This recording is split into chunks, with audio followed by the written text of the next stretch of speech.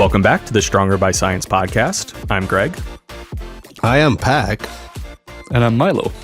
And we have another great episode for you guys today, talking more about really high volume training. But before we get into it, Pack, Milo, how are you guys? Like, how's everything going? How are you doing? Everything's great. We are knee deep in a multitude of research projects that we're preparing to run, as well as preparing a bunch of very cool stuff for Stronger by Science. Yay. Same here, pretty much. Vibes are pretty positive. One thing I've gotten into recently, as I was telling Pack a few days ago, is instead of walking places, actually running places to save time for the same health benefits. Hey, only so much time in the day, need more time to make more Strong by Science content, gotta find a way to make more time. Do you ever wonder if you're accidentally alarming people when you're running around doing things? Because like for me, if I'm going on a walk through the neighborhood and I see someone like dressed in jogging gear running, I'm like, okay, you're going for a jog, this is exercise. But if someone were to just jog as a form of transportation wearing not exercise clothes and I see them running, I'm looking around. I'm like, what are they running from? Like, have you picked up that vibe from the people you pass on the street? I actually have, because I'm also in the least like runner attire ever. I'm like often running back from the gym uphill with like a bag on and no running shoes or anything. So it's just, a look of concern on the passerby's faces. Yeah, if I were one of the people you passed, I would find that quite disconcerting. I would assume that there was something behind you that I also needed to get away from as quickly as possible.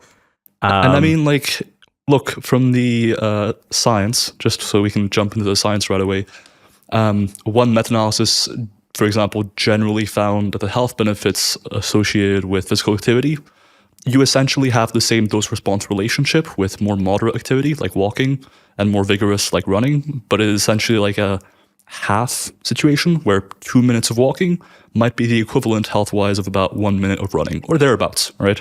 And so as far as health benefits go, if you're pressed for time, why not just cut down on time spent walking every day by running instead?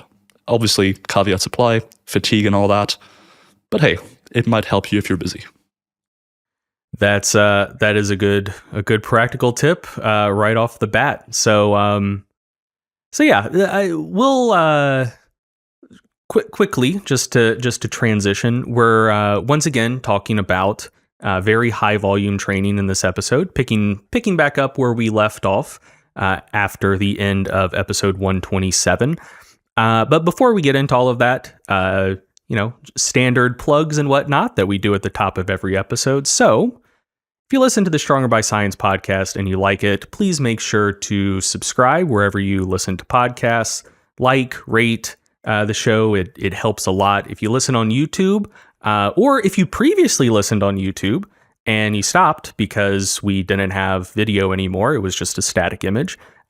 We have video again now, so if you like listening to podcasts on YouTube and you switched over to a podcast player when we got rid of the video, check us back out on YouTube. The videos are back, baby. But yeah, so rate, subscribe, etc., etc. If you want to join the community, check out our Facebook group and subreddit. That is Stronger by Science Community on Facebook and reddit.com/r/Stronger by Science. Those are the best places to stay up to date with goings on in Stronger by Science land. And for instance, if at the end of this episode, we're going to answer some questions that people had about high volume training. We solicited those questions from the Facebook group and subreddit. So if you have questions that you'd like us to answer on the show and you want to be alerted when we're soliciting questions about a particular topic, get in the Facebook group, get in the subreddit. Those are the places to be. If you want to stay in touch with us further through your email inbox, subscribe to our newsletter. That's strongerbyscience.com/newsletter. We send you primarily just good, wholesome, informative content. It's not the type of newsletter you get on and you think you're going to be sent good content, but it's just barrage of sales materials and all of that shit. That's not what we do. That's not what the Stronger by Science newsletter is about. So if you're interested, check that out as well. If you would like to hire an excellent coach to help you meet your strength or physique or body composition goals or performance of any sort, check out Stronger by Science Coaching. We have a bunch of great coaches one of whom I'm sure could help you get to where you're trying to go. And yeah, I think that's sufficient for the plugs. Oh yeah, last one. If you're looking for cheap but high quality supplements, I have always recommended wholesalers generally. That's where to get stuff for the best prices, and we have partnered with Bulk Supplements.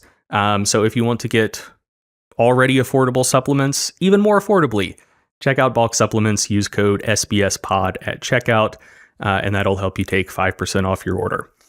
Okay, so I think that's it for the plug. So let's hop back into the content.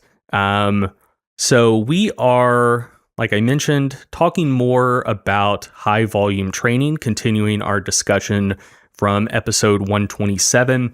If you haven't listened to episode 127 yet, you should check it out to make sure you have all of the necessary context for this episode, because I'm going to give a brief little recap of what we talked about in the last episode, but we are going to present the material here with the assumption that people have listened to the prior episode. So if you haven't, pause this episode, go back, listen to episode 127 to make sure you have the necessary context for what we're going to be talking about today. But just as a quick refresher, we're examining what we know about the upper limits of training volume that have been investigated in the research. So, we're investigating, does muscle growth plateau or start to diminish after 10 to 20 sets per week? Or is it possible that people continue making greater gains up to 30, 40 plus sets per week? That is an open and active question in the research. It's a topic people discuss a lot, because at this point, we're just now starting to get enough research to kind of probe, who even knows if they're the complete upper limits yet, but we're getting more and more research on really high training volumes to start to be able to make more confident assertions about where the upper limits of productive training volume lie.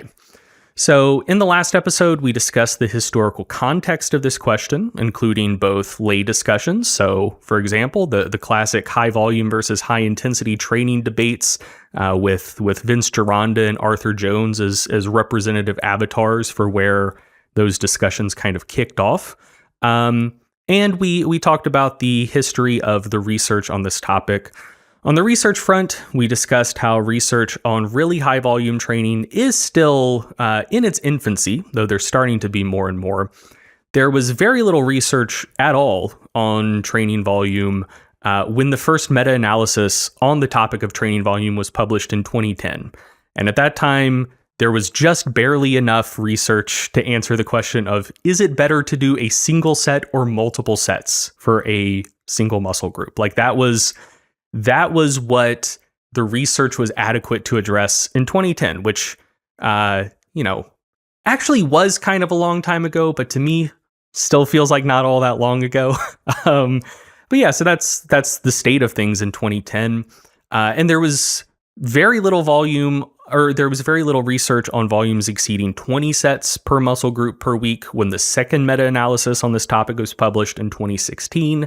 And there was very little research on volumes exceeding 30 sets per week when the third meta-analysis on this topic was published in 2022.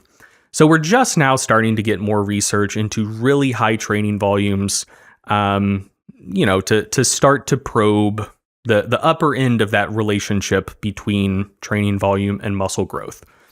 We concluded the last episode by discussing the recent study by Ennis and colleagues that suggested that muscle growth continued increasing from an average of 22 to 32 to 37 sets per week.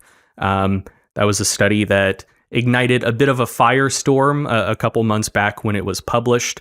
And in that study, the highest volume group that averaged 37 sets per week for the duration of the study got all the way up to like 52 sets per week by the end of the study. They were gradually increasing volume over time. So we discussed that to end the last episode, because that was kind of the context for this discussion of, hey, is really high volume training potentially productive? That's what really put it back in the spotlight, and that's where we wrapped up last episode.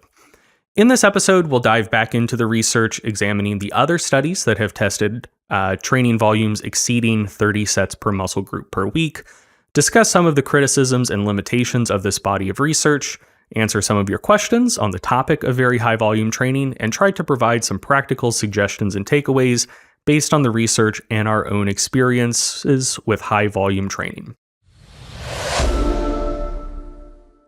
Let's dive back in. We've talked about Ennis. I think the next study up is a 2019 paper by Brigado and colleagues. So, Packer Milo, take it away. Yep. So as you mentioned, the next study is a study by Brigado and colleagues where they compared 3 different volumes. They compared doing 16 weekly sets to doing 24 weekly sets to doing 32 weekly sets. So we're essentially comparing more moderate volumes, although some people might consider it relatively high, around 16 sets to very high volumes of 24 and 32 respective sets. I think at the time of the study, in fact, these might have been the highest volumes ever investigated, but regardless, we're talking about relatively high volumes. Now, in this study, they essentially used a complete program that trained the whole body. And in fact, if you look at the overall volume within the study for the highest volume group in the 32 weekly set group, they were actually doing around 150 sets of training total across the week. So we're talking about, or 160 in fact. So we're talking about pretty high volumes even for the whole body. They measured a variety of outcomes, specifically muscle thickness of the biceps, triceps, and vastus lateralis via ultrasound. They generally waited an appropriate amount of time between the last training session and measurement, which is to say 48 to 72 hours, just to let swelling dissipate as much as possible. Training was interesting. So as I mentioned, they trained their whole body, so that resulted in quite a bit of volume being performed overall, which is interesting from a perspective of, all right, how much volume can we actually do and potentially benefit from when it comes to your body overall? But one important caveat to that is that participants only rested for 1 minute between sets, but they did take every set to failure. That was the aim. The repetition range involved was 8 to 10 reps per set, and they rested for about 2 minutes between exercises. One really notable and important characteristic of this study is that the authors actually asked participants, hey, before the study, how many sets were you doing for different muscle groups? And so they actually got data for each group, how many sets participants were performing for each muscle. And it turns out the participants were doing quite a bit of volume before the study as well. And so if you look at their volumes per body part, for the upper body, it kind of ranged from around 20-ish sets to all the way to 45 sets per week.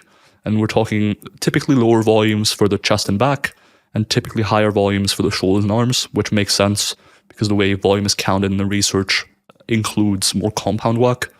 And so you might get 20 sets of chest just by doing 20 sets of benching a week, and that would then instantly bring your tricep volume up to 20 sets already, even excluding any direct tricep isolation work. So we're talking about relatively high volumes before the participants even went into the study. For lower body, the same was broadly true, although not quite to the same extent, where for the quadriceps and hamstrings, they were generally doing somewhere in the neighborhood of 15 to 20 sets a week. So they had a background of reasonably high volume training before even coming into the study. Now, in order to have some overview of whether diet might have played a role in the results in terms of hypertrophy, the authors did measure their diet at a few time points throughout the study, and broadly speaking, found no differences between groups that could potentially explain the differences seen in hypertrophy. So, as I mentioned, the 3 measurements for hypertrophy were muscle thickness of the triceps, biceps, and vastus lateralis, or essentially the outer part of your quad. By and large, the best hypertrophy was seen in the higher volume groups, specifically the group by time interaction, or the difference was significant when it came to the triceps and quads, but there was no significant effect for the biceps. Although once again, if you look past just significance, as we discussed in great depth and detail last episode, you do generally see the best outcomes in the higher volume groups. Interestingly, the degree of hypertrophy seen in the lowest volume group was very much on the low end, which is to say, when participants were doing only 16 sets, and only in brackets, obviously, per week, they actually saw relatively minimal hypertrophy in terms of magnitude of change, which is to say, like around a difference of 0.5 to 2% of muscle growth from before the study to the end of the study. So broadly speaking, this study, as we mentioned last time, there are about 4 studies in support of higher volumes above 20 sets. This study does lend further support to the idea that, hey, you may see greater hypertrophy going past 20 sets. A few sort of important components when interpreting this study, in my opinion. One is the rest time between sets was only 1 minute, and there is likely an effect of the rest interval between sets on how effective each set is. That is to say, if you take too short of rest time between sets, each set becomes less effective for hypertrophy. And so maybe you could get the same hypertrophy effect from, say, 5 sets with 1 minute rest versus 3 sets with 2 or 3 minutes rest. There is generally an inverse relationship between rest time between sets and how effective each set is. And so with this study only having 1 minute of rest between sets, that is worth considering when looking at the volumes or taking these numbers and trying to potentially somewhat apply them to your own training. The other thing, as I mentioned, is that they actually asked participants how many sets they were doing before the study. And their usual volumes were pretty high. And in fact, for the lower volume group, going from before the study to training within the study actually resulted in a reduction in training volume for, I think, all muscle groups being measured. So for their triceps, for example, they went from 42 sets a week to only 16. For the biceps, they went from 42 sets a week to only 16. And for the quadriceps, they went from 21 sets a week to only 16. And so when all 3 muscle groups measured, their volume actually decreased compared to what they were doing before the study. And so those are just kind of a few important things to note, as we might see that across studies, there are kind of similarities that might explain why some studies find a benefit to higher volumes above 20 sets and some don't. Do you guys have anything that you think is worth pointing out about the study? I just wanted to kind of reiterate the pre-study training volumes here because, one of the I would say evidence-free criticisms rather than evidence-based criticisms of high training volumes is just that they're impossible to recover from, and you're definitely going to overtrain, and yeah, just everything's going to go down the toilet. Everything's bad. And yeah, I mean, the subjects in this study seemed to do just fine with higher training volumes during the study itself. And like you mentioned, their habitual training volumes going into the study were also quite high. So 40 plus sets per week for shoulders, biceps, around 40 for triceps as well. And so who knows what the details of that were, like what their rest intervals looked like before the study, how close to failure they were training, et cetera, et cetera. But, just in terms of what is reported to us, their pre-training their pre-study training volumes were already quite high.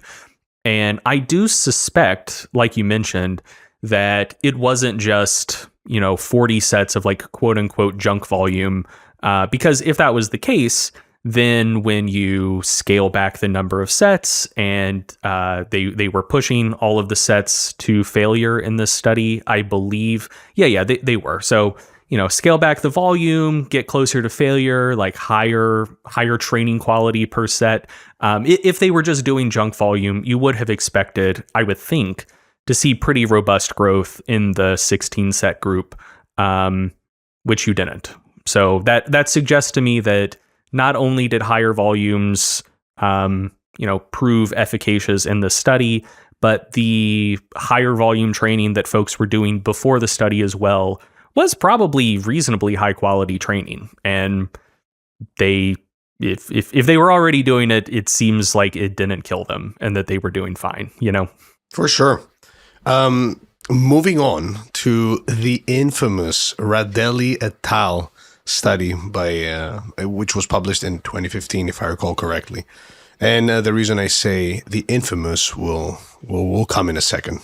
So in this study, they had 48 men that were recruited from a Brazilian Navy school of lieutenants. And interestingly, the individuals that were recruited, they did not have any formal resistance training experience, although they engaged in calisthenic training. So on the paper itself, they said that they did traditional military training that involved a lot of, bodyweight exercises like pull-ups, push-ups, and all sorts of ab exercises. And they were obviously healthy. Now, what they did in the study is they had a 1 versus 3 versus 5 set per exercise group and a calisthenics control group.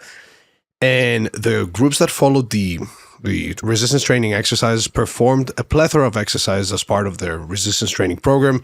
Namely, they did the bench press, they did the leg press, the lat pull down, shoulder press, leg extensions, leg curls, crunches, bicep curls, skull crushers, just a complete program.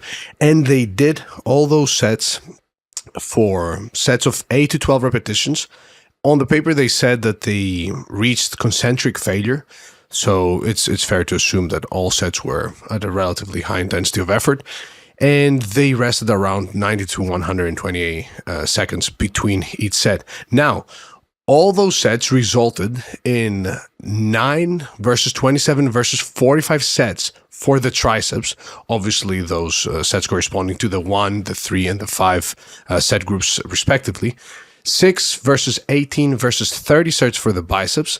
And with essentially the 5 set group doing around 135 sets per week. So plenty of volume. Even more interestingly, this was a study that lasted 6 months, and the participants trained 3 times a week and had a minimum of 48 hours between each session. Now, the authors assessed both hypertrophy directly via ultrasound, but also used skin folds to assess fat-free mass changes. So they looked at the elbow flexors and the elbow extensors. And even more interestingly, when looking at the results, the 3 and 5 set group saw greater hypertrophy than the 1 set group for the biceps, and only the 3 and 5 set groups saw any growth at all. And we'll get to that in a second, because that's one of the main criticisms that usually pops up for this study. Now, when it comes to the triceps, the 5 set group saw greater hypertrophy than both the 3 and the 1 set group, and notably, only the 5 set group grew at all when it comes to tricep hypertrophy. If we look then at the fat-free mass improvements, the higher volume groups, so the 3 and 5 set volume groups, saw greater changes, and the 1 set group essentially did not see any changes. Now, this study is often presented as, often, in some circles at least, it's being disregarded to a certain extent when it comes to the volume discussion, because the criticism that is often heard is that it's impossible for these quote-unquote untrained men to have not experienced any sort of hypertrophy, despite still, like the lower volume group was still doing plenty of volume. However, it is important to note that a limitation of the study is that muscle thickness was determined on only one side for each muscle group, which may play a role here. I want to hear what my fellow hosts think of this controversial 6-month study and whether big volume has done it again. Do you want to go first, Milo? Because I have plenty of thoughts, and I don't want to hog the floor for too long and steal something that you might be about to say. All good. Yeah, thank you. So first off, I think people often overlook the fact that this study lasted for 6 months, which makes it, by a pretty comfortable margin, the longest study we have on volume. And so I think one of the ideas that's often paraded across the industry is that, high volumes might produce more hypertrophy, but they only do so for a limited time. I think that idea, for example, would be most aptly considered in light of this study, for example, where even across 6 months, we might expect the differences to lessen, there was still generally a dose-response relationship wherein higher volumes, all the way up to 30 to 45 sets for the biceps and triceps respectively, did seem to lead to more favorable outcomes. I think the idea that the study must have done something wrong for the one set group to not grow, I don't think that's necessarily true by any means. So for context, in the one set group, they were performing six sets for the biceps a week and 9 sets for the triceps a week. That is not super high volume. Now, it is still, for a lot of people, going to be sufficient volume based on the evidence to see some muscle growth. But especially if you've been training for a while, and in this case, with the demographic being essentially recruits from military, they have had some experience lifting essentially for their upper body. And so it's not as though their biceps and triceps are untrained. And so you would expect to see some potentially some growth with only 6 or 9 sets. The amount of muscle growth seen in 6 months might just be small enough that it can pretty easily be undetected through measurement error via ultrasound. So to say that the whole study is worth dismissing over just one group not seeing any hypertrophy, which is essentially bound to happen with some measurement error and enough studies around and a relatively small magnitude of change with only 6 to 9 sets, I think it's just acting in bad faith on that account. But broadly speaking, I think those are my thoughts. I suspect Greg will have a lot more to say about this study based on what he just said. Yeah, I mean, my thoughts mirror that to some extent, but kind of pushing things a little bit further. So I think that people get hung up on the descriptor of the subjects in the study. Like the authors say that these were untrained subjects. But the thing is, how training status is categorized in the research is somewhat wishy-washy. And this is a topic that plenty of people have written about. And how training status is described is somewhere between opaquely characterized or mischaracterized with some regularity. And so, like for instance, an example that comes to mind is there was a study that came out of Stu Phillips' lab looking at like 1.2 versus 2.4 grams per kilogram of protein intake during an energy deficit, finding like pretty significant muscle growth and strength gains. I think like really large strength gains in the 2.4 grams per kilo group. And the subjects in that study were described as untrained, and but they were also like really strong. Like I think their pre-training bench press numbers were like 125 kilos, and they were benching like 150 by the end of the study, something like that. Like I'm sure I got some of the details wrong, but like you look at these folks, and it's like they don't appear to be untrained. And then when that study got published and people pointed it out, Stu hopped on social media and he was like, yeah, like these people weren't untrained. Like they were, I believe, Canadian football players, like American football, but in Canada, because they play it up there too. And they were detrained. And that was how they were initially described in the study. And reviewers said, oh no, based on how we categorize training, trainedness of subjects in Journal of Applied Physiology, I believe it was, you have to call them untrained. And so they were just like, well, that's wrong, but whatever. Like, if that's what we got to do, it's what we got to do. So, but yeah, so, you know, stuff like that can happen, just imprecision in wording. And so, you know, the subjects in the study, I believe, were untrained when it comes to traditional resistance training. You know, they hadn't trained with barbells or dumbbells or whatever, but they were in the like Brazilian Naval Academy. And I'm not going to pretend to be an expert on the ins and outs of Brazilian military training, but I do generally know how military training tends to go the world over. And it's, you get recruits in and they do a shitload of push-ups and pull-ups. Like that is near universal in militaries. And so, yeah, like I just simply don't think I don't think most people listening to this would categorize these subjects as untrained. They were probably like somewhere between moderately and highly trained with calisthenics exercises like push-ups and pull-ups that train the biceps and triceps. They just hadn't done traditional resistance training. So one, yeah, like if you did see absolutely no growth in completely untrained subjects over 6 months, that would raise some eyebrows. But like these simply weren't untrained subjects. And the study itself notes that. Like it describes them as untrained. But it also says subjects were experienced in traditional military training involving bodyweight exercises such as push-ups, pull-ups, and abdominal exercises. And like, yeah, that's how military training goes. You join up, you do push-ups, you do pull-ups, you do sit-ups. Like that is just how militaries work the world over. So yeah, that's number one. They weren't untrained. They had probably quite considerable training experience. Yeah, what's up, Pac? I just wanted to add on that a lot of people hang on the word calisthenics and criticize this study in the form of, oh, this study used untrained people that were calisthenics athletes, and completely ignored exactly what you just said, that they were in the actual army and training for the army. Yeah, so that's number one. I don't know if it would be totally fair to say it's disingenuous to describe these people as untrained, but just they wouldn't meet most people's like functional understanding and definition of untrained.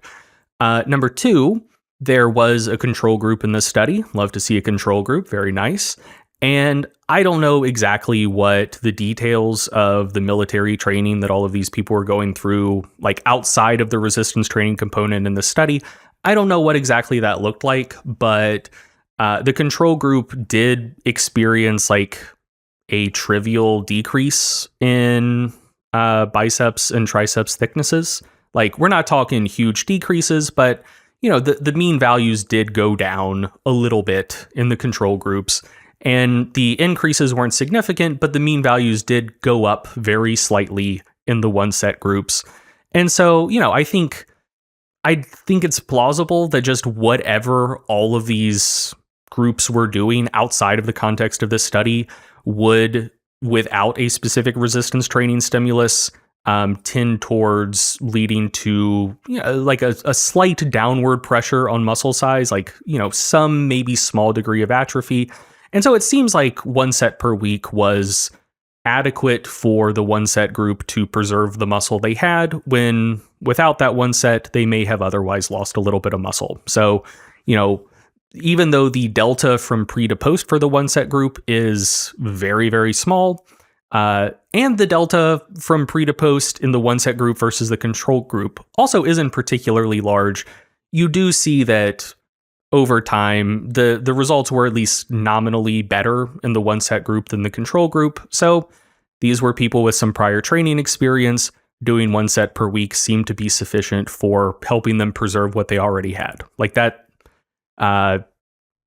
seems like a more parsimonious explanation to me of these results. And then the last thing I would say is it is something that you guys highlighted, which is that this is the longest term study that we have on this question. Most of the other research runs anywhere from 6 to 12 weeks or so. This was a 6-month study, and it found, and like this is the largest effect in favor of high volume training in the research. In terms of sets, like 30 to 40 plus sets per week outperforming more moderate training volumes. This is the largest effect in the research by a pretty considerable margin.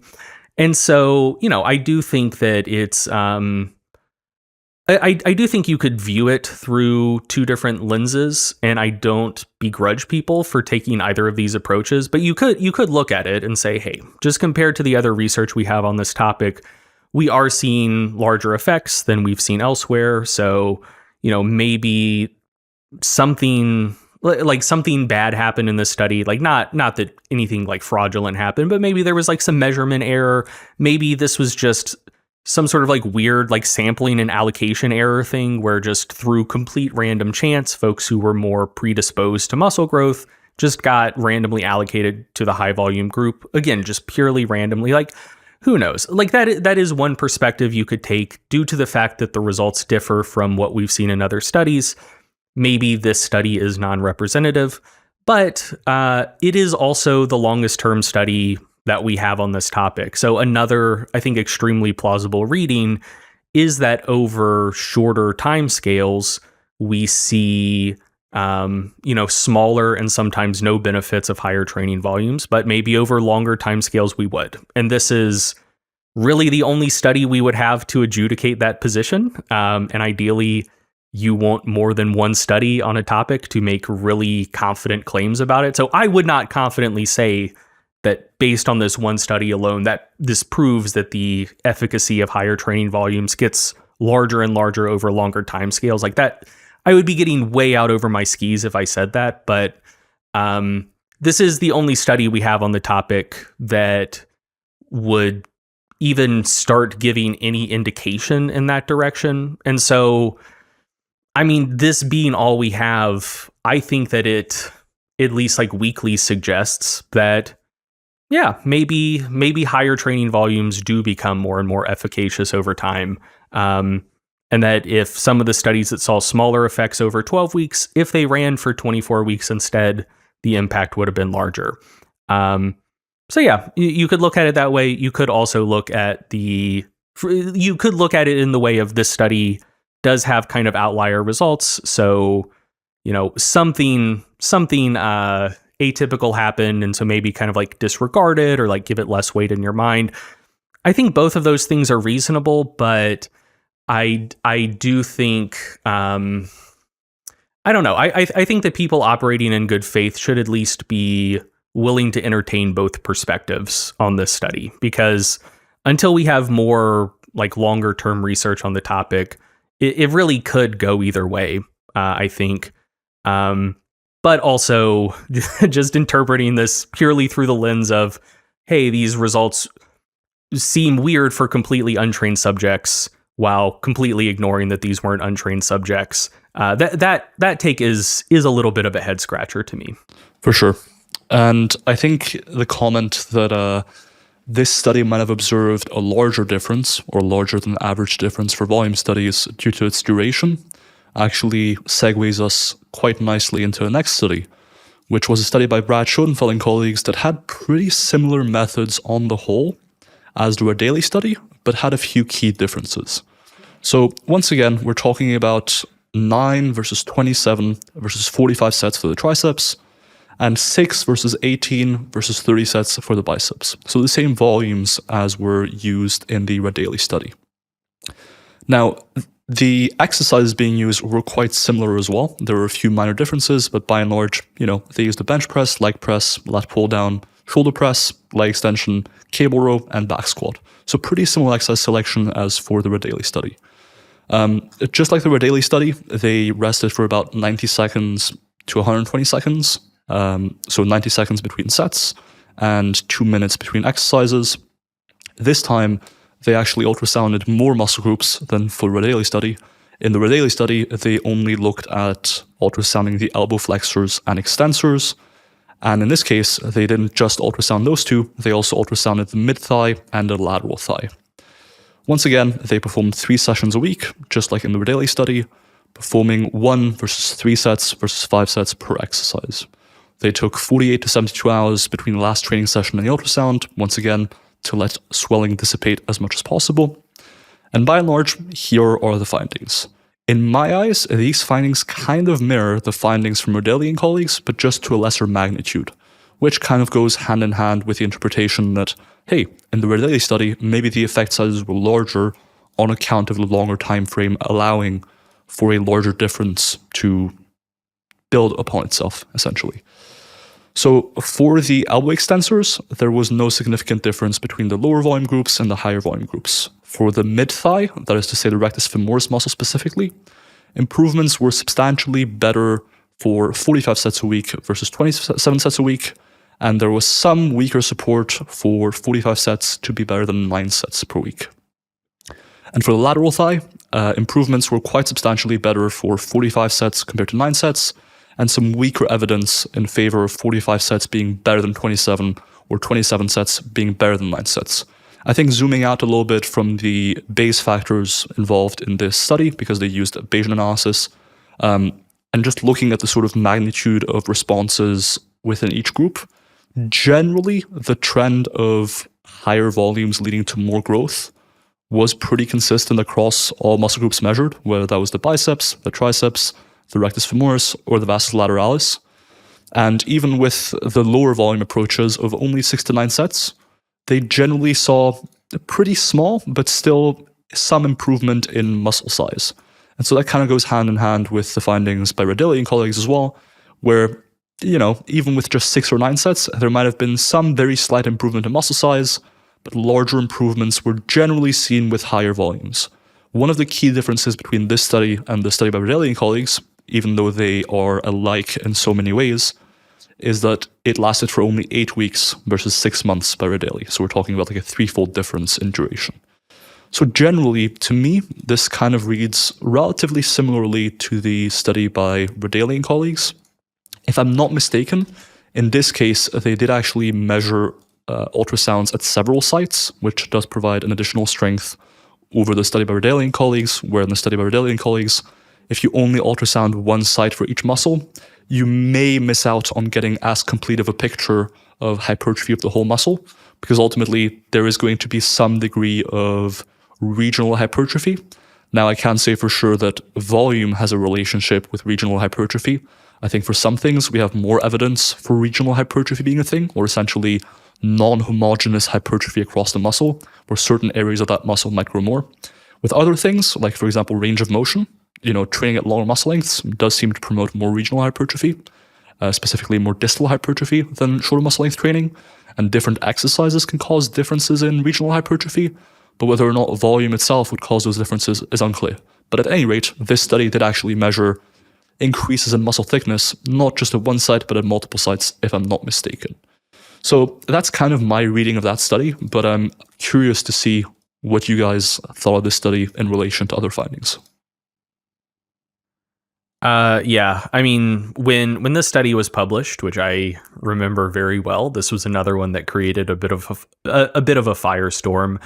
A lot of the discussion was on how the statistical analysis was presented, because if memory serves, and it may not, but I think it does, I'm pretty sure that just kind of like using traditional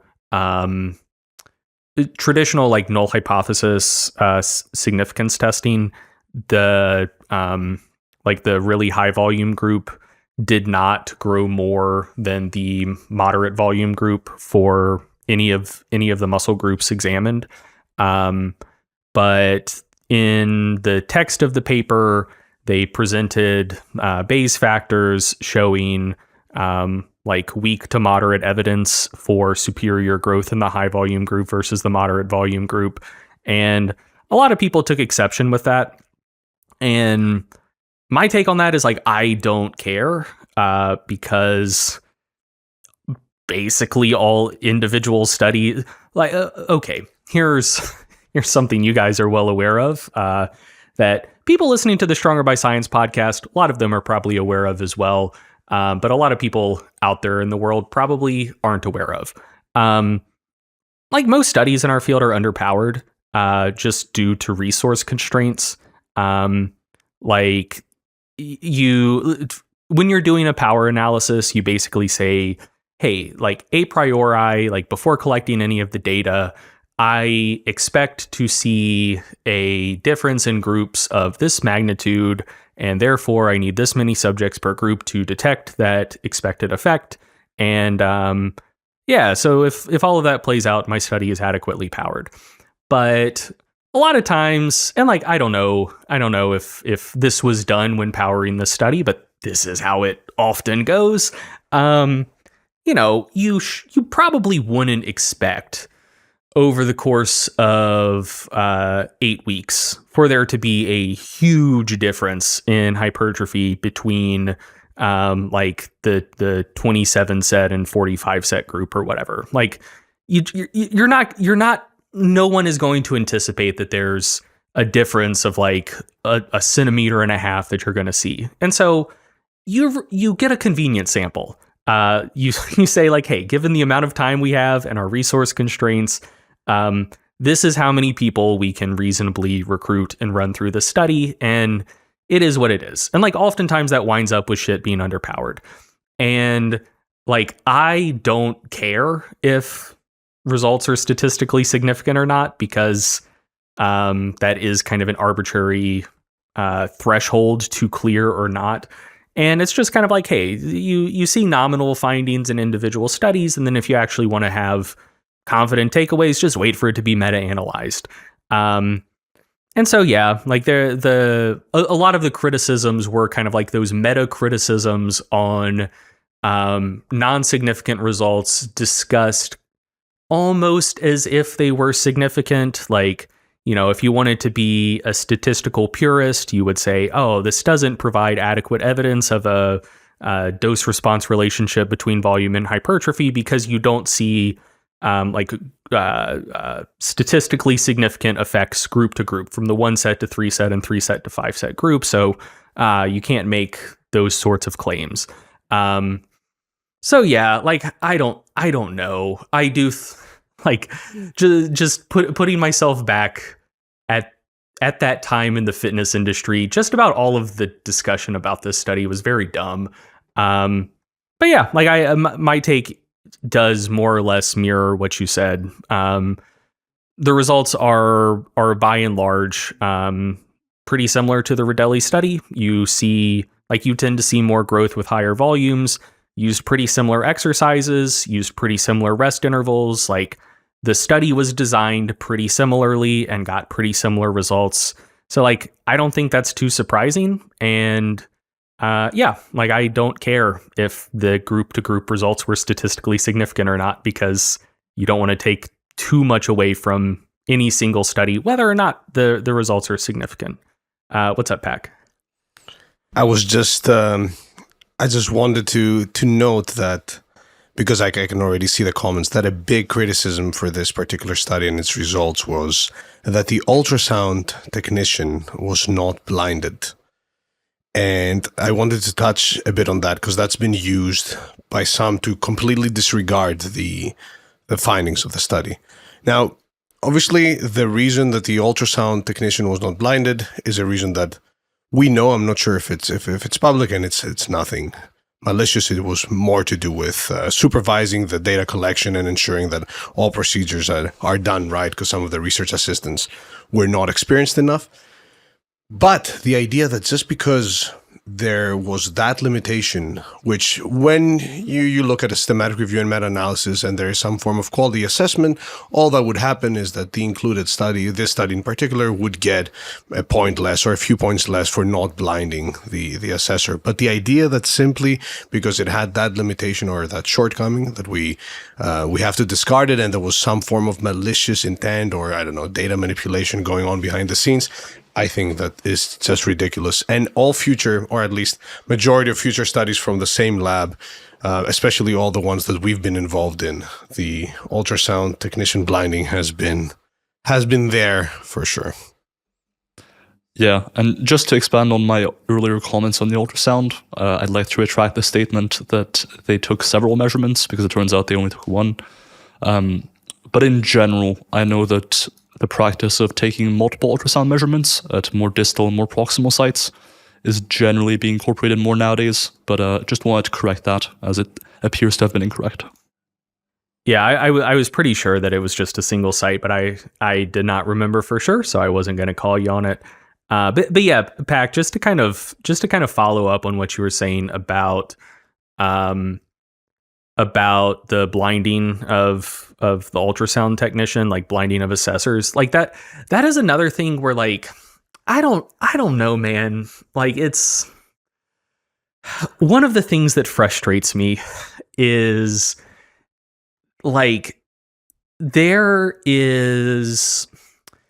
are genres of criticism that you tend to see from people who are in a field versus people who are kind of outside looking in, and they tend to be of different flavors, and the difference between them, I think, tends to be like kind of revealing. So just something about myself is I went back to grad school, like after I had been out of college and had a pretty decent business going for a while.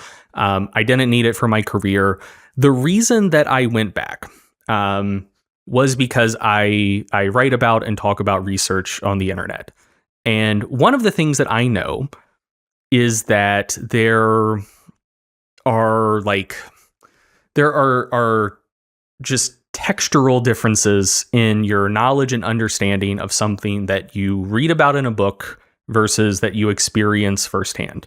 And like people listening to this podcast, I'm sure I'm sure you can put yourself in these shoes. Like if everything you knew about training was just things you read about on the internet and you had never actually stepped foot in a gym and lifted weights, even if your explicit understanding of facts about lifting were not different in those two scenarios, the type of understanding you would have of the process of lifting would be very different, because there is that like experiential layer to understanding that colors your perception of things and just gives you more texture that you wouldn't have otherwise. And so if I was going to be talking about research on the internet, I thought that just to make sure that I wasn't unintentionally saying like dumb shit, like, you know, if you see someone talk about lifting who has never lifted, they're going to get shit wrong that no one who's actually lifted would get wrong, because like that experience provides a filter, you know? And so like I was concerned that like there were things that I didn't understand about research because I could read about it all I wanted, but without having done it, I would miss that filter of experience, you know? And so, yeah, like that's the whole reason I went back to grad school. Like I just wanted to get in the lab and do research so I wouldn't feel like a fraud when I talked about research.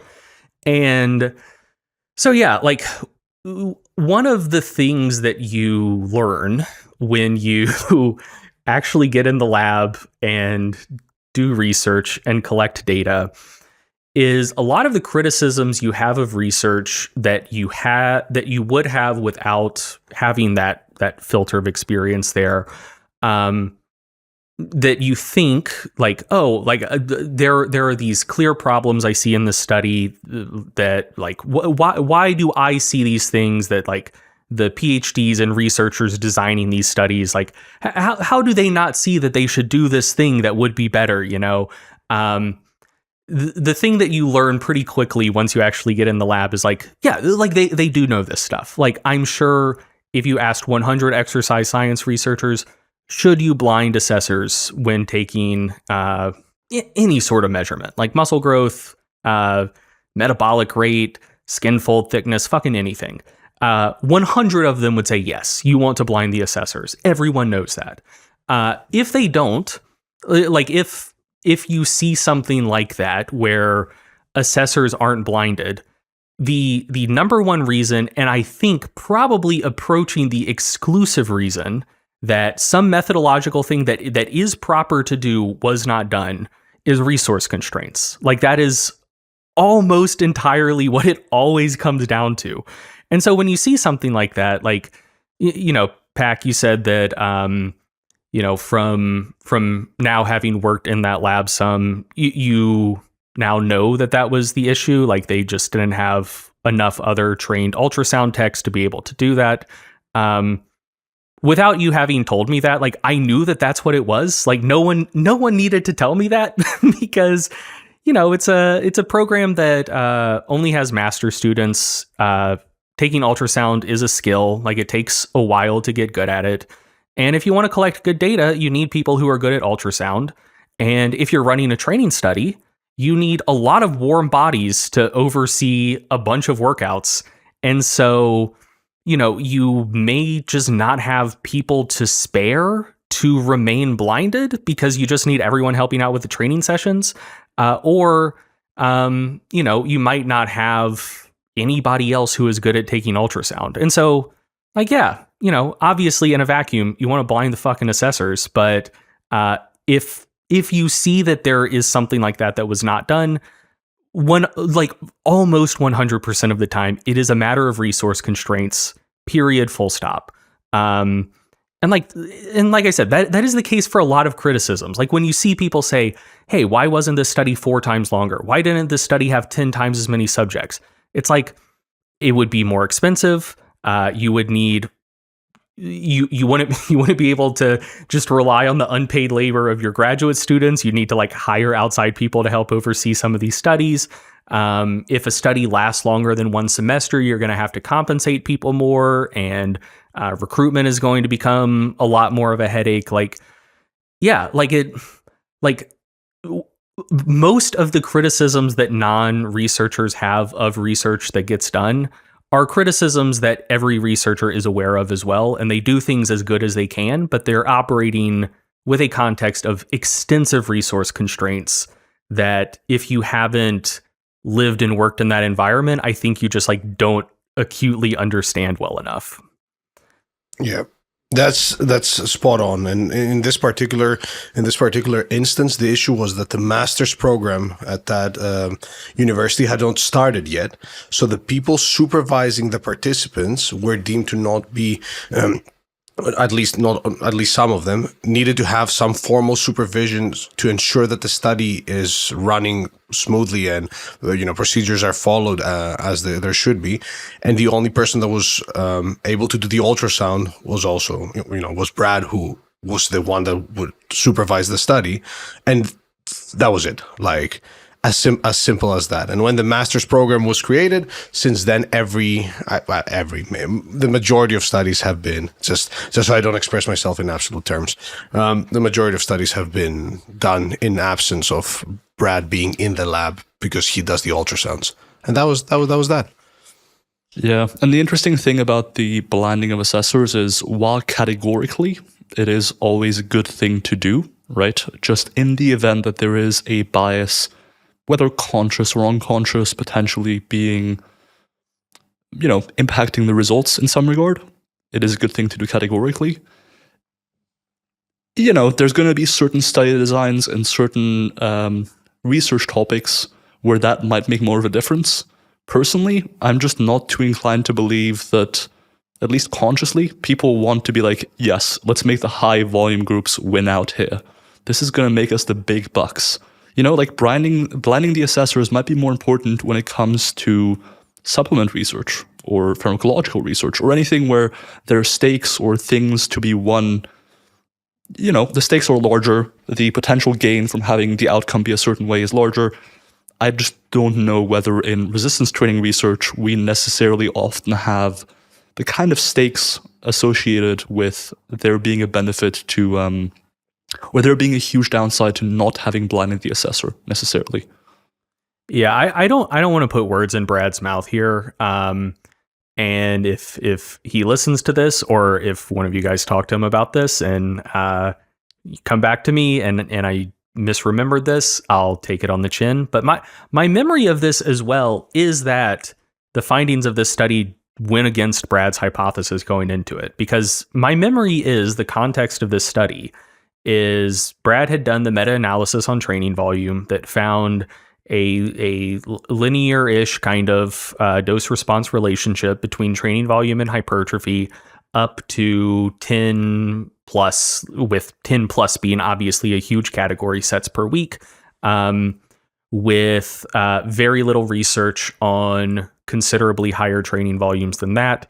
And so my memory of this is that his hypothesis was that the moderate volume group would do better than the low volume group, and the high volume group would either do worse than or the same as the moderate volume group.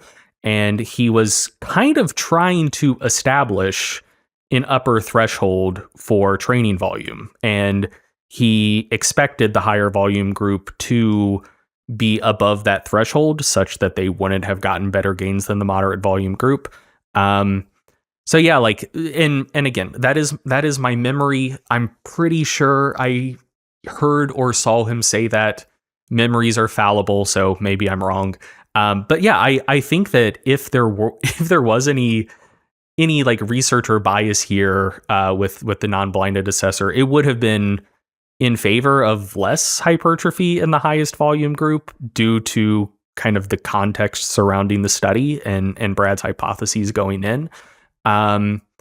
And also, like, I don't know, Brad had done like 4 studies previously to this point where he had findings that ran counter to his hypotheses. Like, I don't know. Like, it's one of those things where like it's an understandable criticism in a vacuum, but given the context of why the non-blinding occurred, and also like the fact that these findings weren't so, like, okay, like if there's a researcher that has a particular hobby horse, and like one of something that you don't like to see is when you see the topic of a paper and the lead author's name, you know what the result is going to be before you read it. And I'm not going to name names or give examples, but like there are instances where a single person does studies on the same general topic like half a dozen times and gets very similar results every time. And, maybe they have some sort of financial stake in some of the outcomes there. And it's like, okay. Like, you don't want to point fingers too hard or make too strong of inferences about that, but like that shit happens sometimes, but yeah, like, I don't know, that like that is a situation where due to the full surrounding context and confluence of events, if you see non-blinded assessors, you're like, okay, I see why this person wanted to be in charge of the data collection here. Maybe there's something untoward going on. But like the issue with non-blinding of assessors is not that it necessarily makes the research of low quality. It is that if there is bias to be injected into the results, that gives you a vector that allows you to inject that bias. And so there is like a bit of a question. Essentially, it's not equally bad in all contexts. Like if there is kind of resulting context and resulting like surrounding reasons why you would like reasonably strongly suspect that a non-blinded assessor might have reason and motive to try to inject bias into findings, like then it's very bad. And otherwise, it's just like kind of bad. Like it's not ideal, but sometimes just given resource constraints, it is what it is, Yeah, exactly. And at the end of the day, it's a limitation. Read the study, take the limitation into consideration, and move on like you would do with any study. Moving on to a study by Aube. I've heard Aube. I've heard the name pronounced many different ways, and I am one who gets his name mispronounced all the time. So, dear lead author, I apologize, but I've paid my dues and I deserve to mispronounce your last name. But your first name, Daniel, I can pronounce correctly. It would be fine if his first name is pronounced somehow else, Daniel. Anywho, so here we have an 8-week study with 44 resistance trained subjects that essentially performed different training volumes for the quads, 12 versus 18 versus 24 sets. And they squatted, they did a leg press, and they also did a glute ham raise. Similar methods in a sense to the NS study. They rested 2 minutes between each set and 3 minutes between each exercise.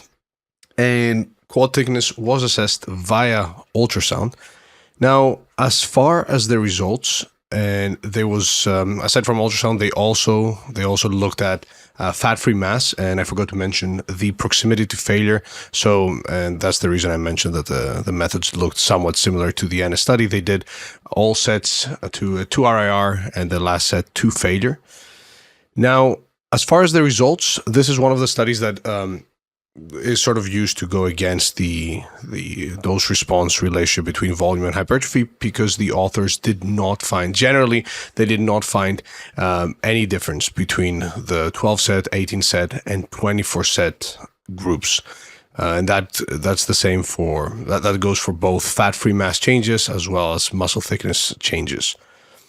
That's the rough overview of the study. Now, obviously, the fact that it was 8 weeks could potentially play a role here, given the training experience of the subjects, because they were resistance trained, and they were required to have at least 3 years of previous resistance training experience, and they also needed to squat at least 1.5 times their body weight. So we're talking about people that were, proper lifters, and this may be something that affected the results, or led to us not seeing any differences. But I also suspect that in our quest for getting closer to the truth, we will get some studies that may not show much of an effect, especially in a short term. Curious to hear what you guys think, but yeah. I mean, broadly, I think this study is kind of the first in 4 studies that we'll be discussing, broadly showing no major differences between higher volumes of, say, 20 or more sets and below 20 sets. And in this case, with the comparison being 12 versus 18 versus 24 sets, and there, broadly speaking, being no major differences. I mean, if you squint just right, you may just see that the outcomes generally favor the lower volume approaches more. So if you look at the sum in muscle thickness change, you'll see that those are generally best in the 12 set group. If you look at the fat-free mass changes, those were also generally better in the 12 and 18 set group. But once again, this is just one study, and I think we can't really take away too much from this one.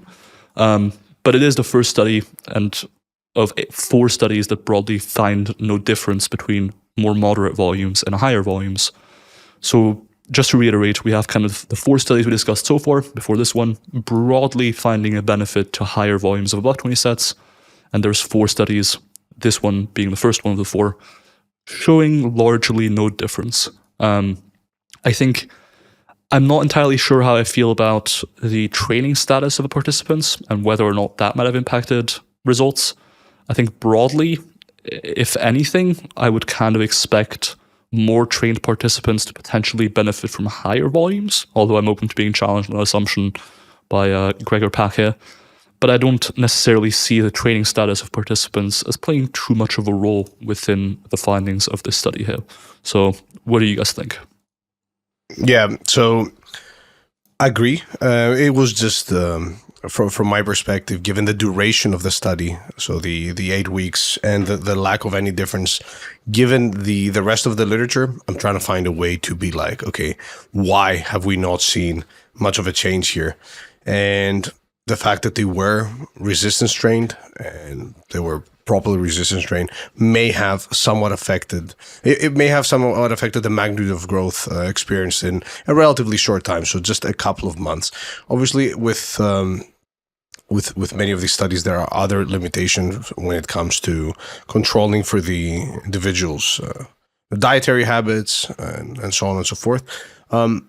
But I cannot find many other reasons why we did not see a difference, even though the 24 set group performed literally twice the amount of training volume than the 12 set group. One kind of exploratory analysis they did in this study that I thought was quite interesting was the full text of this is free for people that want to pull it up. It's table 6 in the study, but this was like a very kind of post hockey exploratory analysis. I don't think it was pre-planned, it's fishing expedition. All of the means I'm going to talk about, there are big standard deviations around them. So you don't want to take any of this stuff to the bank. But much like, so with the Brigado study, you saw people whose pre-study training volumes were quite high, seeming to benefit more from higher volumes. In this case, I think the training volumes of the subjects were quite a bit lower. So the kind of exploratory analysis they did is they split people out by tertiles of how much they grew. So the people who grew the least were in the first tertile, people kind of near the median were in the second tertile, and the third of people that grew the most were in the top tertile. There was a pretty even mix of people from the 12 set, 18 set, and 24 set groups in each one. Like, it wasn't just like a disproportionate amount of 24 set people in the first tertile and a disproportionate amount of 18 set people in the third. Like, it was a very even mix in all three. And one of the things that was was seen was that people in the first tertile overall experienced a smaller increase in training volume from their previous pre-study training volume than people in the second and third tertile. So the people who grew the least in this study on average wound up doing 1.8 more sets than they had previously, going into the study. People in the middle tertile did an average of 4.3 more sets than they had been doing previously, and people in the top did an average of 6.6 more sets than they had been doing previously. And like I said, that is extremely rough, because that average of 6.6, that's plus or minus 12.4. So it's very far from a dose response relation, like a linear, clear, strong relationship between increases in volume and responsiveness to the training stimulus. But you did still generally see that trend of, kind of the folks who grew the most had been doing the least volume going into the study and experienced a slightly larger increase in volume during the study. And so, I think that it's plausible that if you kind of extend that a little bit, maybe the folks coming into this study just had been doing kind of lower volume training, and jumping from a lowish training volume to 24 sets per week was just too much to do from the jump. And so, it wound up being beneficial for some because they had been doing moderate to higher volumes before. And so 24 sets is good. It is a stimulus that is similar to what they were doing before, maybe slightly greater than what they were doing before, and it's beneficial and productive. And for other folks, maybe their training volume had been quite low. And so jumping from, just to throw random numbers out there, like 6 sets to 24 sets in the blink of an eye, it's too much, too much too fast. So, I don't have too much more to add than that. Like the group results do definitely suggest there weren't differences in muscle growth between groups here in terms of changes in quad thicknesses. But I think we are going to talk about this a little bit more later, that a lot of some of these findings may be contextually related to prior volumes that people are accustomed to. And in this case, you do still kind of see that trend that stepping volumes up is generally productive, but maybe pre-study volumes were just low enough that jumping up to 24 sets was just too much too soon for a lot of folks. Yeah, I generally agree with that stance. As you mentioned, I think the standard deviations are quite large. So I'd be, just on the basis of this one study, I wouldn't try and read into it too much. But as we'll discuss later, there's a few studies. Oh, for sure. Yeah. This one, for example. Definitely. No the strong claims on that front from this study. For sure. I agree. So the next study that actually compared lower volumes to higher volumes, and broadly speaking, didn't really find a benefit, was a study by, this is going to be a rough one, bear with me, Amir Thallingham and colleagues. I'm not sure how you pronounce it, but I gave it my best shot here. Part of me wanted to go German with it, and because I'm originally Austrian, but I think that's probably the right way to pronounce it. So essentially, they compared 2 versions of a German volume training approach. For those who don't know, and this is my cursory understanding of the German volume training routine, it's essentially performing 10 sets of 10 with some percentage of your max on a given exercise. So that's 10 sets of 10 repetitions. Usually, it's set at a certain intensity, for example, 70% of your max or 60% of your max. And so the first few sets will generally be quite submaximal, and you gradually get closer and closer to failure with each set. And by the time you get to your 10th set, typically you'll be quite close to failure. Now, not necessarily a training approach I've ever used or would recommend, but it is the general training concept that they used within this study. The study lasted for 12 weeks, and essentially the difference between the 2 groups in this study was how many sets were being performed per exercise. One group was kind of doing the more traditional German volume training approach on some exercises, doing 10 sets of 10, whereas the other group was using half that volume, doing only 5 sets. Specifically, they did these 5 to 10 sets on only certain exercises: the flat bench press, the lat pull down, the leg press, the dumbbell lunge, the shoulder press, and the upright row. They trained for 3 sessions a week with a kind of, I would call it like an upper, lower, upper split, where the first day was kind of back and chest by and large, with some accessory movements. The second day was mostly lower body focused, and the third day was smaller upper body muscles like shoulder pressing, upright rows, tricep pushdowns, bicep curls, and that sort of stuff. So ultimately, because the volumes did vary by exercise, for example, the last 3 exercises in every session were performed for the same number of sets and reps in both groups, they kind of had a variety of numbers involved for different muscle groups. Importantly, in this study, they didn't actually assess muscle growth or they didn't use direct measures of muscle hypertrophy. For example, they didn't just look at ultrasound measurements of the biceps or triceps. Instead, they took DEXA scans at 0, 6, and 12 weeks. So before they started training, halfway through the study, and after the study. And so when looking at the volumes, you need to keep in mind that none of the measurements were muscle specific. So I'm just going to give you some rough ballpark figures for you to get an idea of what the volumes were like. For the triceps and biceps, they were comparing 18 sets for the lower volume group to 28 sets. For the quadriceps, they were comparing 14 sets to 24 sets. For the hamstrings, they were doing 4 sets regardless of the group involved. And finally, for the chest and back, they were doing 9 sets in the lower volume group and 14 sets in the higher volume group. As far as the rest intervals went, they rested for about a minute to a minute and a half between sets. Generally, and this was an interesting approach which I think reflects upon the German volume training approach as a whole, their approach was to take 60 seconds of rest in the earlier sets of the protocol. So say, for example, the first 3 sets, they would take only 1 minute of rest between sets. And then as they got towards the last few sets of that protocol, say set 8, 9, 10, they would get closer and closer to 90 seconds of rest. And I think this might have just been done because by the time you get to set 10, you're carrying out a bunch of fatigue, and maybe you're unable to get a set of 10 reps easily, and you actually have to rest for a little bit longer to make that protocol feasible in the first place for some participants who maybe just can't do that many reps at 70% of their max. One thing people overlook, I think, when it comes to the percentage 1 rep max to repetitions performed table, like people assume, all right, it says here I should be able to do 10 reps with 75% of the max. People assume that's going to be true for everyone, when in reality there is a decent amount of variance there, where some people can only do 7 or 8 reps, and some people can do 15 reps at 75% of their max. And so I assume that the longer rest times towards the end of that protocol were due to that reason, just to allow certain participants to more easily be able to perform those last sets of 10.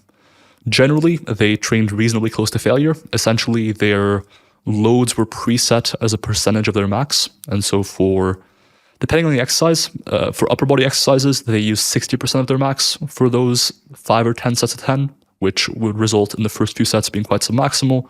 Whereas for lower body exercises, they actually used 70 to 80% of their max. So those sets would be substantially closer to failure. But generally, they were reasonably close to failure, and the loads were adjusted set to set as necessary, with the last set being performed to failure. The only movements that really varied between groups were the flat bench, as in the volume being performed in these movements were the flat bench, the pull down, the leg press, the dumbbell lunges, the shoulder press, and the upright row. Other movements, as I mentioned, were standardized between groups as far as volume and reps performed. Now, as far as the results go, as I mentioned, the only measure of hypertrophy taken was a DEXA scan, which generally is probably not going to be the best measurement when it comes to assessing changes. Now, in this case, because they performed a full body routine, I think it can be reasonably informative. But usually, if you can, having a direct measurement of hypertrophy at the muscle group of interest is going to be slightly better. Broadly speaking, there were no real differences in body composition changes as measured via DEXA, that is to say, changes in lean body mass, lean trunk mass, lean arm mass, or lean leg mass between groups. However, there was a significant, and we've discussed the pitfalls of significance to no end here, but there was a significant loss of lean leg mass in the 10-set group from the 6-week time point, aka halfway through the study, to the end of the study. But broadly speaking, looking at the results here, I would say there was generally no difference between the two groups. If you look at the magnitude of change from pre to post, or even from 0 to 6 weeks, I just don't think there's much of a difference here between the 5 set per exercise approach or the 10 set per exercise approach. And just to kind of summarize, the comparison here was generally sort of 10 to 20 sets per muscle group to closer to 20 to 30 sets per muscle group. So generally that was a comparison being drawn, but it varied muscle group to muscle group. So those are kind of my thoughts on the study, but I am curious to see whether or not you guys think there are any changes here that you would deem meaningful, or any aspects of the study that I potentially missed out on. Dr. Greg? No, I don't have anything.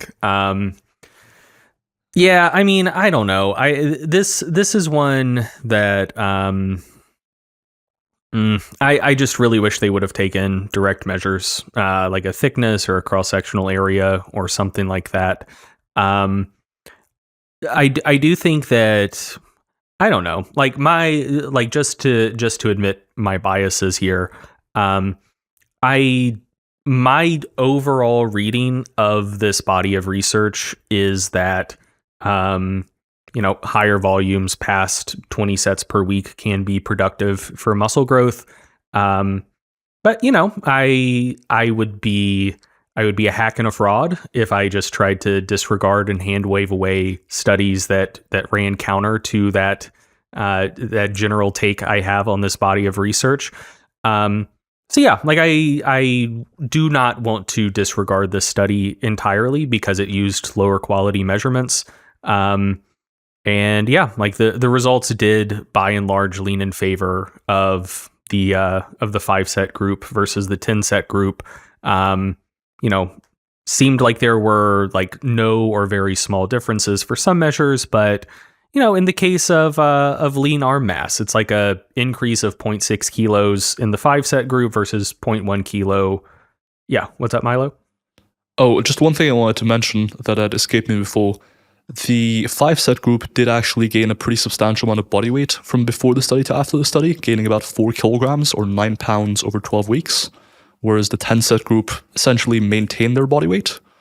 And so potentially, and this might be something we can discuss, I think the increase in body weight might have played a role in any differences being more so in favor of the lower volume group in this case. Yeah, you beat me to it. Yeah, I was going to bring that up. That is especially relevant since it was a measure of lean mass instead of a direct measure of muscle size. But yeah, again, like I think that that's something that is worth keeping in mind and considering the context of when evaluating these studies. But I would be a hack and a fraud if I said, hey, I have my beliefs about this body of research. I have my own biases here. And they took measures of lean mass, and one of the groups gained weight and the other didn't. So this is completely unrelated to training volume. The results that they saw, it's all just low measurement quality and the gain in body weight. And to just like fully hand wave away and disregard this study. But yeah, no, that is all important context to keep in mind. But yeah, I mean, it's I don't know. Like I do think that I would by and large just chalk this up as evidence in the not more growth with higher volume column. And I think that the balance of research does tend to lean towards more growth with higher volumes, but I have no problem just taking this one on the chin and being like, no, the findings here do go against what I think to be the broader trends in the research, and that's fine. Sometimes that happens. It's the Noble by Science podcast, ladies and gentlemen, where we are as noble as it gets. But yeah, totally agree there. However, I also agree with all points made by Milo.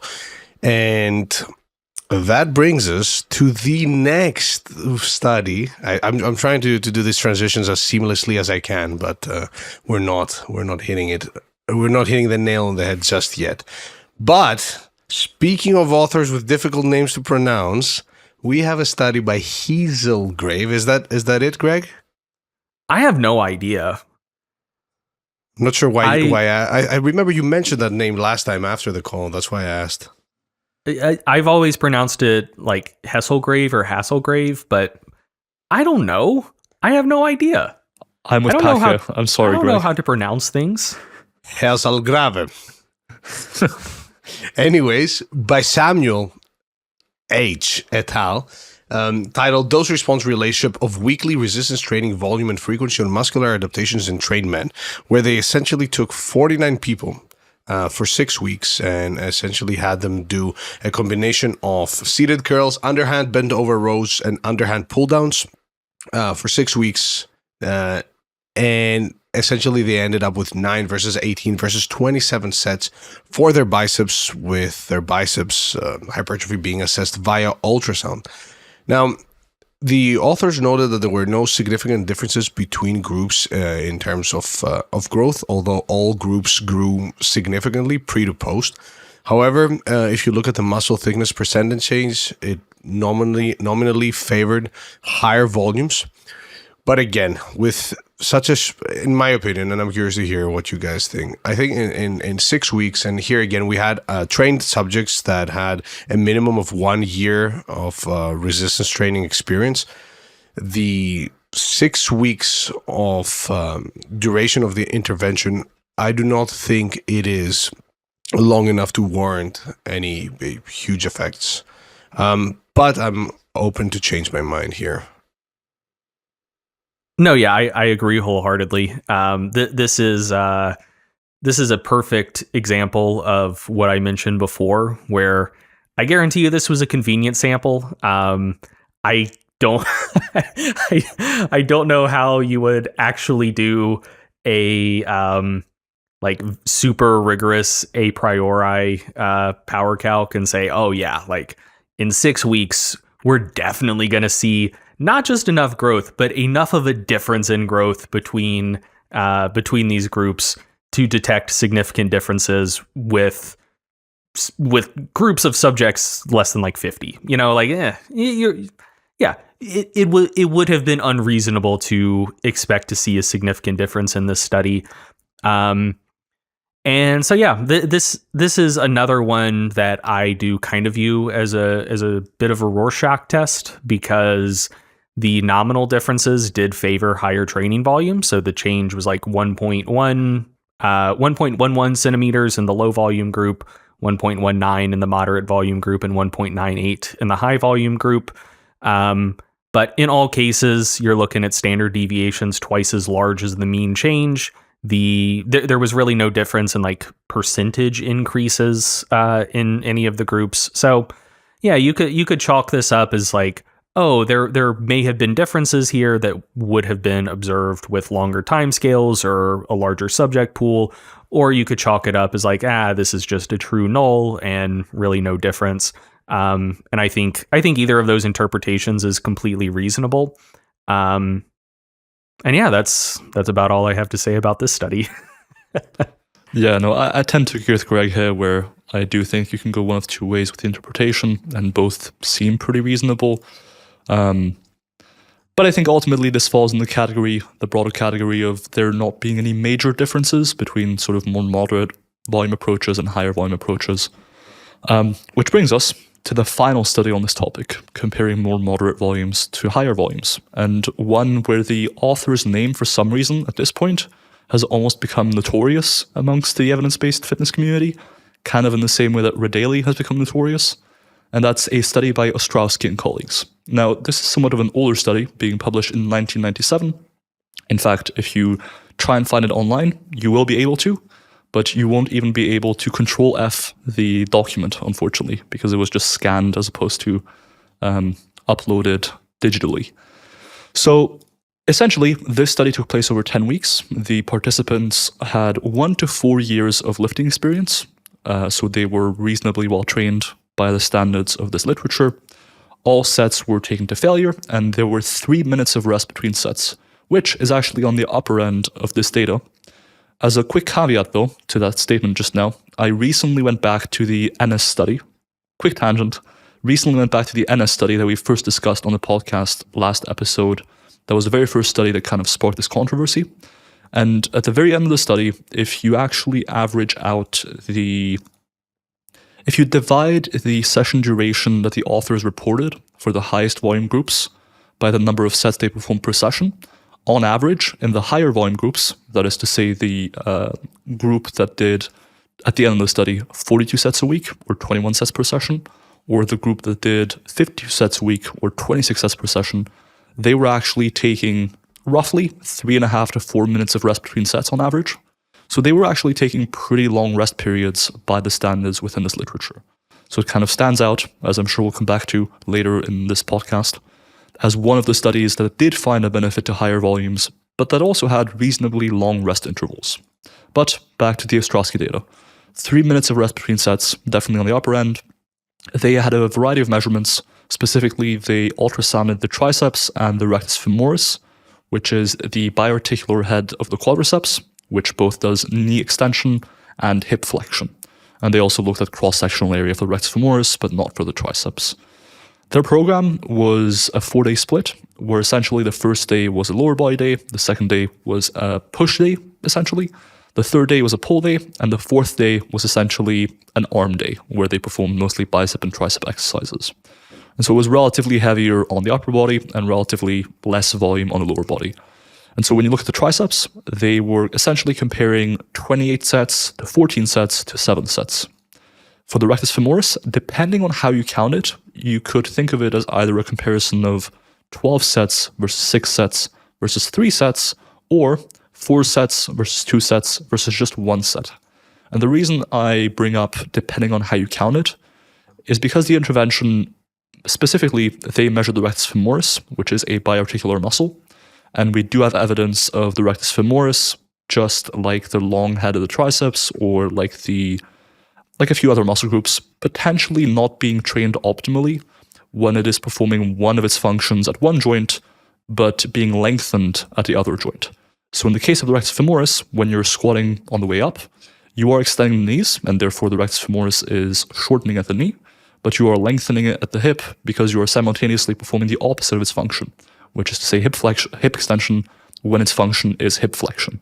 And so we have, for example, one study by Kubo and colleagues that directly measured rectus femoris hypertrophy from the squat, generally finding that it didn't really grow all that much, which is kind of in line with this reasoning that biarticular muscles don't seem to grow very well when you're performing one of its functions, but then performing the opposite of its function at the second joint.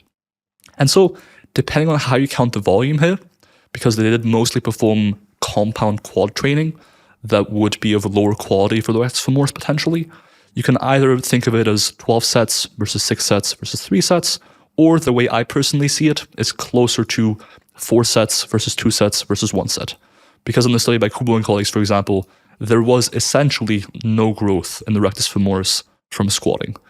And so I'm inclined to think that compound lower body training doesn't do a great job for the rectus femoris, and therefore we were talking really about 4 versus 2 versus 1 set of rectus femoris training. Now, for the results, for the cross-sectional area measurement, I do agree with that. But I would note that they did also take circumference measurements here, which would be more influenced by the vasti than the rectus femoris, but is also a generally lower quality measure. So wouldn't want to put too many eggs in that basket. But just making that note. It's interesting that you mentioned the circumference thing. There is actually some data, and this is a huge rabbit hole and a tangent we won't go down. There is some data generally finding circumference measurements to be a decent predictor of changes in muscle size, or at least on a similar-ish level as B-mode ultrasound measurements. But regardless, broadly speaking in this study, I don't think there were between group differences when it came to statistical significance, but both when it came to triceps, the thickness of the triceps, and the cross-sectional area of the rectus femoris, differences were generally in favor of the higher volume groups, with, in the triceps, a 2.3% increase in thickness in the low volume group versus a 4.7% increase for the moderate volume group and a 4.8% increase for the highest volume group. So really similar hypertrophy for the moderate and high volume groups, that was around twice as much hypertrophy percentage-wise as the low volume group. To remind you, lower volume here was 7 sets, moderate was 14, and the highest was 28.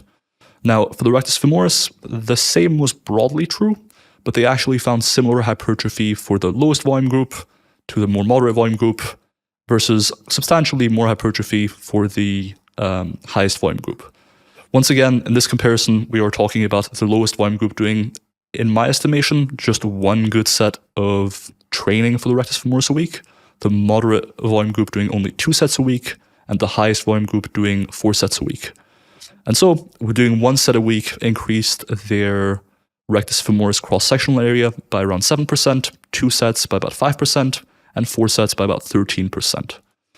And so broadly, I think this study is in favor of relatively lower volumes, although the relatively few of the differences were significant. But generally, the greatest growth was found with relatively low volumes. For the triceps, that was generally the best growth with between 14 and 28 sets. Generally, the hypertrophy seen was pretty similar between the moderate group and the high volume group that was doing 14 versus 28 sets. So around 14 to 28 sets was most favorable for hypertrophy, whereas for the rectus femoris, the best hypertrophy was seen with 4 sets versus 2 or 1 set. And so generally, I think the study is mostly relevant to this discussion when it comes to the tricep findings that broadly found similar hypertrophy with 14 or 28 sets, but in both cases, that was a bit more muscle growth compared to just doing 7 sets. For the rectus femoris, I'm not sure how relevant these findings really are to our discussion, because they essentially compared doing 4 sets to 2 sets to 1 set, but generally there was a benefit in favor of doing a bit more volume, at least 4 good training sets. Generally, that is my view of the study. I think it is supportive of more moderate volumes versus very high volumes, at least when it comes to the triceps. But I'm not necessarily convinced that it's super robust evidence, just in light of the idea that the only measurement here is triceps thickness when it comes to answering the question of, are higher volumes above 20 sets better than more moderate volumes? So I think it is, broadly speaking, evidence in favor of more moderate volumes, but I'm not sure if it's necessarily the most relevant or informative study out there. But what do you guys think? 100%. Totally agree with that take. And this was a study that I have some form of connection with because it was included also in our systematic review for the minimum dose strength stuff. And it's one of the studies from back in the day where you look at a few things and you're like, okay, this is not really reported the way I would want it to be, and so on and so forth. But no, totally agree with your take. Greg, do you have any hot takes or mild takes or any takes whatsoever? I have a bit of a take, yeah. I have no criticisms of the study. Like it seems solid, and it does by and large support the position for moderate volumes being just as efficacious as higher volumes. Not disputing that at all. But the one thing that I do want to point out is that a phenomenon that we often see in research is a bit of an anchoring effect to the first study on a particular topic. And in the previous episode, when I talked about the studies that went into the Krieger meta-analysis and how there was like almost no research at all on volume up until like the mid-90s, this was one of the first studies, period, on training volume. And this was the only study looking at training volumes exceeding 20 sets per week until I believe the Rodelli study in 2015. So this study was from 1997. So it was the only word on the efficacy of high volume training for almost 2 decades. And one of the things that you see in research interpretation is that the first study on a particular topic is sometimes given a little bit of undue weight in how people perceive the general research question over time, even as more data comes in. Like it provides a bit of an anchoring effect. So a good example of that is the very first concurrent training study that observed the interference effect by Hickson and colleagues in 1980, where they observed like pretty robust interference. So this is a bit of a diversion, but just like very quick background. Like I'm sure most people listening to this understand the terminology, but just to be sure, concurrent training is doing like aerobic training, like some form of cardio and resistance training simultaneously instead of only doing resistance training or only doing cardio. And the interference effect is the idea that when you perform concurrent training, certain training adaptations will be smaller than they would have been if you just did single modality training. So the interference effect as it relates to resistance training outcomes is when you do cardio and also resistance training, you may gain a little bit less strength and grow less muscle than you otherwise would if you just lifted and didn't do cardio. So that's the general concept. And in the 1980 Hickson study, they did find like a very, very robust interference effect. Like the group doing concurrent training, if memory serves in that study, they didn't take hypertrophy measures, but they did assess strength. And the concurrent training group did wind up gaining considerably less strength than the resistance training only group. And so that did provide a bit of an anchoring effect where I think, because there wasn't a ton of other concurrent training research for a long time after that. And then now there's quite a lot, but like Hickson it was the first study. And then for a long time, it was one of the very few studies on the topic. And it found a very large interference effect. And it, I think, caused a bit of an anchoring effect where, since that was like the word on the topic for so long, you had that study being taught as the word on concurrent training and the interference effect to a bunch of folks. And I think it has led and continues to lead people to assume that the interference effect is considerably larger and considerably more common and applies in considerably more contexts than it actually does. So now, with the benefit of hindsight, there are a lot more concurrent training studies, and the magnitude of the interference effect that we typically see in the research is considerably smaller than what was observed in the Hickson study. In certain populations, in certain contexts, we do still see the interference effect. Like I'm not trying to say as if it's like a complete myth or whatever, but the effect size in the Hickson study is still like the second or third largest effect ever seen in that general body of research. And so it's had a bit of an anchoring effect where now I think the median practitioner probably believes that the magnitude of the interference effect is larger than the actual typical magnitude is due to the anchoring influence of the Hickson study. And I think that something similar may be happening a little bit with the Ostrowski study, because it was the only word on a comparison between moderate and high training volumes for like, I think 17 or 18 years. Like it was the only one. And so, I think that provided a bit of an anchoring effect where, for very understandable reasons, with that being the only study that you could draw on, it leads to assumptions that like, hey, this is all we have to look at to determine a dose response relationship here. There's more and more studies coming in on like low versus moderate volumes, but once we get above 10, 15 sets per week, Ostrowski's all we got.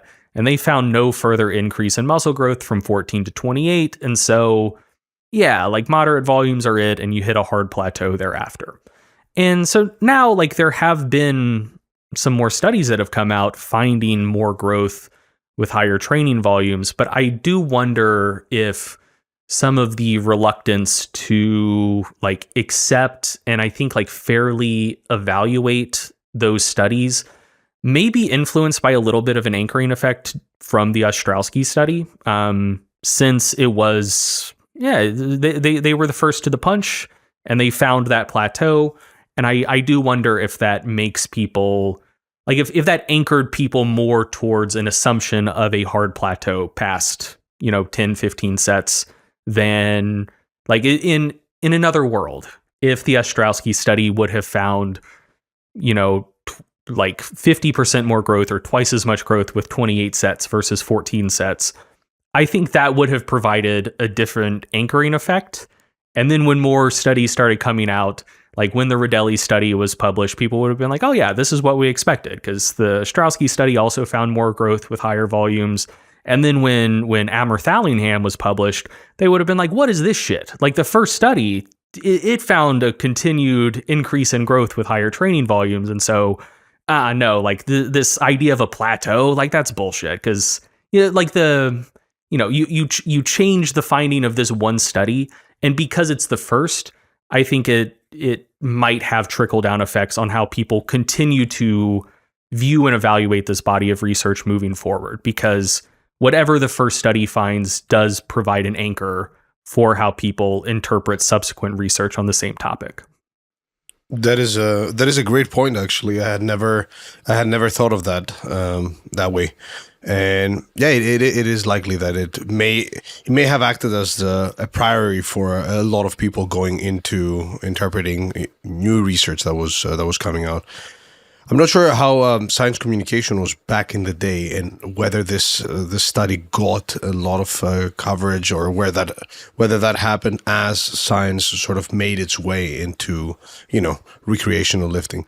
However, that's all good, guys, and I love the fact that you cited meta-analyses and all sorts of fancy studies about training volume and a relationship being there between volume and hypertrophy. But here's a systematic review and meta-analysis that has been used as criticism against that by some, and has been presented as a meta that has been swept under the rug by the big PhDs and the social media influencer PhDs, as some people call some other people. I'm obviously joking, and we'll see why I'm joking in just a second. This is a paper titled "A Systematic Review with Meta-Analysis of the Effect of Resistance Training on Whole Body Muscle Growth in Healthy Adult Males" by Benito et al., published in the International Journal of Environmental Research and Public Health. And essentially, the aims of this study were to quantify the impact of strength training on human whole body muscle hypertrophy, and to analyze training factors which could moderate the human muscle growth in men. They looked at essentially studies that examined the effect of resistance training from at least 2 weeks to 1 year on lean body mass, skeletal muscle mass, or fat-free mass, and only included men for some reason. 111 studies made it in this systematic review and meta-analysis, and this was a supposed selling point for a lot of people that were claiming that it was swept under the rug, because they were saying, look, why are we looking at these meta-analyses that have only looked at 6 studies or 10 studies, when we have this beast of a meta that included 111 studies? However, when you look a bit closely, obviously, this was not a meta-analysis on training volume and hypertrophy. And the studies that were included used a plethora of different body composition assessment tools in order to assess, fat-free mass changes and hypertrophy changes. And of the 111 studies included, only one, if I'm not mistaken, used an ultrasound and used a direct measurement of hypertrophy, which is a very important limitation. Now, what they found was that, hey, resistance training overall increased fat-free mass by around 1.5 kilos. Obviously, the studies ranged from 2 weeks to over a year. And they found that there were no significant differences between trained and untrained participants in terms of how much muscle they gained, how much whole body hypertrophy they experienced. And specifically mentioned within the review, the authors noted that with respect to the training characteristics, the only variable that seems to have a significant moderating effect is the number of series. I'm not sure why they chose the word series, and it's these little things that somewhat annoy me in research, where it's like, it's just why I call it series per session versus sets per session or anything else that you often see in the literature. And they found that the number of series per session being its moderator coefficient was negative, essentially claiming that there comes a point where more training volume may lead to deleterious effects. And they specifically claimed that nevertheless, even if a minimum number of series seems to be necessary to maximize muscle hypertrophy, there also appears to be a threshold by which the increase in sets of exercise performed per muscle group within a given training session does not necessarily lead to greater muscle growth. And interestingly, when looking, and this is something that Greg has been on for a while, when actually looking at the citations provided for those statements, because I think that's important to do when making these sorts of statements, we have two studies that were cited, and one was a study called Resistance Exercise Volume Affects Myofibrillar Protein Synthesis and Anabolic Signaling Molecule Phosphorylation in Young Men. And the other study was a study on frequency, the overlooked resistance training variable for inducing muscle hypertrophy. Not the most appropriate citations, but aside from that, many of the studies that were included in this review, and aside again from the limitation that they did not directly assess hypertrophy, only one did. The others used, DEXA, BOTPOD, BIA. I think there was anthropometry measurements. They used underwater weighing. I mean, I'm sure more of the studies directly assessed hypertrophy. That just wasn't the measure that they were interested in this meta-analysis. Like they were specifically just interested in like lean body mass or fat-free mass. And so that was a single study that used some sort of validated regression equation to take like muscle thickness measurements and convert that to an estimate of lean body mass. But yeah, like one of the frustrating things, and sorry for cutting you off here, like one of the frustrating things is like, if they were actually interested in hypertrophy, I'm sure at least a third of these 111 studies did actually take direct measures of muscle growth. So they could have done an analysis on that. But yeah, no, like that just wasn't the point of this meta. Like they were just interested in changes in lean mass and fat-free mass. Exactly that. And overall, that's something that the authors did mention as well, that many of aside from their aims being to not look at the relationship between training volume and hypertrophy, a lot of the studies that were included did not specifically aim to increase muscle mass, which then affects results further. And overall, and take this with a slight grain of salt, this was a paper that had some, spelling mistakes throughout. There were some sketchy tables, and overall, that shouldn't detract from the findings of the paper, obviously. But the idea that this is some form of undervalued meta on hypertrophy and training volume that has been purposefully ignored because it does not support the agenda of high volume training being better for hypertrophy is simply false. This had nothing to do with that topic. I do have something to say about this. So I have not seen the claim that you're alluding to, that this is some super big rigorous meta that the high volume folks are sweeping under the rug. But I will say to anyone listening, if you see someone make that claim, just slap them. That's hideously stupid for reasons that should be fairly obvious. So there are multiple types of meta-analyses that can be done. And they're like a way that I think just makes intuitive sense to kind of categorize things. When you're interested in the impact of a particular variable on a particular outcome, is there are apples to apples meta-analyses and there are apples to oranges meta-analyses. And an apples to apples meta-analysis would be, hey, we're interested in the impact of training volume on muscle growth. And so we're going to find all of the studies that match all of the variables. You have two groups, they train with different volumes. And then you can, do just like a standard, a standard fucking meta-analysis to say, hey, we can take within study effect estimate for the delta between high and low volumes in all of these studies and get a pooled effect.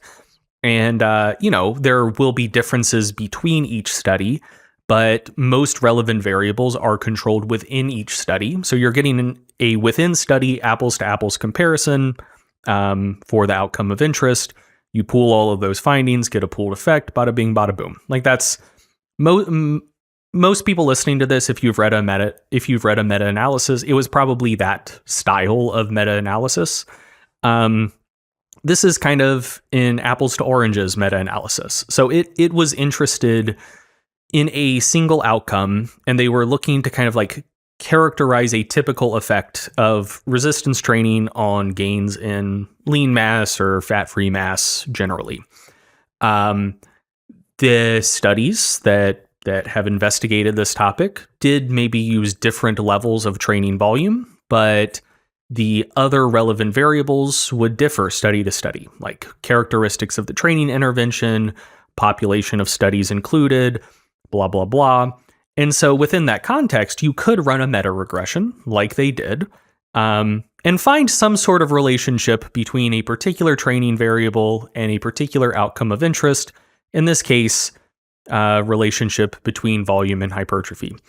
But you can't use that to make you can't make causal inferences based on that because of how many uncontrolled variables you're dealing with, because that could be due to the effect of volume itself, or it could be due to differences in characteristics between the studies, like in an apples to oranges way, that make that not a fair comparison. And there's, oh my God, I can't believe that someone has used this study to make that claim. That is insane to me.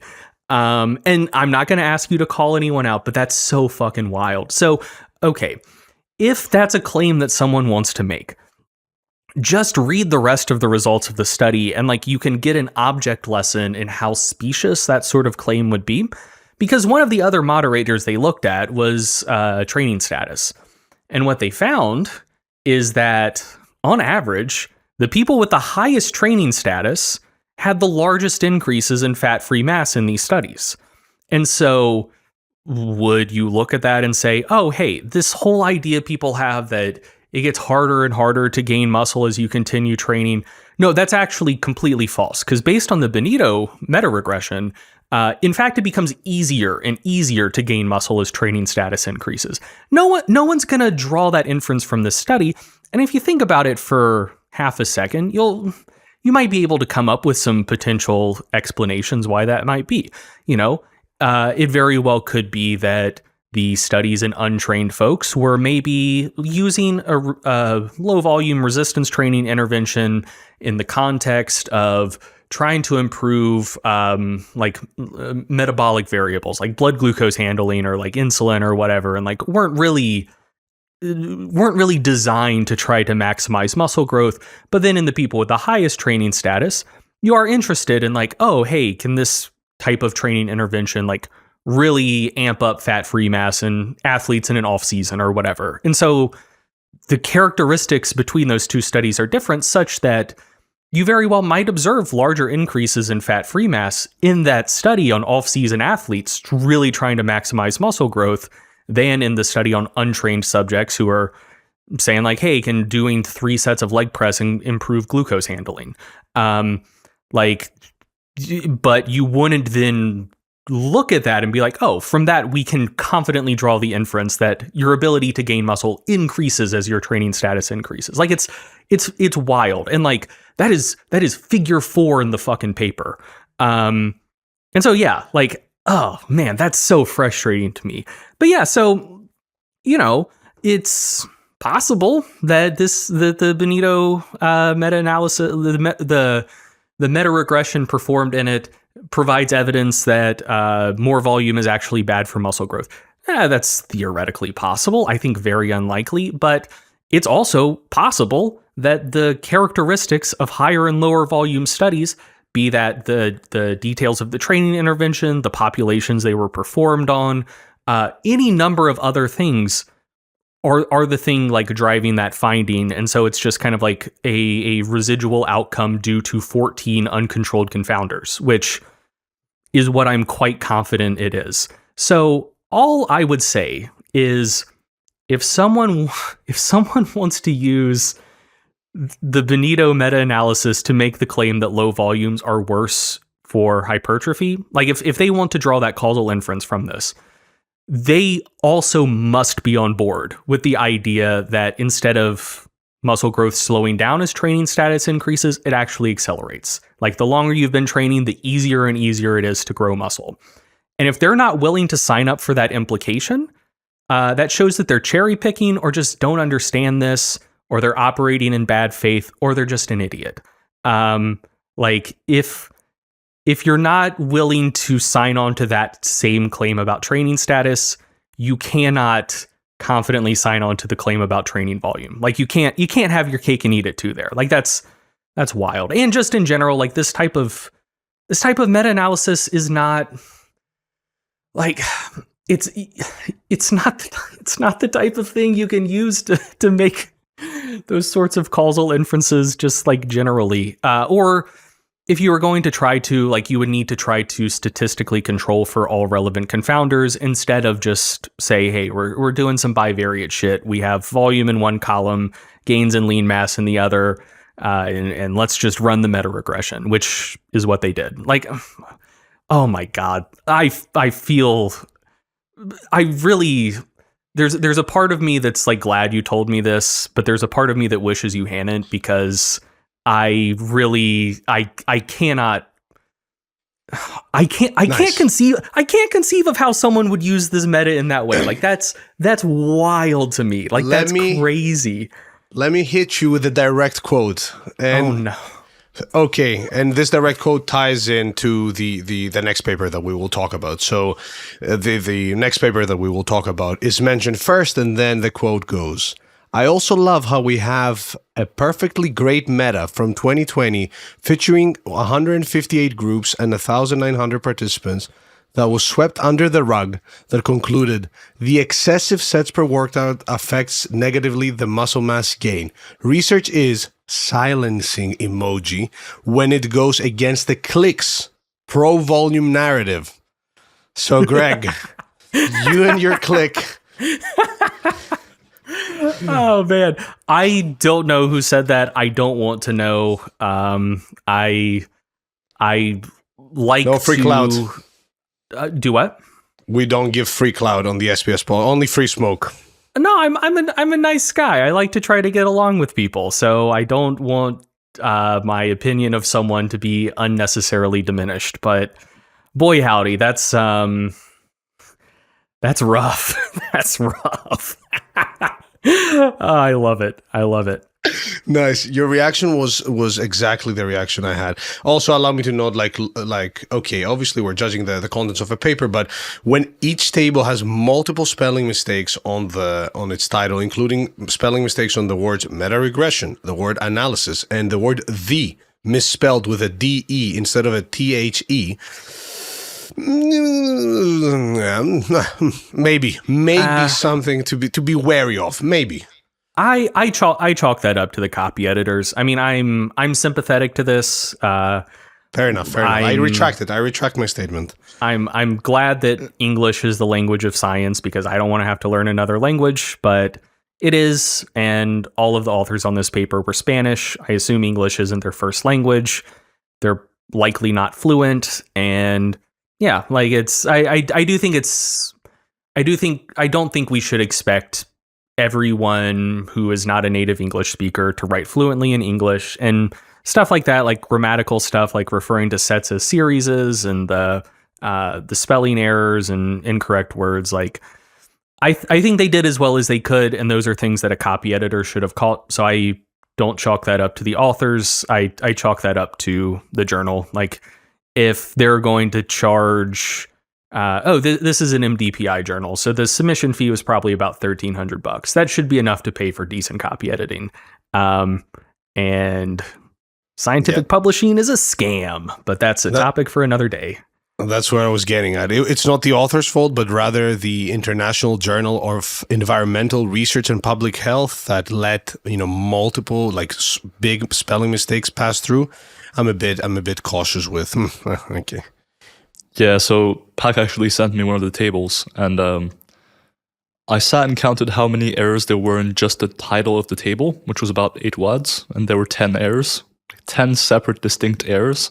And I was just honestly, so obviously no slight on the authors potentially, their English isn't quite as good or what have you. That's not what's at play here. But like the only scenario in which I could see someone make that many mistakes in only 8 words was like my cat walked on the keyboard, or I was like drunk and literally like blackout drunk and trying to type something out. So yeah, just it was amusing. So, aside from this paper, there was a recent paper, and I'm glad that we get to finally discuss this because we wanted to do that for some time. A paper called "The Dose-Response Relationship Between Resistance Training Volume and Muscle Hypertrophy.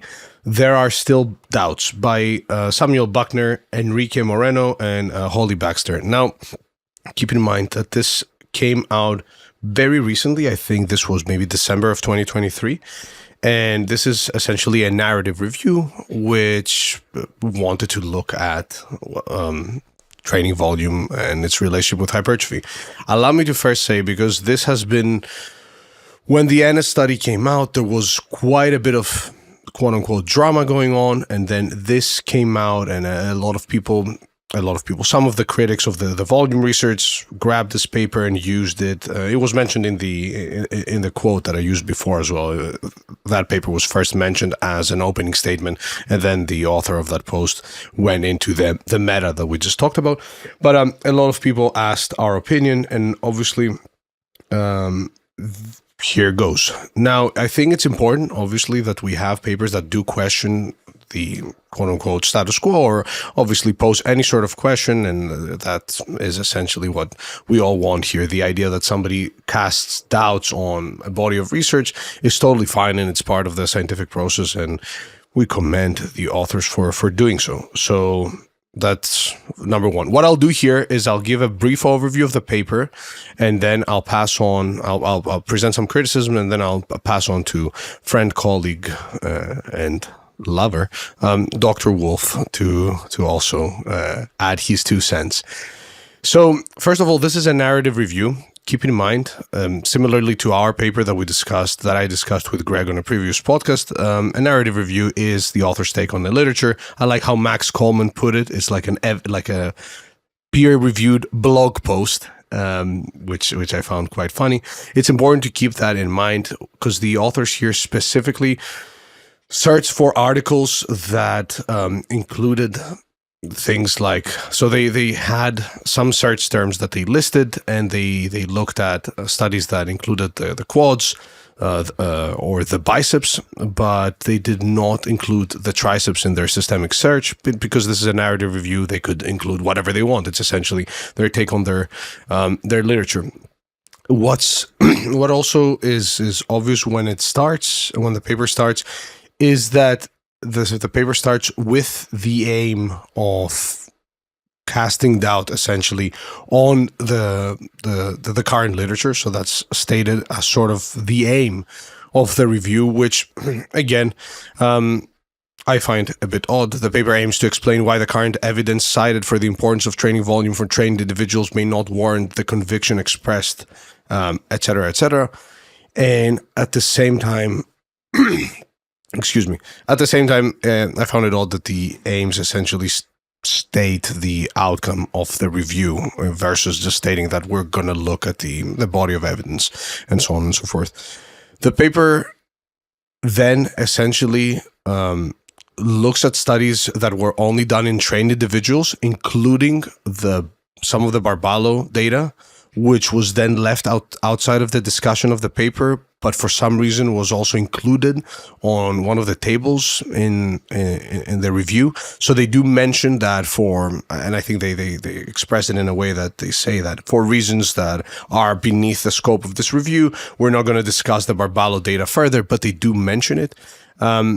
They then grab the studies, they look at the studies that have found that more volume equals more growth, and they essentially break them down. So they look at the Hieselgrave study, they look at the Ostrowski study, they look at the how did you say it, Milo? Armithallingham? Armithallingham, yeah, that's right. They look at the GVT study, and then after presenting the above, they note that These studies plus other studies provide evidence that there's a lack of dose-response relationship between volume and hypertrophy. The other study that they cite is the AUB study from 2022 that we also mentioned, and then they essentially touch a bit on the rest period literature, and they say that some of the recommendations on training volume stem from the rest period study by Schoenfeld et al., and they note that the differences in load were not statistically significant, something that they do throughout the review, although the volume load performed for the group that was resting longer versus the group that was resting shorter in the Schoenfeld meta.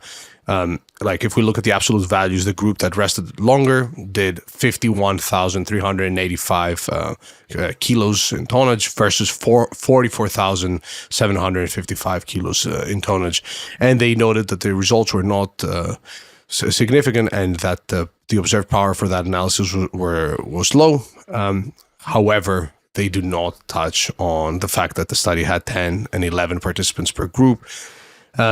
And they go on to further criticize papers by Schoenfeld et al., including a position stand that was made on the journal of the same journal that your meta was published in, Milo, the International Strength and Conditioning. I always forget. There's so many strength and conditioning journals out there, but the IUSCA. And they then essentially the paper morphs into somewhat of a campaign against the Schoenfeld data, noting that if performing higher amounts of training volume was indeed to play this dramatic overall in promoting muscle growth, it begs the question as to why other studies conducted outside of this research group have not observed such differences in muscle size between groups. I think the way that that's expressed may be a bit problematic, as it implies some form of implies, at least to a certain extent. It implies difficult to explain results, which can imply other things. And the wording of that sentence just leaves something to be desired, I think, in terms of being just, dealing good faith. But yeah, if you're happy for me to take over on the claim that the Schoenfeld studies see a lot more hypertrophy than other studies, I can go ahead. For sure. I liked how we were both lawyered up there with our statements. So you covered me nicely there. That was the best way to put it. I stopped you from saying something we don't want to say. So kind of at the center of the whole paper and the whole argument is the idea that the magnitude of hypertrophy seen in the volume studies by Brad Schoenfeld are outside the realm of possibility, or at least warrant some in-depth questioning, essentially. Now, there are a few issues with this paper that I'll come to in a moment, but I'd first like to touch on this idea of unrealistic hypertrophy. So, first, for some reason, this narrative review specifically used centimeters as the unit of measurement for all things throughout this paper. Now, if all you're looking at is ultrasound measurements, that can be a fine approach. But the issue with doing that, even in that case, is that different sites and different muscle groups can have pretty large differences in initial size. And therefore, for example, an increase of 0.2 centimeters in your gastrocnemius might be a lot more substantial than an increase of 0.2 centimeters in your quadriceps, because your quadriceps are inherently larger muscles. And so, if we only use centimeters as the unit of measurement, that may actually be less meaningful or be less precise of a measurement than looking at percentages. And I think if we're comparing essentially ultrasound measurements to ultrasound measurements anyways, we may as well just use percentages. And I think that that is one thing that holds the paper back in essentially how charitable it is in its interpretation of the Schoenfeld data, because ultimately, depending on how you paint the picture, with centimeters, you can get away with a lot more, painting the picture in a lot more unfavorable manner. So that is the first thing. I think it would be a lot more useful if the review paper had used percentages. The second thing is that the site assessed can really matter when it comes to the absolute magnitude of change in thickness. For example, if you were to try and measure the gastroc at a relatively more distal site, so that's one of your calf muscles, typically the gastroc thickness at more distal sites is very, very small. And so if you see what might be a small difference in gastroc hypertrophy can be a really large, what might be a small difference in gastroc hypertrophy can be an essentially meaningless difference in other muscle groups that are larger. And so if you, for example, measure the gastroc at a more proximal site, you would see larger changes in terms of centimeters compared to a more distal site. And so just the area in which you measure a single muscle can matter. Then, whether or not the measurement you're taking is a composite measurement, that is to say it's measuring several muscle groups at once, can also really play a role, right? If you're just assessing a single muscle, like for example, just looking at the rectus femoris versus looking at the rectus femoris in addition to, for example, the vastus intermedius or lateralis or what have you, that is all of a sudden essentially doubling, assuming the same size between the two muscles, how large the magnitude of hypertrophy is just on a centimeter scale. And so it's important to acknowledge that not all ultrasound measurements are created equal when it comes to both whether it's more proximal or distal, whether you're looking at a composite measurement or not, and a variety of other things. Another thing is that the OB study in the discussion of this paper is used as a standard for what is to be considered a reasonable increase in muscle size. Importantly, OB measured the rectus femoris and the vastus intermedius, but they only performed, as we discussed earlier, the leg press and the back squat. Now, to go back to our discussion of the rectus femoris not necessarily benefiting so much from compound movements, you would expect in this study, if you measure the rectus femoris, to not see a large magnitude of change. And so to compare the OB measurement to the Schoenfeld measurements might be a little bit disingenuous when we can acknowledge that leg pressing and back squatting may not be ideal for hypertrophy of the rectus femoris, which was one of the muscle groups being assessed here. So using the OB study overall might not be a good comparison or a good standard by which to judge whether or not the Schoenfeld increases in muscle size are appropriate. And it's important to acknowledge that the exercises being used in the intervention and the muscles being measured can interact to a meaningful extent when it comes to the magnitude of hypertrophy being seen. To go back to the study by Ostrowski and colleagues, for example, in the rectus femoris, depending on how you count the volume, they might have been doing between 4 sets in the highest volume group and 12 sets. So depending on how you see the exercises being used in the intervention, that can heavily impact your understanding of the volume being performed in that study for a given muscle group. So it's just important to acknowledge that the muscle groups being studied, whether or not it's a composite measurement, what exercises are being used, and more can all impact that stuff pretty meaningfully. And just to give a bit of context as to the percentage changes being seen, one of the percentage changes being essentially called out in the narrative review as being too large in a study by Brad Schoenfeld and colleagues corresponds to a percentage change. So it's an increase of 7.2 millimeters, which corresponds to a percentage increase of 13.7%. Now, if you actually look at some of the other measurements from the OB study, you see that some of their measurements are also in the neighborhood of, for the rectus femoris and the vastus intermedius, of 13.1%. So the relative changes are actually quite similar if you look at percentages to the Schoenfeld study. And this is broadly speaking true, for example, of another study by Ostrowski and colleagues, where they also found a 13.1% increase in cross-sectional area of the rectus femoris at one site. There was also a 10.7% increase of tricep thickness in the, let's get it right this time, Amirthalingam study.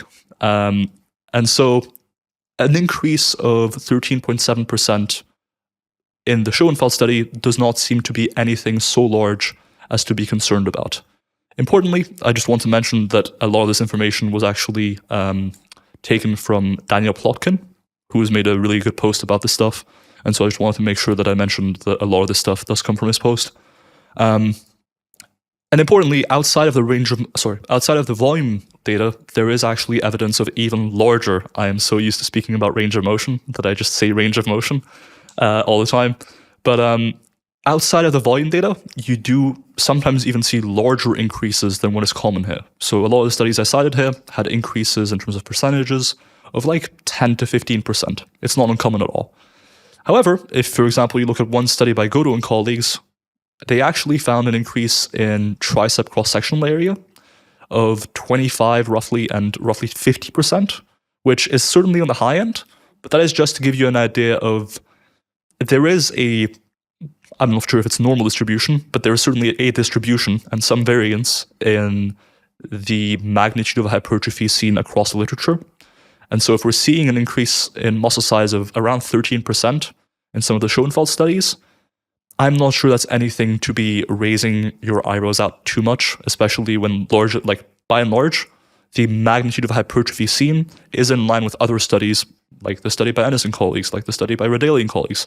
There are definitely other studies by other labs generally finding similar hypertrophy. So to me, just to like toss something in there, because someone who's skeptical or whatever could potentially accuse you of cherry picking. You found a handful of other studies where a lot of growth was reported. So when I when I came across this narrative review, I encountered that claim that the amount of growth observed in the Schoenfeld studies was way outside the norm. And like I do take stuff like that very seriously. Like I love investigating anomalous data patterns. Like it's fun. It gives me warm fuzzies. It gives me joy. So when I encountered that, I was like, ooh, this will potentially be very fun. Because I think I can pretty quickly get my hands on a data set that would let me kind of more rigorously assess how atypical or extreme this finding is and quantify some differences, blah, blah, blah, whatever. So I had recently been playing around with the data sheet for the Robinson et al. Meta-regression for proximity to failure. So I had that pulled up. There were, I forget how many studies were in that, but it was kind of a lot. It was like 40, 50, something like that, I feel like. So, reasonably large, probably close enough to representative body of studies just to see kind of that 13.7% increase. Like how big of an outlier is that in a different but related body of research? Is that a huge outlier? And so across all of the measures of muscle size in all of the studies in that meta-regression, the average increase in like measures of muscle thickness, cross-sectional area, etc., was 7.5%, with a standard deviation of 6.2%. So 13.7% is like exactly one standard deviation above the mean. So it's like more than normal, but like comfortably within the realm of like normal amounts of muscle growth observed in the research. And like just in the Robinson meta-regression, like there were like a study by Rasanen and colleagues reported increases in cross-sectional area of like 20 and 24%, 22% in a study by Zaris, in 19% for another measure from the same study by Lacerda reporting 19% increase in rectus femoris and 18% increase in vastus lateralis cross-sectional area. Like, yeah, I don't know. I mean, yeah. So just to back up what you're saying, it's not just that you can find other studies that observe that relative amount of growth. It's that relative amount of growth is not uncommon, even when looking at a larger body of research. Like it's one standard deviation more than normal, which is a deviation from the norm that you should expect to see like literally all the time. Yeah, I fully agree with that. And I think my overall gripe with this paper kind of just stems from the fact that at the crux of it, it almost seems to be asking the question of, all right, what is a reasonable magnitude of hypertrophy to see? And what is the best way to actually answer that question? And the answer that seems to have been come up with is a narrative review, which I don't think is the best way to answer that question. And I think, in fact, opens you up to very uncharitable comparisons. And I think in this case, that's kind of what's happened, where, as you mentioned, there's plenty of other studies where this magnitude of hypertrophy is seen. And I think even in discussing the broader volume research, one thing that kind of struck me is looking at the search terms. So if you look at the search terms, they essentially specifically looked for studies that included the following words: resistance training or resistance training volume, and quadriceps muscle thickness or biceps muscle thickness. And so for some reason, the triceps were left out. Like in the most recent meta-analysis on volume by Besval and colleagues, the 3 specific muscles that were deemed to have sufficient evidence to analyze were the triceps, biceps, and quadriceps. And yet for some reason, the triceps appear to have been omitted. Interestingly, though, the triceps are also the muscle group where the evidence of higher volumes being superior was also the strongest. And so, to me, this whole paper is just kind of, it leaves me a bit perplexed. If the point of the paper was to see whether the magnitude of hypertrophy seen in the Brad Schoenfeld studies was unrealistic or out of the norm, then surely a systematic review or a more representative sample should have been taken, potentially with looser or, I guess, just better search terms that would capture the data a little bit better. So that's kind of my main gripe with the study, is just that it is ultimately a narrative review that potentially leaves out an important part of the picture in the grand scheme of things. Yeah, but I mean, the fact that some high-volume studies report 2 to 7 times more muscle growth than what's typically observed is a giant, multiple emojis of red flag, making the results of these studies highly suspect and the conclusions potentially deleterious to apply. That's another quote from the same post that I quoted before when it used the other meta as evidence. Are we still here? Can you? Yeah, sorry, the internet froze for a second. But Yeah. this was used also as evidence to claim that multiple papers from the Schoenfeld lab have come out showing that higher volumes are better than lower volumes for hypertrophy, which is also not a true statement. However, important to say, no particular shade thrown. These are valid criticisms of the paper, and obviously it's part of the scientific process to question the data and so on and so forth. So just to end that on that note. Yeah, and just adding one final thing, and again, this is something that Daniel Plotkin had pointed out, is that a lot of the discussion in the paper revolves around essentially dichotomous interpretation of findings, wherein findings are either considered significant or non-significant. And I think that might be detracting from the overall interpretation of the data a little bit. And I think that's generally why, nowadays a lot more analyses, and I don't think we'll get into a debate here as to whether or not null hypothesis significance testing is always worse than Bayesian analysis. But I think that generally, strictly interpreting findings as significant or non-significant does leave something to be desired, and I think that's another thing that this paper tended to do. So that is my overall takeaway on this paper. Anything else you guys wanted to add before we move on? Nope. Actually, yes. To answer the question, not to answer the question, but the title that says there are still doubts, I'd say that that's also an inappropriate title. It's more like, there's cases where maybe higher volumes are not the best, but the overall body of literature is still, there's no doubts that there's a trend. Yeah, I mean, I think that, I don't know. I think that there is still, I'm trying to think about how to phrase this. I found it a little bit frustrating because I am just by my nature, and I don't love this about myself, but I am by my nature a bit of a critic and a bit of a cynic. And I don't know. I'm generally pretty. I'm difficult to move. I do tend to favor the null in most cases, and so I am personally very sympathetic to the idea that the evidence isn't yet sufficiently strong to advocate for higher training volumes. Like I think that's a totally reasonable position to take.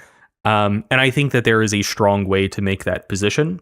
And I think, and we'll talk about this a little bit more later, I think a lot of it would kind of boil down to discussing characteristics of the studies that have tended to observe more muscle growth with higher, like with training volumes exceeding 30, 40 sets per week. In that, with the exception of the Ennis study, all of the rest have used pretty short rest intervals. I'm not like positive that is like the discriminating characteristic, but I think you could reasonably point out like, hey, we have a handful of studies using, normal rest intervals, 2+ minutes. Only one of them has found that relationship where you might be seeing more growth with higher training volumes. And so, like just don't get too far over your skis. Like I think like that's a reasonable point that I'm like very sympathetic to. I think that the approach they took of instead of going that route, going like a pseudo conspiratorial route, and using like pretty cherry picked metrics to make a fairly normal amount of growth observed in studies appear suspicious and maybe untoward. I'm much less sympathetic towards that approach of trying to throw cold water on the notion that higher training volumes are productive for hypertrophy. I don't know. Like it's one of those things where like I think I would be amenable to a strong, well-made argument in the general direction that this narrative review is trying to argue, but I think they made their points really poorly. Like they neglected some of the stronger arguments that could have been made, and it felt more personal than a just sober analysis of the data. Like that was my read of it personally. Yep. Yeah, no, I fully agree. To me, it just read more so as a hit piece than anything else, to be honest. And even just in the abstract, for instance, to close this off, they cite that, however, studies have observed changes as high as 0.6 to 0.72 centimeters in quadriceps muscle thickness. And again, I think it's important to realize, we're talking about the quads here, for example. That corresponds to, not too far off from the 10% increase in muscle thickness in the quads for many sites. Like, it is important to contextualize these numbers when it comes to the muscle groups involved, the intervention, and so forth. And like, is it that unreasonable to expect that magnitudes of hypertrophy would be greater with higher volume interventions? If volume is really better for hypertrophy? I don't know. Call me crazy, but if something causes more hypertrophy, I expect it to cause more hypertrophy, Yeah, that is a good point. Like there's we'll let the crazy guy in. It is a little bit circular, right? It's like if higher volumes do cause more growth, shocker, like we are observing more growth with higher volumes. Like, it could be an indication that this is an unrepresentative study, or it could be evidence in favor of the hypothesis that higher volumes cause more growth, Yeah. No, that's a very good point.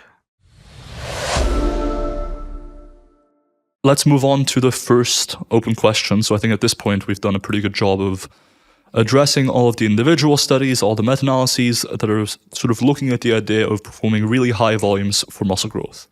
But, dear listener, you might come away from this with a few questions about different scenarios and different sort of just edge cases, I guess. And the first one I would like to open the floor for is, to what extent do we think there are diminishing returns to volume for hypertrophy?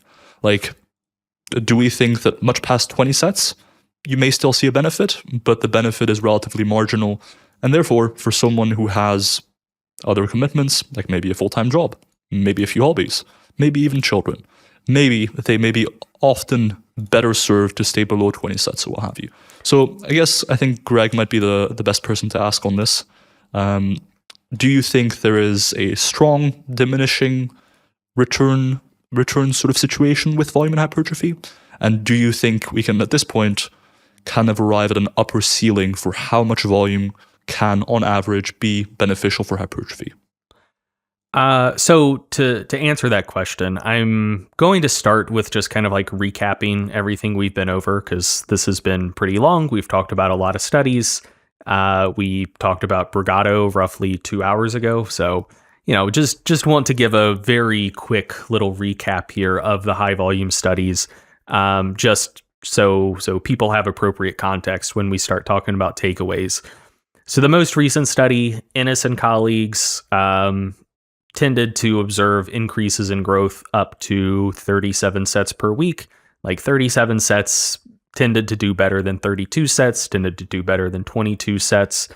Brigado and colleagues, largely similar, 16 versus 24 versus 32. Overall, 32 tended to do better than 24, tended to do better than 16. Then you have... oh man, I'm blanking on the name, the Brazilian paper, Rodelli. You have Rodelli, which is like 6 to 9 sets for low volume for triceps and biceps, 18 to 27 for moderate, 30 to 45 for high. Also generally observing more growth with higher training volumes, that being the longest study of the bunch at 6 months. And the strongest evidence we do have in favor of more growth with higher training volumes. Then you got Schoenfeld, using pretty similar volumes to the Rodelli study. Overall, finding some non-significant trends towards increased growth with higher training volume for the quads and the biceps and the triceps.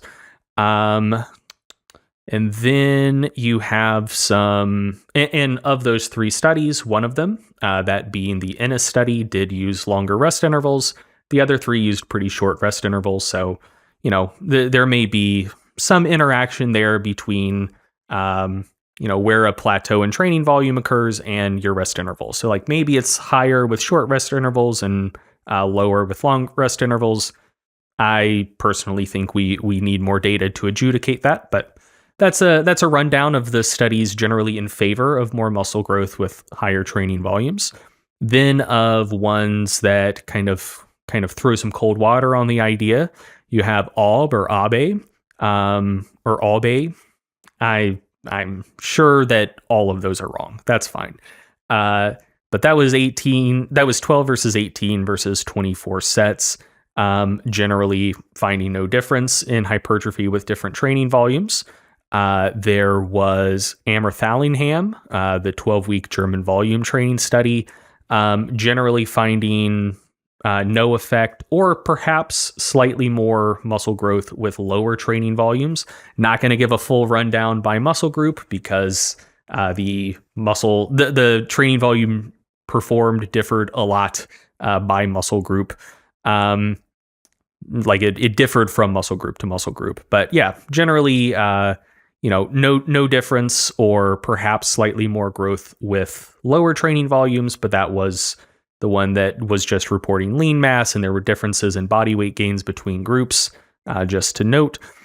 There was Hasselgrave, which was the one I kind of described as a bit of a Rorschach test. 6 weeks, 9 versus 18 versus 27 sets for biceps. Non-significant trend in favor of maybe slightly more growth with higher training volumes, but really not a heck of a lot of growth occurring in any of the groups, and percentage changes were pretty similar in all 3 groups. So you could view that as weak evidence in favor of maybe more growth with higher volumes. You could view it as weak evidence in favor of not more growth with higher training volumes, but that's a study that would generally be on the more skeptical side of things. And then you have Ostrowski from 1997, the first study in this niche, where all of the quad training was pretty low volume, but generally finding more growth with higher volumes. But that's unsurprising when you're comparing 4 sets per week to 1. Like no one really questions that. For the rectus femoris specifically, for triceps, 7 versus 14 versus 28. 14 and 28 tended to do better than 7, but 14 and 28 were pretty similar. So yeah, that was just kind of a quick a quick rundown of the studies that have looked at quite high training volumes. And so to go back to the question of just kind of does the juice seem worth the squeeze? Do we have evidence of where a plateau occurs, and if so, where it might be? Man, I really think that if I were to hedge my bets really hard, like if I'm only looking at the data and throwing out like all context or whatever, in essence, like if you're just doing kind of like a vote counting approach, you have one study that does kind of seem to be against higher volumes, like maybe less growth with higher volumes, the Amherst-Allingham German volume training study. You have two studies that seem like true nulls. You have the Abe study and you have the Ostrowski study. And then you have one that's kind of in the middle. You could put it towards null. You could put it maybe towards more growth with higher volumes, that being Hasselgrave. And then you have four studies that tend to indicate more growth with higher volumes, up to and exceeding 30, 40 sets per week. So, I mean, I think you look at the data as it's presented, and it does suggest that, you know, wherever that just like hard plateau number is, like the point at which on average, further increases in volume lead to no further increases in muscle growth. I don't think we've gotten there yet. I do think the research does tend to support 30, 40 plus sets per week, giving you more growth than 20. Like I mentioned before, I do still think there are open questions, like how relevant are the rest times used in these studies? I really don't know. Like I would want to see more high volume studies with long rest intervals, because, you know, currently you have a couple where it doesn't seem like you get more growth with higher training volumes and long rest intervals, and then you have the recent Ennis paper that looks like you do. I just think we need more data on that.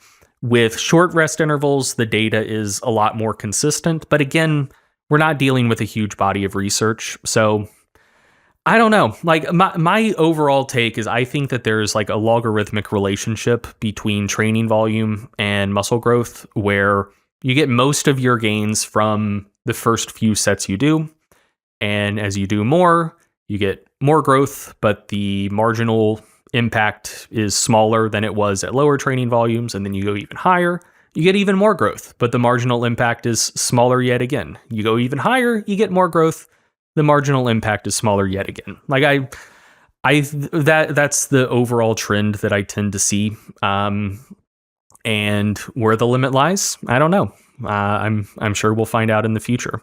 I do also strongly suspect that it's influenced by prior training volume. One of the papers that I think talking about, but didn't include here, and I don't want to get too off topic with this, is there was a paper by Scarpelli and colleagues that compared, it was a within subject unilateral paper where one leg just did 22 sets of quad training per week, and the other leg did 20% more than whatever their prior habitual training volume was.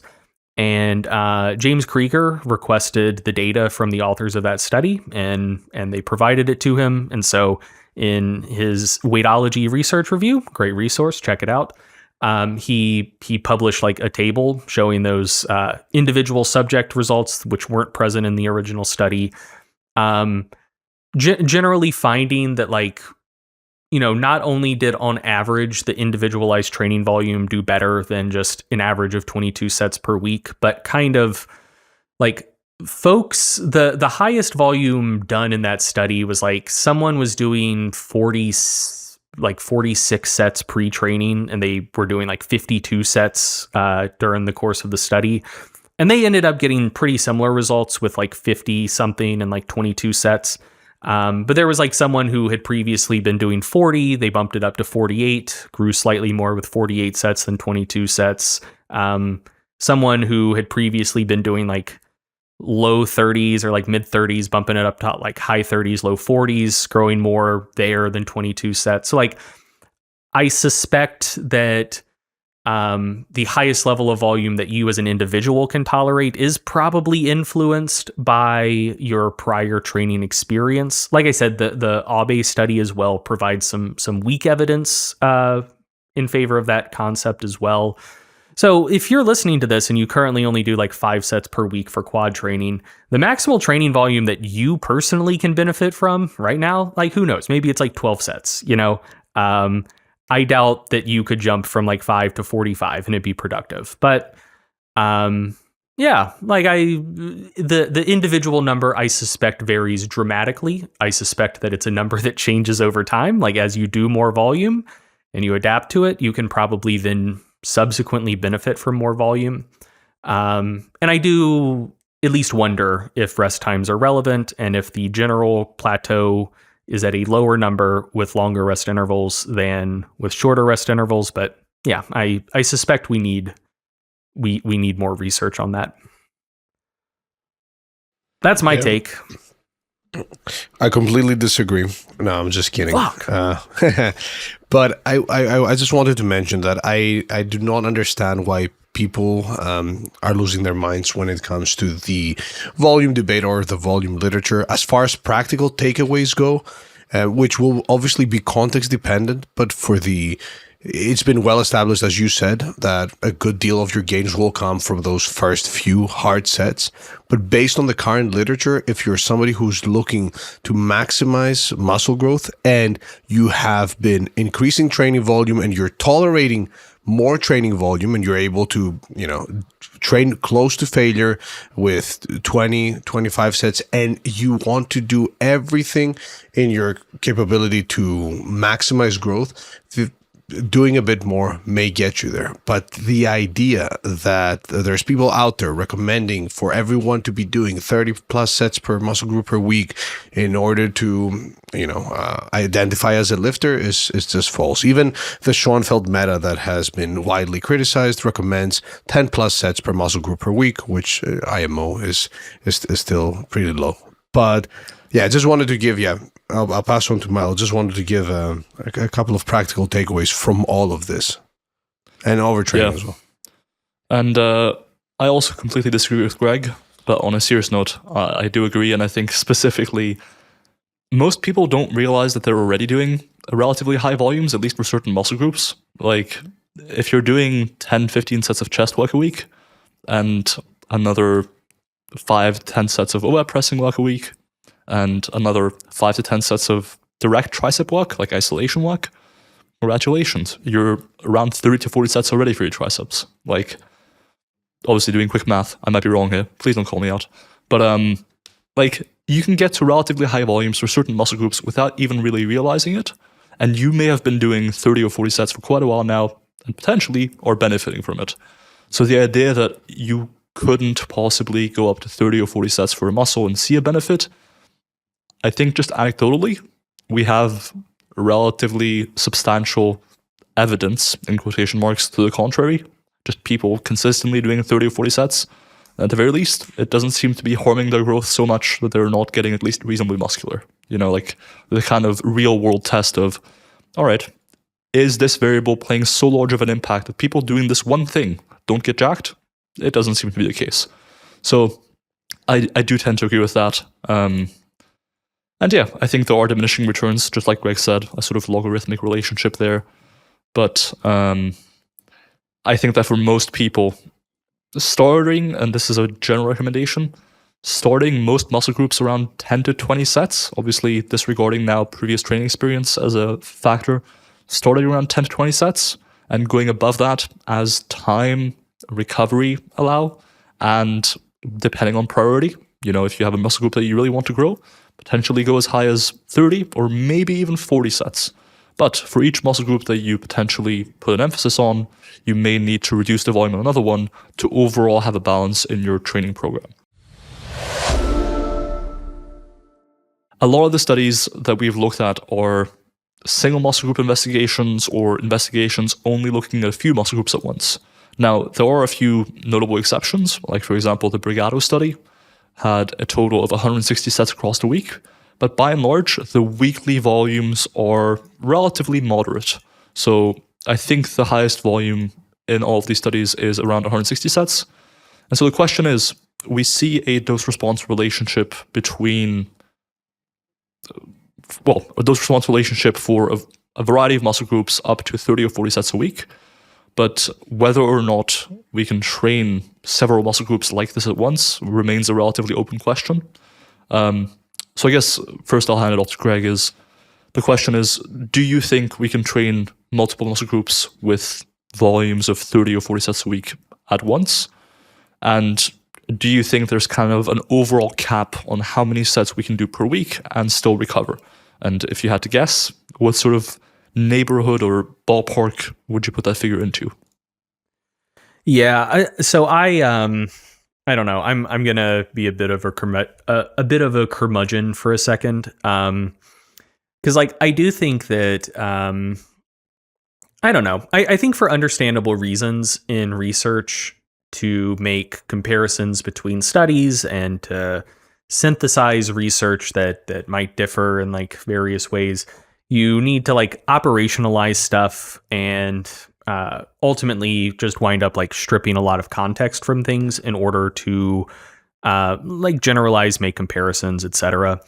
And so like one of the most common questions we get, period, and a question we got like half a dozen times when I solicited questions for these episodes, was like how to go about counting volume in general. So, if you're counting up triceps volume, do you count everything as one set for triceps, or do you count like triceps extensions as one set, but bench press is only half a set and overhead press is like 2/3 of a set, or like what, like stuff like that, like how to go about doing that. I think like that question has, and not trying to say that I have any ill will towards people who ask that question, but like that question has always annoyed me, because like I think that the answer is just like it depends, because I wouldn't even count all direct triceps exercises as like equally beneficial. Some of them will have different ranges of motion. You can load them better or worse, like whatever. So I don't know. I think I think that is related to this question, because yeah, I mean, there were in the Regato study, they were doing 160 sets per week for overall, for including like multiple different muscle groups. And so like that seemed fine, but like you can do sets of different stuff, and it's going to come with a different recovery burden. So if all of your hamstrings and glutes and back volume just came from deadlifts, and you're doing 40 sets of deadlifts to failure in the 8 to 12 rep range, do I think you could also do a similar amount for like squats and other hard compound lifts to get up to 160 sets? No, like I don't. I mean, maybe, but like that's going to be like radically different than, leg press, knee extension, leg curls, hip thrusts, like training similar muscle groups, but like with stuff that doesn't have like quite as much of a systemic recovery burden. And so like, I don't know. I think like a lot of that stuff would be relevant for answering this question. Like, I think that if that's 160 sets of really hard, heavy compounds per week, like that's going to be rough. If it's 160 sets in total of, handful of compounds and mostly single joint supplemental work on top of that, like I think for a lot of people that's going to be pretty chill. And so yeah, like I don't know. I find it challenging to answer that question.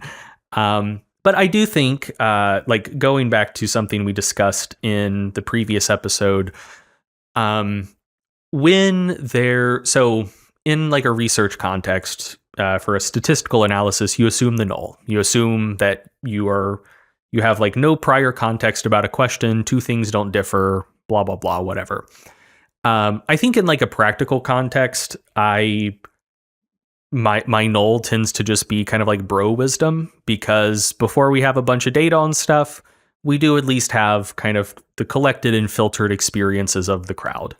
And for this topic of like doing really high volume for particular muscle groups, yeah, I mean, like people have been doing specialization phases forever, and there's a lot of anecdotal evidence suggesting they work. And everyone who recommends specialization phases says, hey, only do this for 1 or 2 muscles at a time. Like if you're really going to ramp up volume for quads, yeah, maybe leave hamstrings on the back burner for the 8 weeks or whatever that you're really, really hammering your quads. So yeah, like, I don't know, just practically, I can't pretend like there's a bunch of research to lean on and point at and say, oh yes, you can definitely handle high volume for 5 muscle groups at a time, but 6, that's too much. Or like 2 is good, but like 3, that's going to be way overboard. But I think just kind of leaning on the practical experience of the community, I would say try to limit it to 2, maybe like 1 upper body muscle, 1 lower body muscle. And if you're really ramping up volume on those 2 muscle groups, kind of leave everything else in maintenance mode. Like it's worked for a lot of people for a long time. And until we have research refuting it, that is a null position that I feel comfortable with.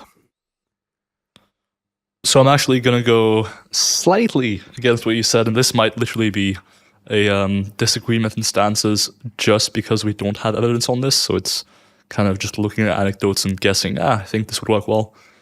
I think if we can kind of assume that your body can recover from so much training at once, and that is ultimately what is going to bottleneck you overall, right? There's kind of 2 bottlenecks. One is the per muscle volume, and essentially, for the time being, I'm not sure we can recommend going much past 40 sets per muscle, right?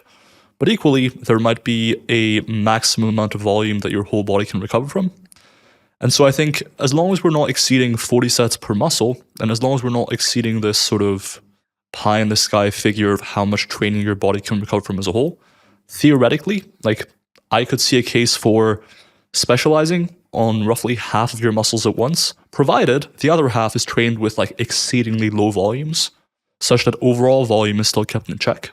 But that is like an edge case, and I think the vast majority of people wouldn't want that approach to begin with.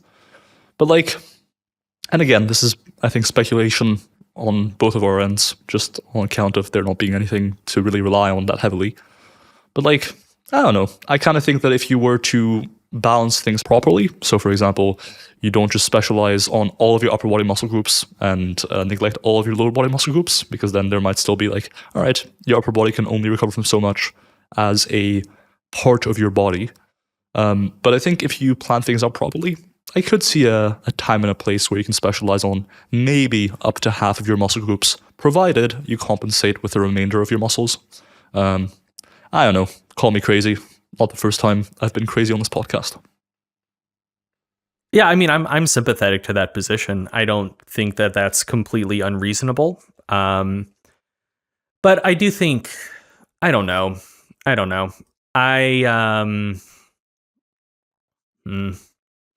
Yeah, it's very possible that I'm just being excessively conservative about this. And also, like, honestly, maybe like overweighting my own kind of N equals 1 experience here. So story time. I loved like when I was younger, I loved just experimenting with any like wild approach to training that I came across. Like if I saw people on the internet saying, oh, this is an effective approach to training if you can survive it, but few survive. It was developed by evil Russian scientists that, put their athletes through the meat grinder, and the ones that made it became champions, but most of them burned out. Like if that was the sales pitch for any program, I was just like, I'm in. Like I'm gonna do this. And so I did Smolov for squats. I did Smolov for deadlifts. I did Smolov for bench, not Smolov Junior, because that's for babies. I'm not a junior. I'm Daddy Smolov. And so I had done it for all 3 lifts, and like it did pretty well. Deadlift, I survived. It didn't really put that much on my deadlift, but like squat and bench, it was actually like quite productive for. So I was like, hell yeah, Smolov rocks. Had really no issues recovering doing it for squats, none whatsoever doing it for bench. So I was like, okay, this is chill. Now that I have this information, who knows what I'm going to do with my deadlift moving forward, but like, I'm just going to do Smolov for squat and bench for a few cycles and see what happens. And even though there should be very little like crossover there, like squat and bench train very different muscle groups. And bench, I don't know. I wasn't strong enough to have like major systemic recovery demands from bench press. You know, like I wasn't someone benching like 600 pounds or anything. I've never been someone benching 600 pounds, but like once it got in the 4s, it's like, okay, like I might feel actually quite fatigued after a bench day. I was benching like mid 3s. Like it was, like bench days were easy regardless. But yeah, so I did Smolov for squat and bench after having done it separately for each, and doing it together. Like it went from being very manageable to just fucking crushing me. And I do kind of think that Smolov for squat and bench at the same time would be training about half of my muscle groups. And I really wasn't doing other back training, really wasn't doing much for deadlifts. I would say like the rest of my body was in like sub maintenance levels of volume. And like it wound up being considerably too much. So yeah, I don't know. Like that's N of 1. Don't want to overgeneralize from it, but I don't know. I do have like a bent of conservatism in me, like in terms of getting too far out over my skis with training prescriptions and recommendations, and like, yeah, like 1 or 2 muscles at a time, standard, like classic specialization phase. Like I do feel really good about that. And I would not be surprised if you could do 3, 4, like more muscles than that, like maybe, but I don't feel confident in that, I guess. No, I think that's more than fair enough. And I think to kind of touch on your anecdote, I do suspect it might be a little bit different for strength work versus hypertrophy work to an extent. This could just be, again, my anecdotal experience, but I think while the research actually suggests the opposite, where you see that higher rep ranges tend to acutely fatigue you more, I personally find that strength work just kind of tends to bang me up a lot. And if I try and do a bit too much of it, I tend to run into issues pretty quickly, whether it's on the squat, bench, deadlift. So I can certainly empathize with that stance. Anything you want to add, Pac? Yeah, that at the end of the day, like even if you are the one weirdo that will go like, oh, okay, I'm going to do now 45 sets for every muscle group in my body. The worst case scenario there is that you'll very quickly see that it's not manageable, and then you'll have to pull back from somewhere. The fear with junk volume and the idea that, oh, you may be overdoing it and you're going to be losing muscle and you're going to be overtraining. We briefly talked with Milo about overtraining and the fact that in the resistance training literature, even in strength sport athletes, overtraining syndrome is not something that is often observed. So yeah, some concerns with higher volumes and whether you're able to do more volume for a certain body part. If you want to absolutely maximize hypertrophy and make that bet, doing more volume is totally fine. And worst case scenario, if you're seeing that the volume you're doing is not tolerable, adjust accordingly. There's no scenario where you do a ton of volume for a few body parts and all of a sudden you wake up and you've lost muscle and you're now in the hospital without any warning from your body. It's likely that you're going to be pretty sore. You will see some performance decreases, sleep will be impacted, and things will feel rough and sessions will not feel manageable. So I don't get when people overly stress about whether they're doing too much or too little. Yeah, and for what it's worth, having recently looked at the muscle damage literature a little bit, I do think one of the most practical proxies for recovery is still just performance. So if your performance is generally consistent week to week or generally improving week to week, the odds are pretty high that you are not overtraining or in danger of overtraining. So I think it can be pretty intuitive for most people to see, okay, am I doing too much or am I actually fine as far as recovery goes? Another topic that is often brought up in relation to the volume research is just this general skepticism. And I think this goes back to what Greg was saying earlier of a sort of list of things people bring up when they're not really involved in research, right? Like they're not really privy to what happens in the lab when you're conducting resistance training study. One thing that's often brought up is, were these participants actually training sufficiently hard? Because, you read that all sets were taken to failure, or in the case of the NS study, for example, that all sets were taken to 2 reps in reserve and the last set to failure. And to some people, they don't think that that's possible. So I guess, Pac, what are your general responses to that claim that, they weren't actually training to the intensity being prescribed? It's like, okay, that's just you saying, I don't believe what the text says because I wish to not believe it, and therefore I disregard it. I'm not, from our experience in the lab and being present at a research facility that has also been criticized within the volume sort of debate, even though the proximity to failure in some of the papers that we took part in and were physically present for the data collection, where failure was set as sort of volitional failure, but participants were encouraged to train to the point where they couldn't perform another repetition. Being in a lab setting is not what most people think. Being in the lab is not what most people think is, or it looks like. I'm not sure what happened with my English there. The Greek inside me was revolting. It was like, no, we're going to speak another language now. But when you have 1 or 2, and in our case, sometimes like 4 research participants per subject, encouraging them to do another rep, to push harder, and so on and so forth, and those research assistants obviously have somebody overseeing them and have been told that, look, it's very important to follow the guidelines of the methods of the study, and so on and so forth. I do not place a ton of stock on the criticism that participants were not training hard enough, with the evidence provided for that being, I don't believe that they did because this sounds very hard. At the end of the day, and I'll pass to you, Milo, because I think I know what you want to say. Say it.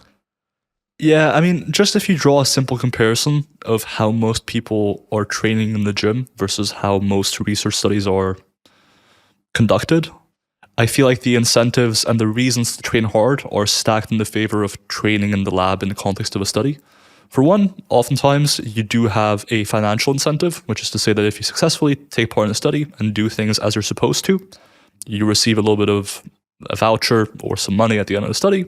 So you don't really get that when you're training in the gym. So if anything, you would expect the person to be training harder in the lab versus in the gym. Another thing is, people are actively watching you.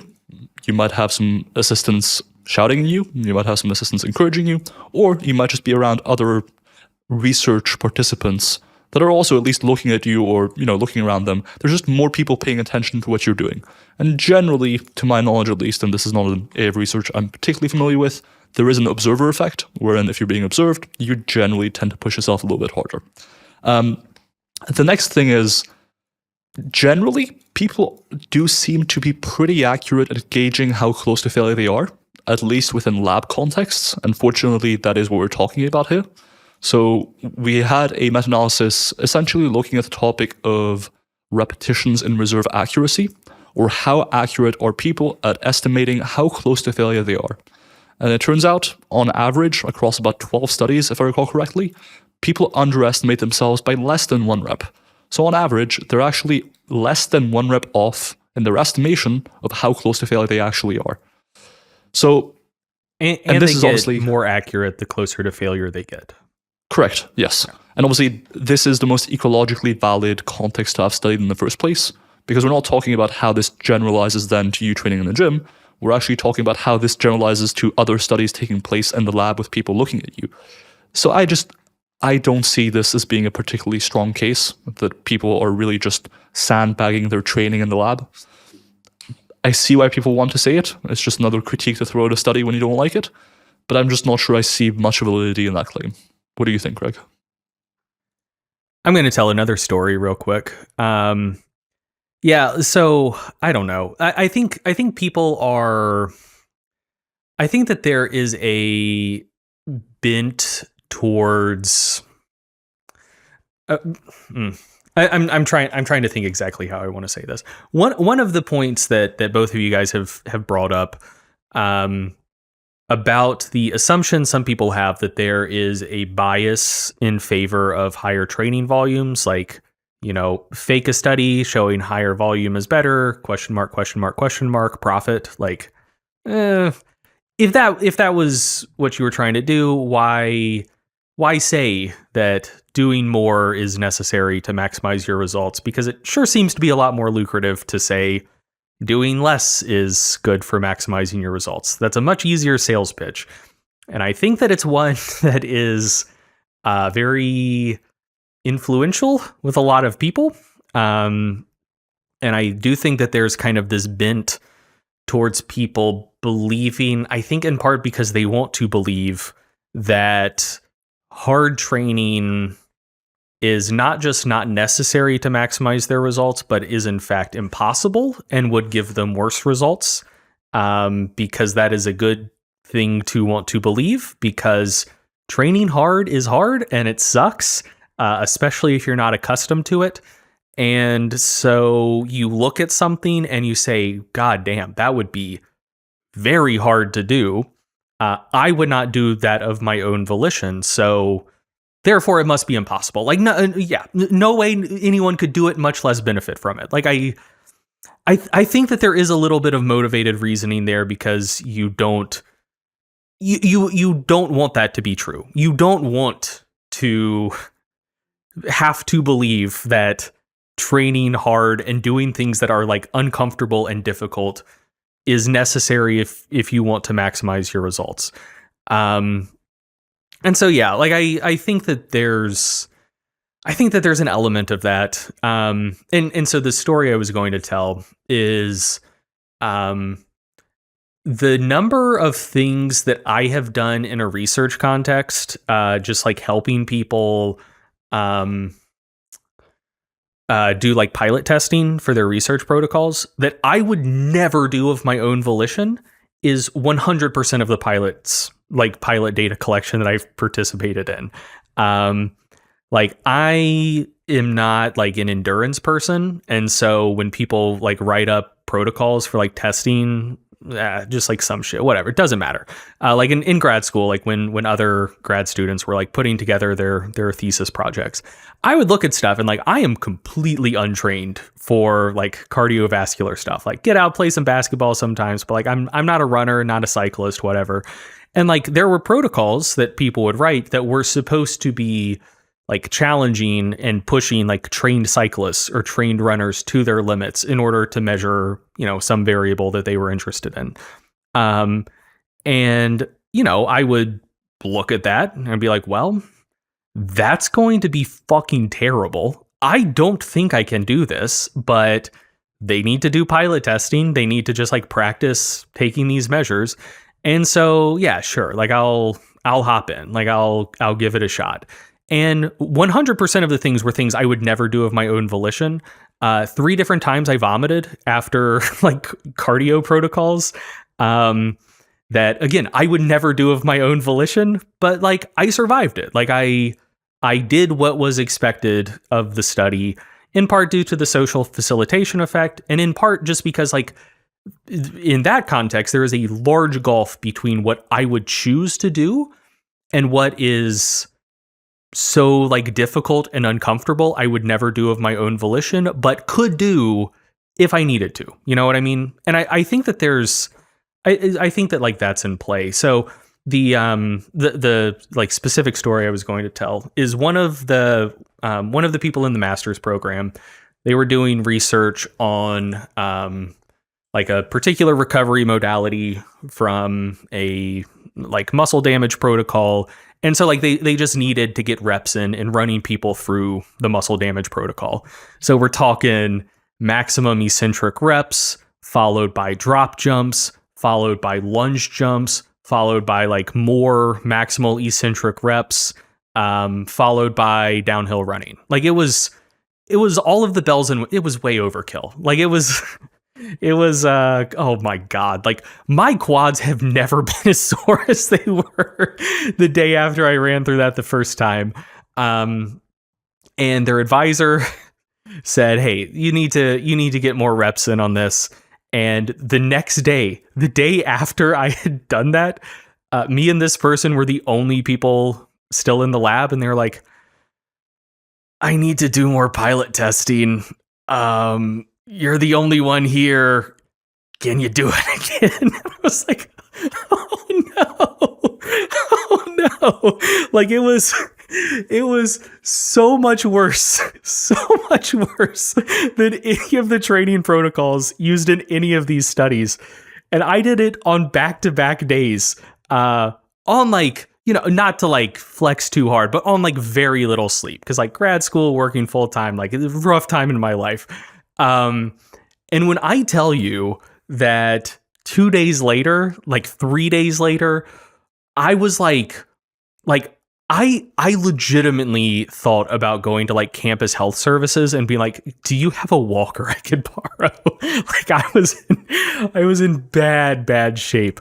But yeah, like I would never do any of that. I would never do a quarter of that on my own. But like I survived it not just once, but twice on back-to-back days, just because like someone needed it for research. You know what I mean? And so, there was a bit of like friendship there and whatnot. It was like I wasn't just like doing it for a $25 gift card to complete a study, but like, yeah, I don't know. I think people underestimate what they are physically capable of if they're properly incentivized to do something. And yeah, like I just think that most people have like a gulf. There's a huge gulf between what they can physically do and what they think they can physically do if they've never had occasion to push themselves or like be forced to push themselves that way.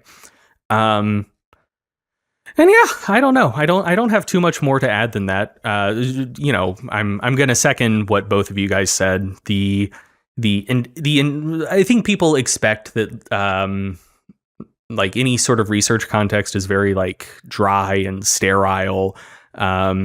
You're like they picture something kind of like the Ivan Drago training sequence in Rocky IV, where like you are just doing like isokinetic knee extensions in a brightly lit room, and maybe you don't have Russian doctors to like inject steroids into you, but like it's like clean and like surgical and whatnot, and like most of the time it's in kind of like a dingy basement. Usually exercise science doesn't get the best lab space at the university, and it's not like 55-year-old scientists in spectacles and lab coats just like dryly overseeing what you're doing. It's mostly like 22 to 26-year-old, mostly young men who are like overworked and frustrated, and like the one thing that they can do every day to kind of like get some of that stress out is yell at the top of their lungs at research subjects as just like a bit of catharsis, and they very much avail themselves of that opportunity. Like it's pretty intense. Like from the like I've coached in a gym that mostly trained like high school athletes trying to go D1 for college and D1 athletes trying to go pro.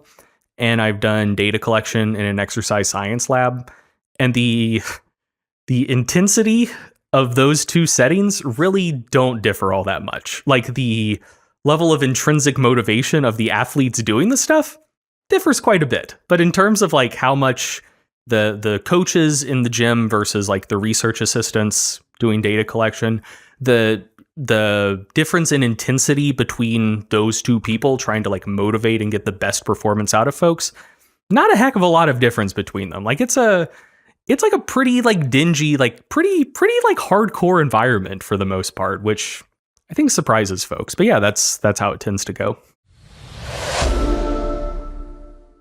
What do you tell individuals, which is something we haven't touched on yet, that look at this volume research and tell you, wait a second, Greg, you think you're getting bigger, but in reality, it's the swelling that has been observed in these studies. And the timelines are a bit sketchy, and there's not enough time for swelling to dissipate. So what do you have to say about that? Yeah, sure.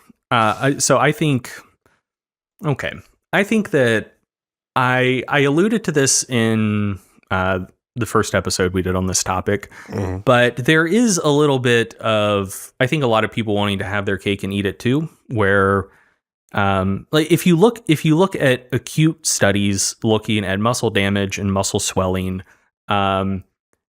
higher volumes tend to cause more muscle damage, cause more muscle swelling. If you take someone that's unaccustomed to something and put them through it, if they do more of it, more muscle damage, they swell more. Like that's pretty typical. The same is also true of proximity to failure. And as I mentioned in the last episode, a lot of people who are against high volume training are also pretty in favor of training close to failure and think that, low reps in reserve is really important for maximizing muscle growth.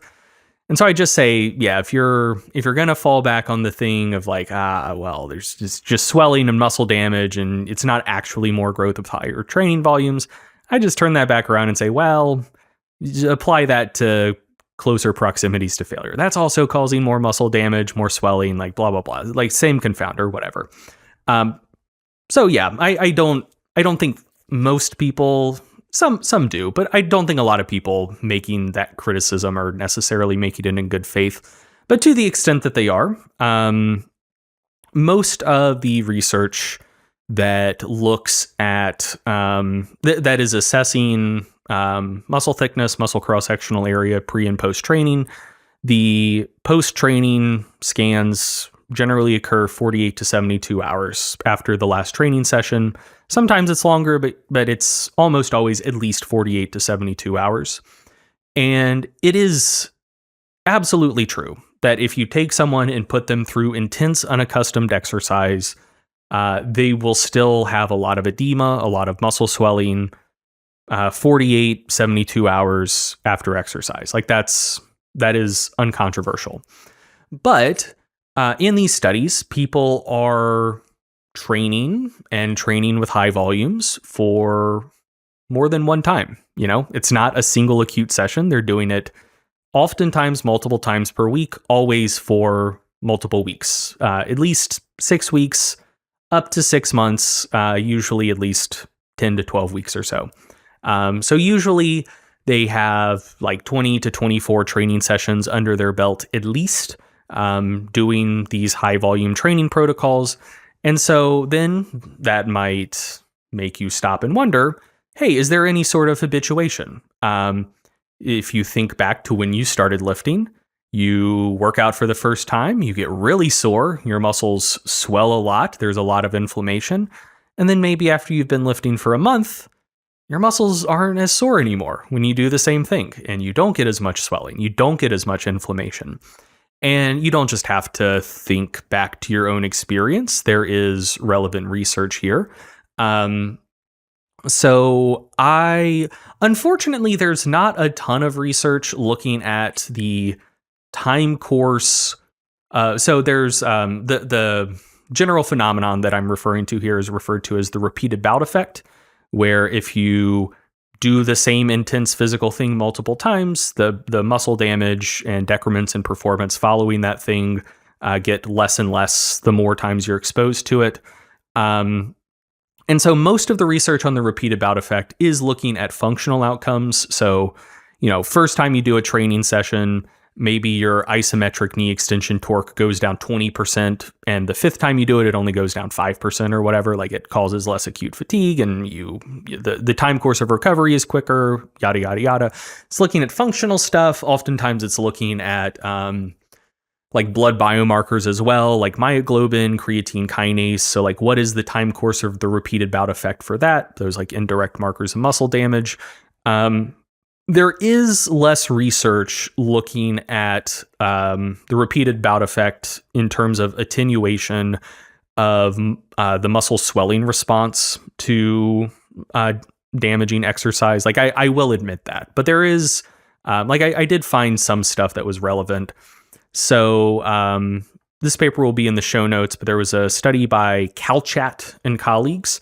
Muscle shear elastic modulus provides an indication of the protection conferred by the repeated bout effect. And in this study, basically, they used downhill walking as their kind of like vector to induce muscle damage. And downhill walking might not sound like much, but it's like eccentric exercise that you do for a pretty long period of time. It has like a slight plyometric component, plyometric-ish, I guess. I don't know. Like you're like absorbing the force of like each footfall, and it does like reliably cause very considerable muscle damage. So in this study, basically they had subjects do the same bout of downhill walking twice. If memory serves, it was 45 minutes of downhill walking. And they wanted to see like a lot of different aspects of like ways you could look at muscle damage, like neuromuscular stuff, functional stuff, blood biomarkers. Like how much did those things differ following the first training session versus the second training session? And specifically here, I wanted to talk about the swelling effect. So if you pull the paper up, they took, let's see, it's figure 5 in the study for people following along at home. They took scans of the quadriceps muscles and looked to see how much muscle thicknesses occurred following these 2 consecutive bouts of downhill walking. And after the first one, rectus femoris and vastus lateralis muscle thicknesses at 24 hours, 48 hours increased by about 10%, give or take. So, you know, the muscles were about 10% bigger, just purely due to swelling. That's not hypertrophy occurring. And yeah, at 48 to 72 hours, there was considerable swelling taking place. After the second bout, so they did this twice. We're not talking twice a week for 12 weeks. We're talking they did it one time and then they did it a second time. The second time they did it, no detectable swelling. So at 48 and 72 hours, rectus femoris, just kind of like eyeballing the graph, maybe 3% swelling, but like basically no change from baseline. Vastus lateralis, like no change whatsoever. So it took exactly one session to fully attenuate like that aspect of muscle damage via the repeated bout effect. You saw swelling the first time, quite a lot of it, 10% increase. And then the second time they do it, none, 0, zilch, nada. Then another relevant paper that didn't look at muscle swelling, but did give kind of a more global overview of the repeated bout effect and attenuation of muscle damage that I think is like very relevant. It was by Margaritelis, maybe. That looks like a Greek name. Pac, help me out here. So in Greek, you'd say Margaritelis. In English, you'd say Margaritelis. Okay. Margaritelis. Cool. Okay. So yeah, that was the lead author of this study. Title is Eccentric Exercise Per Se Does Not Affect Muscle Damage Biomarkers, Early and Late Phase Adaptations. So necessary context for this, eccentric muscle actions cause more damage than concentric muscle actions. And what they wanted to do is just look to see, hey, if we put people through just a wild eccentric training protocol in a matched but inherently less damaging concentric training protocol, how long does it kind of take for do you ever get to the point where you're seeing similar, i.e. very little muscle damage following the eccentric training to the concentric training? And if so, like if you do wind up kind of converging and not seeing a ton of muscle damage after either, how long does that take? So it was a 10-week study. People were training once per week, and the training protocol was 5 sets of 15 maximal, either eccentric or concentric reps, which is a lot. Just think like 5 sets of 15 squats to failure, but like 3 times as bad, because each rep is maximal. Like the start of the set is not easy, and then it gets hard by the end. It's maximal eccentric from the start, and you can produce more force eccentrically than concentrically. So just imagine doing like 5 sets of 15 squats with 120% of your 1RM or something like that. Like that's sort of the stressor that the quads were put on, and these were untrained individuals. So like eccentric muscle damage protocols in untrained subjects are cruel. Like they're rough. They really fuck people up. So anyway, they looked at like I said, in the interest of full disclosure, they didn't look at swelling in this study, but they looked at damn near every other indication of muscle damage that you might look at in a study. So they looked at isometric torque, eccentric torque, concentric torque, C-reactive protein is a marker of inflammation, creatine kinase is a marker of muscle damage, just like the whole kit and caboodle of ways that you might go about assessing muscle damage and therefore the repeated bout effect. And so, yeah, they did this protocol once per week for 10 weeks. And by week 8, so after 8 total sessions, there was really like no detectable muscle damage following that, again, absolutely brutal eccentric training protocol. So I don't know, like I would be lying if I said that there was research I could directly point to say that after 12 weeks of training, there is no detectable muscle swelling 48 to 72 hours after a high volume training session when people have become habituated to high volume training. Like there's not a direct citation that I can point to. But looking at the general research on muscle damage and the repeated bout effect to far more like inhumane training protocols, and just the research that I mentioned about like how quickly the muscle swelling effect is attenuated after just like a single bout of downhill walking, I really think that it's pretty inconsequential. Like I think if you looked at any of these high volume protocols and you did it today, it's going to cause a lot of muscle damage, and 48 to 72 hours later, you're going to have a lot of edema, you're going to have a lot of swelling. Like that is a valid concern. Like I'm sure that is something that occurs. When you do it twice a week for 12 weeks, I so strongly believe that 48 to 72 hours post-training, there's just not going to be much perceptible swelling anymore. At least no more than one would anticipate from just any sort of resistance training protocol, low, moderate, or high volume. Like there is probably some degree of like fluid retention in the muscle that is distinct from like swelling downstream of inflammation, like not edematous swelling, but just kind of like, you know, if you've been lifting and then you take like a week out of the gym or whatever, and your muscles start kind of looking flat just from not using them quite as much, I don't think that's necessarily like inflammation laying down. I think that there is just kind of like some transient sarcoplasmic hypertrophy that occurs. Just, you know, you're using the muscle more. Maybe you're getting a ramp up of kind of like proteins involved in anaerobic energy production that kind of pulls some water in with it. Maybe you have higher glycogen levels. So like I'm sure that there is some degree of fluid retention, again, distinct from like swelling due to edema, that does occur with just sort of any sort of resistance training performed longitudinally that would still be present 48 to 72 hours later.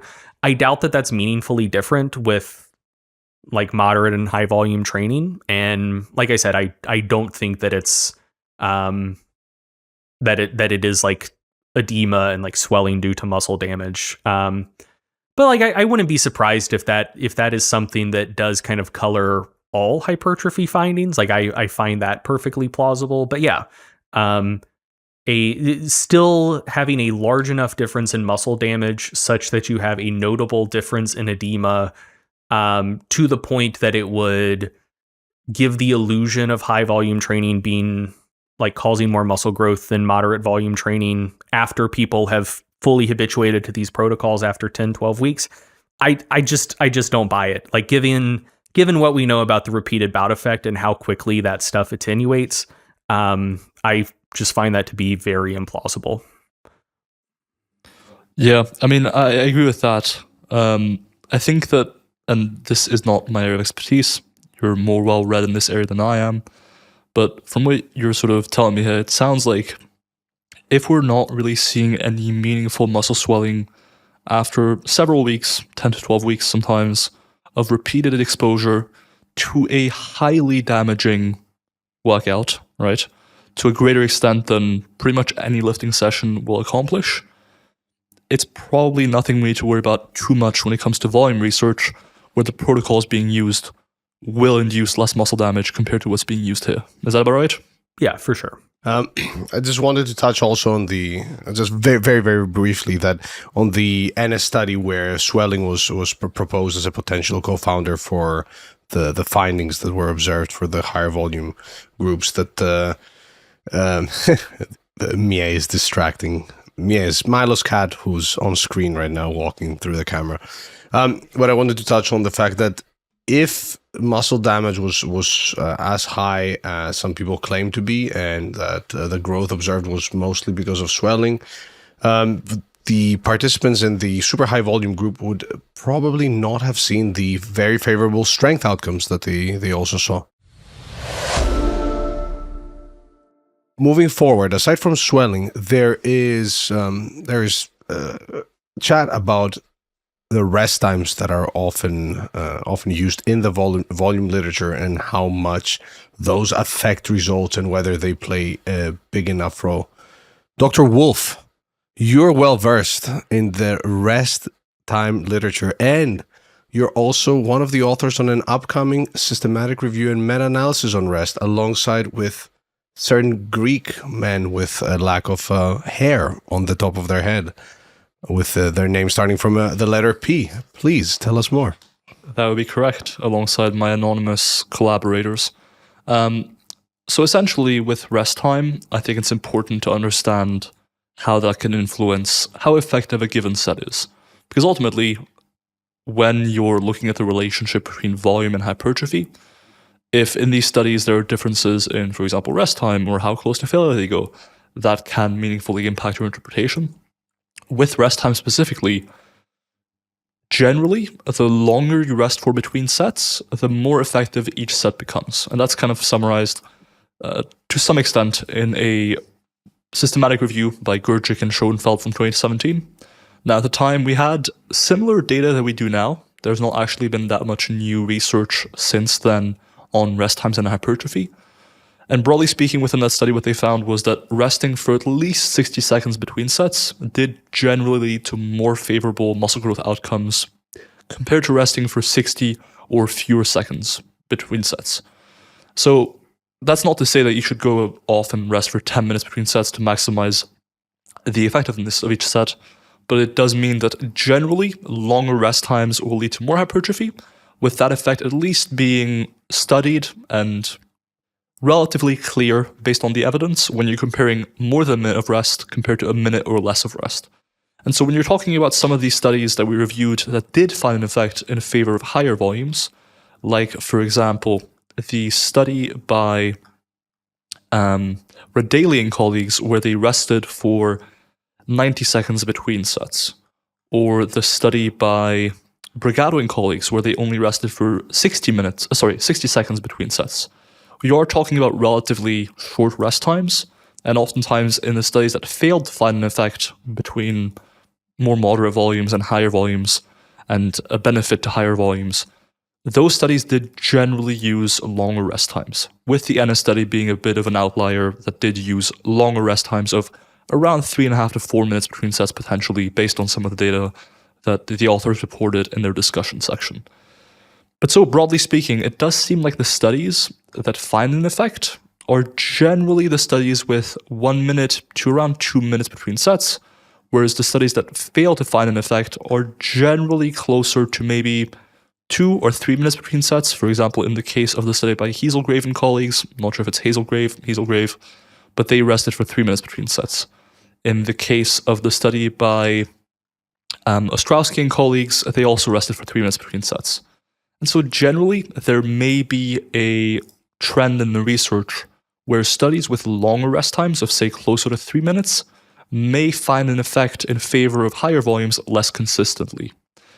And I think all this really means is that within your own training, you probably want to look at your rest times as something that might influence what your optimal volume is.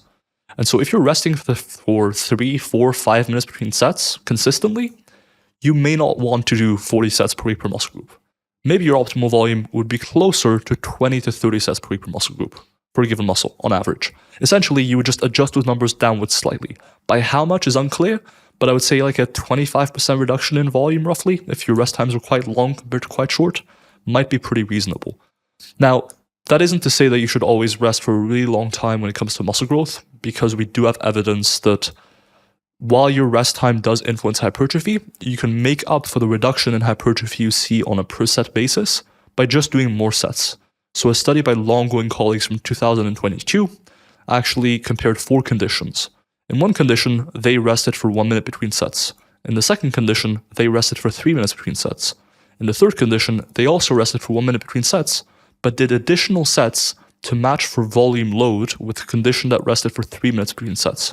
And finally, in the fourth condition, they rested for 3 minutes between sets, but only did as many sets as it took to match for volume load with the condition resting for only 1 minute.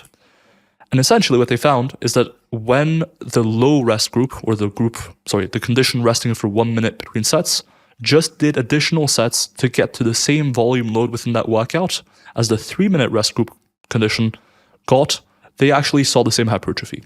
However, when you just compared 3 minutes of rest to 1 minute of rest, you did see more hypertrophy with 3 minutes of rest when you're just doing the same number of sets. But it seems that if you just do more sets to make up for it, you may see similar hypertrophy. All that to say, the longer you rest for between sets, the fewer sets you'll likely need to maximize hypertrophy, but if you prefer to rest for, say, a minute between sets, you can likely make up for it with more sets. The optimal approach still remains unclear. Maybe there's a benefit to resting for less time between sets and getting more sets in, as you potentially get more, quote-unquote, slightly more effective reps, right? While the concept of effective reps has been largely debunked by one Greg Buckles on this call, there may still be an effect to the reps closer to failure being a little bit more stimulating or effective for hypertrophy. And so maybe by taking shorter rest times and doing more sets and therefore more reps close to failure, maybe there's something there. But for the time being, the main thing to take away is simply longer rest times increase the effectiveness of each set. If you don't rest for very long between sets, you'll likely need to do more sets. If you rest for a while between sets, you'll need to do fewer sets. And I think that's generally the takeaway on rest times for hypertrophy. Do you guys have anything that you disagree with or that I forgot to mention? I don't want to get too far afield, but you know, while we're kind of in the realm of kind of like theorizing a little bit about, you know, how these things interact, and like maybe would the higher volumes and shorter rest times be more beneficial in the long term, even if they seem pretty similar in the short term. I've mentioned this on the podcast before. I've mentioned it elsewhere. One of the beliefs I have that I don't yet have sufficient data to support is that when thinking about like upward constraints on hypertrophy, like if you think about the question of like, why do people stop growing? Like, why does it get harder and harder over time? Why do people seem to approach a limit? I do suspect that a lot of the negative pressure against continued growth is largely bioenergetic. Like I've talked about this on the podcast before. I'm not going to fully rehash it, but you're dealing with like basic like surface area to volume constraints and ability to deliver like energy, remove waste products, blah blah blah, whatever. And so like my hunch is that higher volume training, and maybe in particular higher volume training with shorter rest intervals, would become increasingly efficacious over time. And, like not wanting to like overgeneralize from a single study, but the longest term study we have and the study where higher volumes had the like largest delta between higher and moderate volumes was the Rodelli study, where it did appear that higher volumes became increasingly more beneficial over time. And yeah, and it also used like shorter rest intervals. So I don't know, like that's I would not state that with like a high degree of confidence that people should listen to this and like take it to the bank and say Greg definitely believes 100% for sure that the benefits of higher training volumes get larger over time, and in particular high volumes with like short rest intervals. And the short rest interval bit, it's going to increase the stimulus for aerobic training adaptations like mitochondrial biogenesis, increased capillarization, blah, blah, blah, whatever. Like it essentially ends up being like interval training for the local muscle group that you're working out. So yeah, like, I don't know. I like that's something that I kind of think, just based on suspicions I have related to why hypertrophy gets harder and harder over time. Yeah, like I would kind of suspect that just in general, higher volume training, and maybe in particular higher volume training with short rest intervals, would wind up, not over the course of like 12 weeks, but maybe over the course of 2 years, proving superior. But, that's a question to be adjudicated with more data on another day. Hey, that is a topic of research for a master's student or a PhD student, probably, because it sounds quite extensive. I think the final thing that we haven't yet touched on as far as volume goes is ultimately, how do we make this stuff actually practical? So let's say we do think that higher volumes all the way up to 30 or 40 sets per muscle can be beneficial for muscle growth. But obviously, there is a time cost to doing this. How might we go about incorporating higher volumes into our training? Like, what strategies do we have to do that? Do you want to lead us off, Pac? Sure. And we can just sort of pass potential practical approaches from one to the other, just so that I don't take too much time rambling here. So allow me to start by saying that, as we previously mentioned, you can obviously opt to use very high volumes for specific body parts that you want to particularly bring up. And if you're interested in maximizing muscle hypertrophy, keeping all body parts in a 10 plus sets per week range makes sense. However, there are ways where you can cram in more volume in a time-efficient manner and do so effectively. One of those ways would be paired supersets, which Milo is a big proponent of and uses quite a bit in his programming. So I'll actually pass on to you now, because that's something you use extensively with a lot of clients. So yeah. How would you do that? Yeah, so by and large with paired supersets, I think they can kind of fall into one of two categories. One are antagonistic paired supersets, where you're pairing two motions that are opposing, like a bench press in a row, where there is minimal, if any, overlap in terms of the muscle groups involved. And there are essentially non-overlapping supersets. I think Mike Israetel may have first coined that phrase, but essentially just supersetting any two movements that may not be antagonistic in nature, but that do not have any overlap in terms of the muscle groups involved by and large.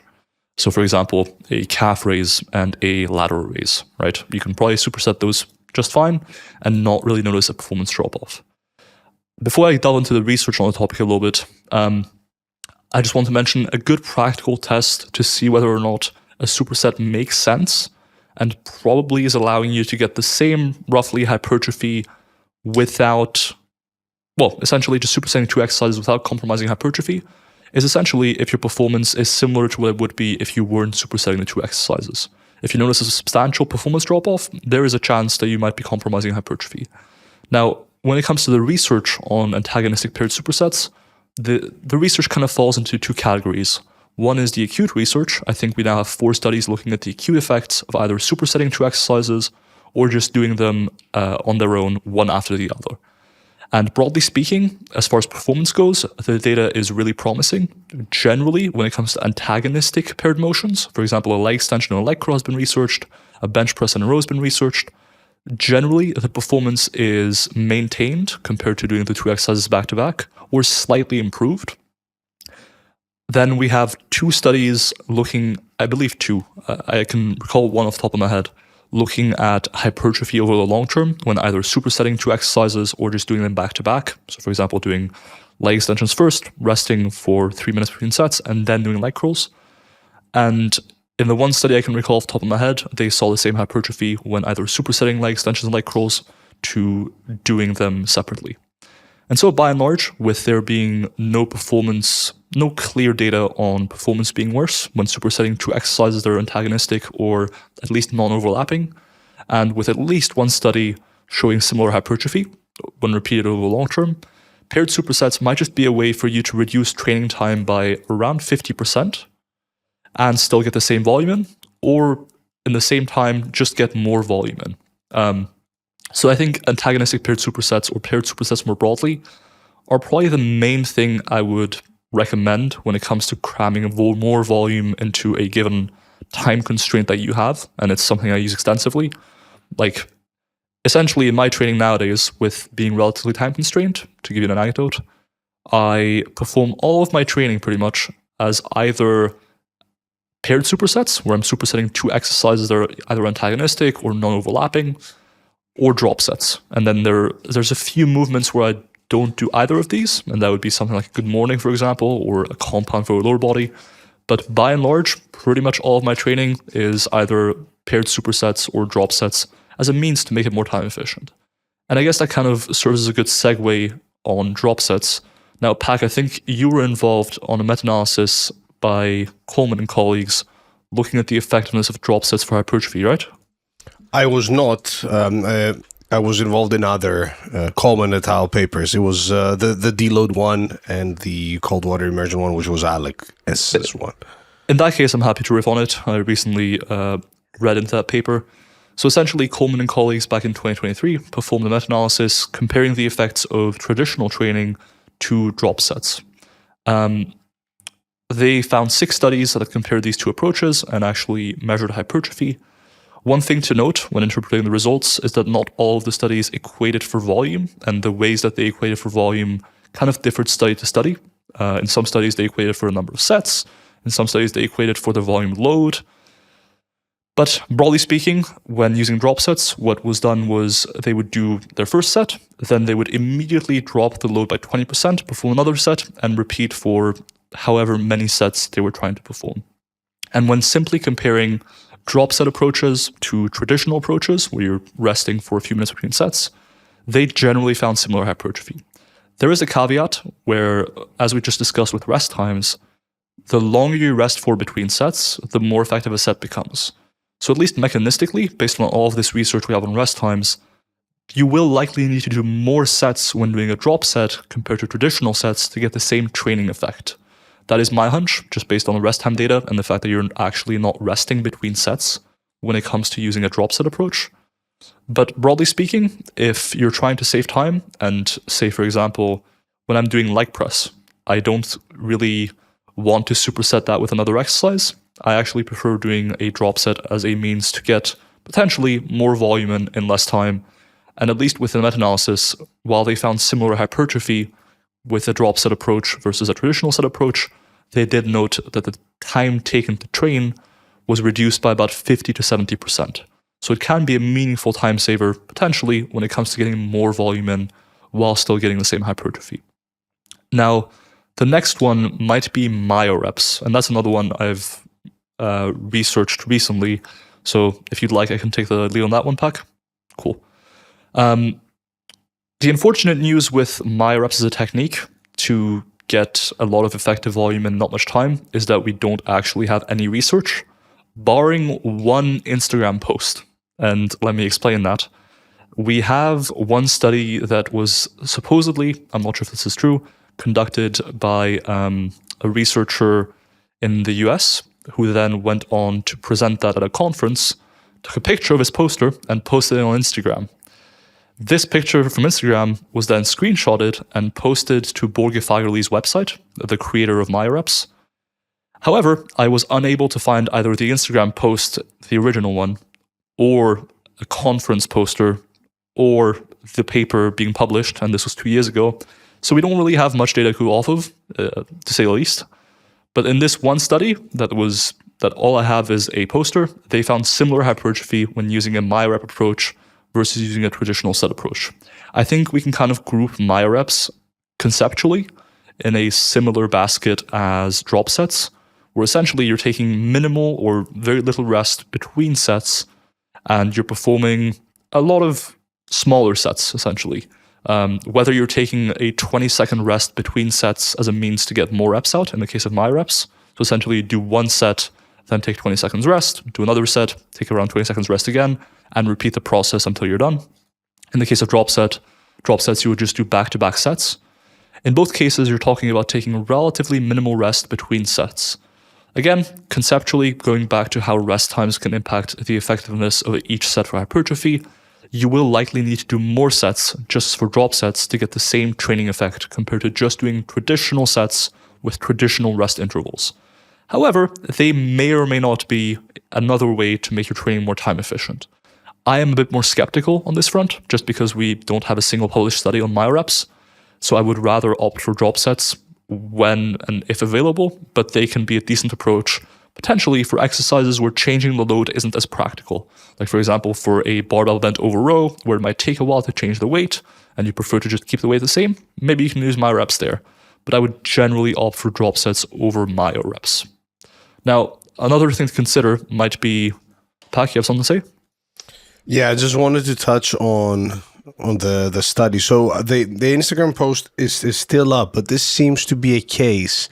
I want to see if Greg got some minor PTSD from a study being cited and being like widely cited, although it's not available and it's mostly in the form of an abstract. I mean, in this case, it's just a poster that we can't directly see.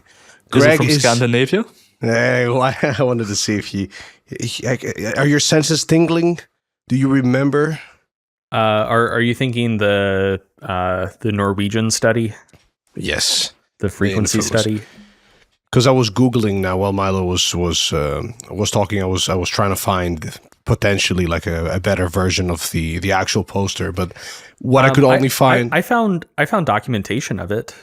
I found documentation as well, but not the poster itself, but a bunch of like posts and social media posts citing the poster itself. So it felt much like back in the day when that study was making the rounds, but you couldn't find the study. I found something from University of Tampa. Yeah, that University of Tampa put out. Looking at the author list here, do you guys know Chris Barakat or D'Souza, like the same senior author from the Aube study? Yep. So they were authors on this. You could potentially hit them up and see if they have some version of it, or just any update on when it might be published. I'll hit the author up now. I can see that he's following me on Instagram. Oh, nice. Hell yeah. Potentially has blocked Milo.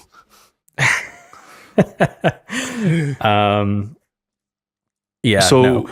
I'm glad to see that this is recent, like from 2022, because when you first started mentioning abstracts of stuff that never got published, Milo, I was actually thinking that you may have been thinking of another one from University of Tampa, which was back during a prior era of that school that does not represent how things are there now, where there were some people that published a lot of very interesting findings that were never replicated. But one of the things was a study on like interset stretching with calf raises and the leg press that went around.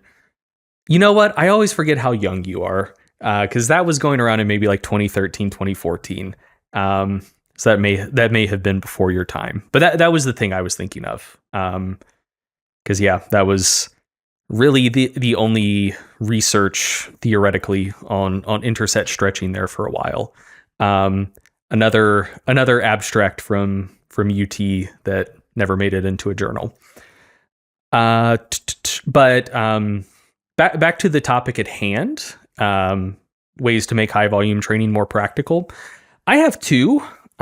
One is, and like this is going to sound like insultingly basic. Like you guys are recommending like different ways to structure your sets to be more time efficient and whatnot, and I think all of that is really good. It's good practical advice. But I would also say one strong recommendation I would give is just like being present when you're training and not getting distracted during your workouts. Cause oh man, like the number of times, so the training programs that we sell are like, they're not like super high volume. Like they're, they have like plenty of slots for people to slot in their own accessory exercises. But like if you just do the compounds and like one or two accessories, like I recommend, like you should be able to get in and out in a pretty time efficient manner. And like I not infrequently get complaints of people being like, man, these workouts are taking me hour and a half, 2 hours. And like, I look at their setup in their spreadsheet and I'm looking at it and I'm like, that really looks like a 45 to 60 minute workout tops. And I think a significant contributor is you go in the gym and you got your phone with you and there's lots of interesting things on your phone. And, like we talk about rest intervals, like long versus short rest intervals. So like 2 to 3 minutes versus maybe like 60 seconds or so.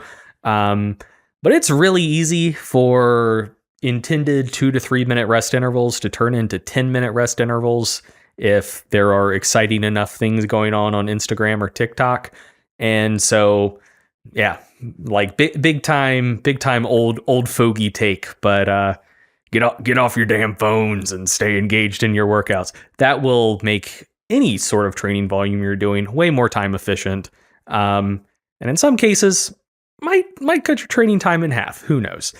The other thing that I would say is outside of your workout itself, if there's a particular muscle group you want to focus on, it's oftentimes very easy to just work that in throughout the day. So,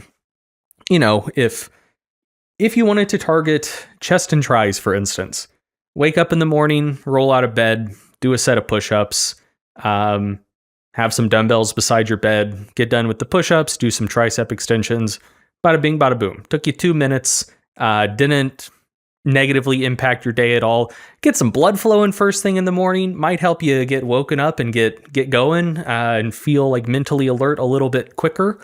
And then after work, you come home, do the same thing, before you settle in and plop down on the couch and get too comfortable, do another set of push-ups, do another set of tricep extensions. Before you go to bed at night, that's dicey. Some people, like any sort of exertion within a couple hours of bedtime, will keep them up. So, play that one by ear, give it a shot. If it negatively affects your sleep, don't do it. But, if you just did that first thing in the morning and after work or after school, you're working in 2 extra sets of chest and 4 extra sets of triceps. That's 28 sets for triceps and 14 sets of chest per week.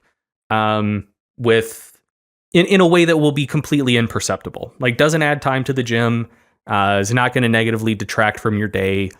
If you go too far down that road and you're like, oh, okay, maybe I'll get like a little pull-up bar and I'll do some curls as well. Okay, now you're doing push-ups, pull-ups, tricep extension, curls.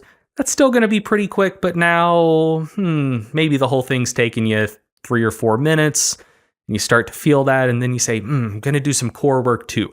Like you can expand that until now you're just spending like an hour a day just like not working out, but just doing like little feeder stuff throughout the day. So like, don't go overboard with it. But especially if you're maybe doing some sort of like specialization thing and you just want to very easily work in more volume throughout the day, I swear, like the easiest thing in the world, just do first thing in the morning, right after work, get a set in for like 2 or 3 muscle groups. You will not notice it. It will not put a crunch on your schedule, will not negatively impact your life. It's just like free volume you can work in. So that's another kind of like lifestyle tip I have for this. Yeah. And that's something that I think will become more and more, will get more and more out there. The idea of exercise snacks. It's already being explored in the context of health and just general fitness. But that's a really solid practical tip, man, because I think a lot of people underestimate the effectiveness of non-gym based or sort of non-workout based training. Like, yes, doing a set of or 2 sets of push-ups to failure or chin-ups at home if you have a chin-up bar, like that's plenty of stimulus, and you can easily work up to just within a day 10 sets for your triceps, chest, front delts, biceps, and lats from just randomly between calls, banging out a few sets. Additionally, for those that are more traditional and are in the gym, a few simple tips that you can incorporate to make your training more time efficient are: 1, skipping warm-ups, or at least minimizing the time spent warming up, especially if you are commuting to the gym by foot or, cycling there or whatever. But even if you're not sitting on or grabbing the bar or whatever exercise you're planning to do on doing first, doing that for a couple of sets that will take you like a couple of minutes, and then starting your workout is likely not going to negatively impact your performance in any major way, especially if you're not getting ready to test your 1RM strength or anything of that sort. The data that we currently have on warm-ups do suggest that a combination of a general and a specific warm-up may be best for when testing maximal strength. However, from a hypertrophy standpoint or an injury standpoint, the idea that you need to do some extensive warm-up is highly overrated. Additionally, I think that's something that a lot of people sort of sleep on, is biasing the majority of your training towards machines versus doing barbell-based or free weight movements that may require more setting up than sitting down on a machine does. For example, waiting for the bench press, then having to warm up with a bar, then adding plates. When you're able to sit down on a chest press machine with a stack there and just simply go, okay, I'm going to start at X amount of weight, and then it's just going to grab the pin, put it lower, and voila. I speak French, by the way. And voila, we're here at work. We've arrived at working weight. Combine that with everything that Milo said before about potentially doing supersets and going from machine to machine, and you could get a solid amount of training volume in very quickly. We each did a video on like a 30-minute upper and a 30-minute lower workout, and even in just 30 minutes, you could be in and out of the gym and hit. Not you won't hit 30 sets obviously in 30 minutes, but you could hit 1/3 of that relatively easily, as long as, and now touching back on to what Greg said, as long as you're pretty conscious about being focused and just doing the training versus socializing or being on your phone or whatever. Yeah, I think that's great advice, and I think that kind of rounds out what I think are the main ways to make high volume training more practical, just in terms of finding the time and what have you. Oh, I've got another one, kind of on the warm up point. People who come from a strength background, I think often, just like approach any training session with kind of like strength based assumptions that they may not be questioning, which oftentimes that means you're starting your workout with your heaviest exercise, and you want to warm up for that exercise specifically because you're starting with you're starting with heavy sets, and maybe you're staying heavy, or maybe you're kind of like doing a reverse pyramid approach. But it might take like a pretty extensive warm up to get up to the point that you can like safely and comfortably do your first set. But if you're approaching things from a hypertrophy perspective, which is primarily what we're talking about here, like we're not really touching on super high volumes for strength. That's another topic entirely with way less research on it. But yeah, for like if you're high volume curious because you're a washed up strength athlete and you're interested in high volume training for muscle growth, some of those things you've been doing, you need to flip some of those assumptions on your head, because it's less about like trying to maximize performance with heavy loads and more just about getting high quality work in. And you can start doing high quality work in ways that require considerably less warm up.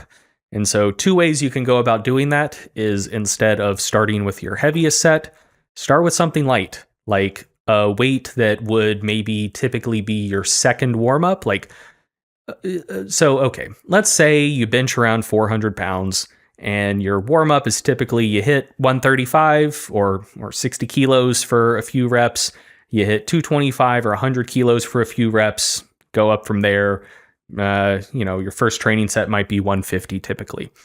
If you're approaching things from a hypertrophy perspective, maybe you don't want to get your first real set in with that 135 or 60 kilos, but you lay down, you do that for a couple reps, you go up to 225 or 100 kilos, and boom, now you're at your first set. It's not a warm-up anymore. Like 50% of 1RM, thereabouts, that is a productive load to train with. And yeah, like if you keep going up from there, you won't get quite as many reps as you would have if you didn't do a set pretty close to failure with 100 kilos first. But guess what? That's fine. It doesn't matter. Like if you get one fewer rep with 150 kilos, like it's not going to be a bad hypertrophy stimulus. Like your second warm up is now your first working set. And instead of doing it for 3 reps, you do it for 20. Like, so that can let you get into your workout while just getting rid of like 4 of your warm-up sets, because now it's your first working set. The other thing is that, especially if you're kind of like a banged up powerlifter and you're hypertrophy training curious, because the heavy weights don't agree with your body quite as much as they used to anymore. Like it happens to a lot of folks. The way that you progress through your workout doesn't have to be the same anymore. Like for a lower body day, you don't have to start with squat and then move on to different stuff. Squats take longer to warm up for. You don't even have to do squats. You can do leg press instead. But let's say you still want to do squats. You can instead invert the workout and start with some of the accessory stuff. Like the squats might take quite a bit of warm up, but you could start with leg curls and hip thrusts and knee extensions and things that take very little warm up, kind of incorporating that first advice I gave, where your first or second warm up set, guess what? Now it's your first actual working set. You're doing sets of 15, 20. Yeah, like you can get right into it.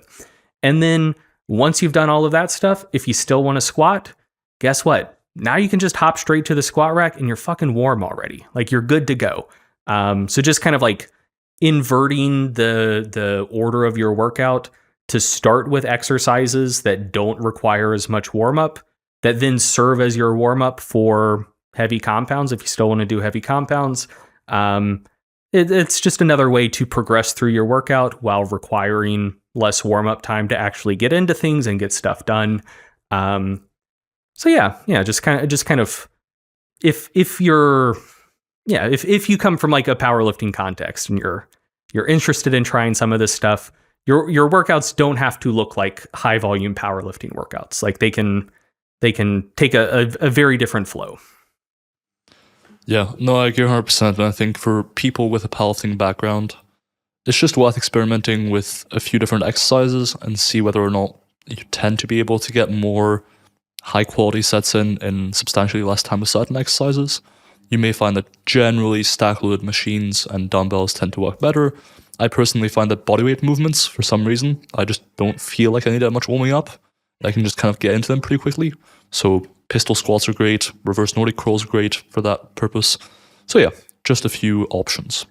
One last thing before we get to questions. I do think it would be good if, just to put a bow on this, all of us kind of gave our summary of our understandings of this research and just kind of our general recommendations around this stuff. And I did just want to add one more thing about just kind of the practicality of high volume training, in part to respond to a criticism I saw of the Innis paper and people that had nice things to say about it when it was being discussed a month or two back. Like one thing that you will commonly see is a bit of concern just that high volume training isn't practical. Like the idea of like, why would you put it out into the world that high volume training is good and perhaps beneficial for maximizing muscle growth? Because people already cite lack of time as a barrier to exercise. And so if you're telling them, oh, it's you need to spend like hours and hours in the gym to get the most out of it, that's like that's bad. It's almost like concern trolling on behalf of like theoretical people who aren't working out due to time constraints. And I would say that like I did want to respond to that just because like I think I don't know. I think it speaks to I don't know, like an idea that like if something is inconvenient, that means we shouldn't talk about it. And just that like if like that it should be off the table to discuss anything related to like maximizing performance, because like getting the most that you can out of anything is inherently inefficient. Like the Pareto principle, like the 80-20 rule, like applies across the board. Like you can get, and it applies here, you can get most of what you want to get out of something with like your first, X% of effort, whatever. But then if you want to milk it for everything it's worth, like it takes more. And like that is just generalizably true. And I do think that there's like a tendency for people to try to derive ought from is. Like if you say to maximize muscle growth, training volumes need to be high, people will interpret that as, therefore, I need to train with really high volumes, even if they're not necessarily trying to step on the Olympia stage. It's just like, if this is the best thing, like min-maxed in this particular domain, you need to do whatever thing is best. And yeah, like I would just encourage people to take things in the appropriate context. Like a statement of this is a way to maximize this particular outcome is not a statement that everyone should do that thing, because not everyone needs to or wants to maximize that outcome. And if you are listening to this and you think you may have that tendency where like anything someone says where it's like, hey, like this thing may be like beneficial for whatever outcome, and you're like, oh no, like I'm already so busy, I don't know if I have time to spend more time in the gym or do this like extra recovery modality or whatever, I would recommend just taking a deep breath, stepping back, and saying what matters to me.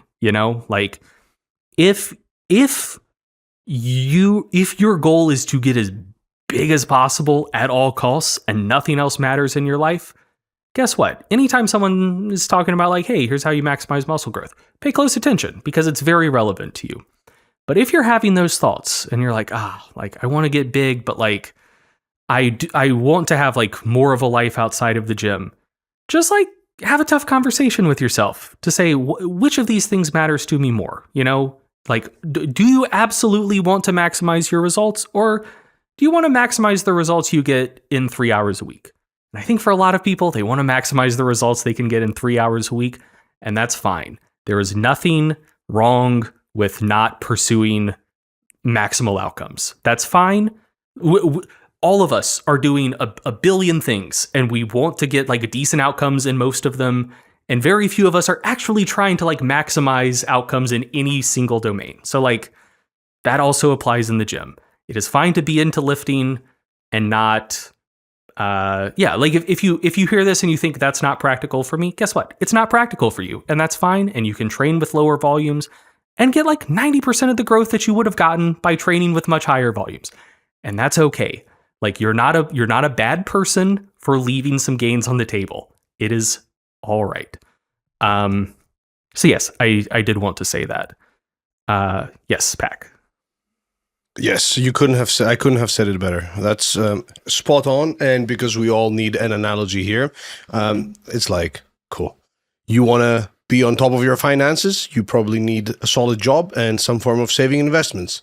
If you want to absolutely maximize the amount of savings and money you're making and et cetera, sure, there's plenty of things you want to do, but for many people, they don't care. And 90% of whatever wealth, accumulation or whatever is enough. Same here. I personally do 3 sets per week for my quads and my hamstrings in the form of squats and deadlifts. I have big legs. I can still squat 5 plates, deadlift 6 plates. It's all good. I don't really care. But when it comes to the discussion, the general discussion that we like to have as strength geeks and as strength and hypertrophy educators and so on and so forth, I am of the opinion that if we were to have a twin each and whoever got them more jacked would get a ton of money at the end, based on the current scientific literature, I would have my twin do as much volume as I could possibly get him to do while still recovering. And that's my stance. Dr. Wolf? I mean, to be honest, I think you guys pretty much encompassed my stance perfectly. I think that it isn't the most low-hanging fruit ever, but you will likely see more hypertrophy going all the way up to 30 and potentially even 40 sets a week for a given muscle. I think whether or not you want to do that will heavily depend on your circumstance, situation, how long you rest between sets, whether you're specializing on a muscle group, whether you have the time for it, a variety of things. I think one big takeaway from the research currently is that there is still a fair bit of uncertainty around how much of an improvement is there in hypertrophy by going from, say, 20 sets a week to 30 or 40.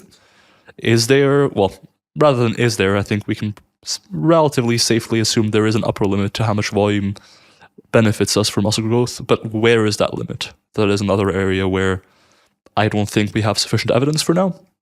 But I generally think that, more volume is going to lead to more hypertrophy, up to potentially 30 or 40 sets a week, just like you two said. So that's kind of my 2 cents on the matter, not trying to repeat you guys too much. Yeah, I co-sign everything both of you have said. I would say practically, if you want to experiment with higher training volumes, I would not recommend tripling your training volume overnight. I think a practical way to go about it is, and like this is honestly like pretty conservative, but it'll get you pretty high up there pretty quickly. I would say just maybe bump it up 10-20%. If you don't even notice the impact on recovery the next week, bump it up 10-20% again, and repeat that process. And then once you do start noticing that it's becoming noticeably harder to recover session to session, then stick with that level of volume for 3 or 4 weeks. If it starts getting progressively easier, then bump it up again. So, maybe at first you're bumping it up 10% a week. You do that 3 or 4 times, and then you bump it up maybe 10% every 3 or 4 weeks. And then at a certain point, you'll find, hey, can't go any higher. I'm having issues recovering at this level, whatever it is. I think at that point you found practically your upper limit. Give yourself a margin of safety, maybe bump it down 10-20% from there. And wherever that is functionally pretty high volume training for you. For some people listening, that might work out to 50 sets a week. For some people listening, might work out to 25. capacity to recover differs between individuals. It's going to depend on your context, how much you can sleep. Are you in a surplus or deficit? But that is a just practical approach I would recommend for kind of feeling it out for yourself. And once again, just to reiterate, I do think that if you're trying to absolutely maximize muscle growth, the research does at least lean in favor of higher volumes being the way to get you there.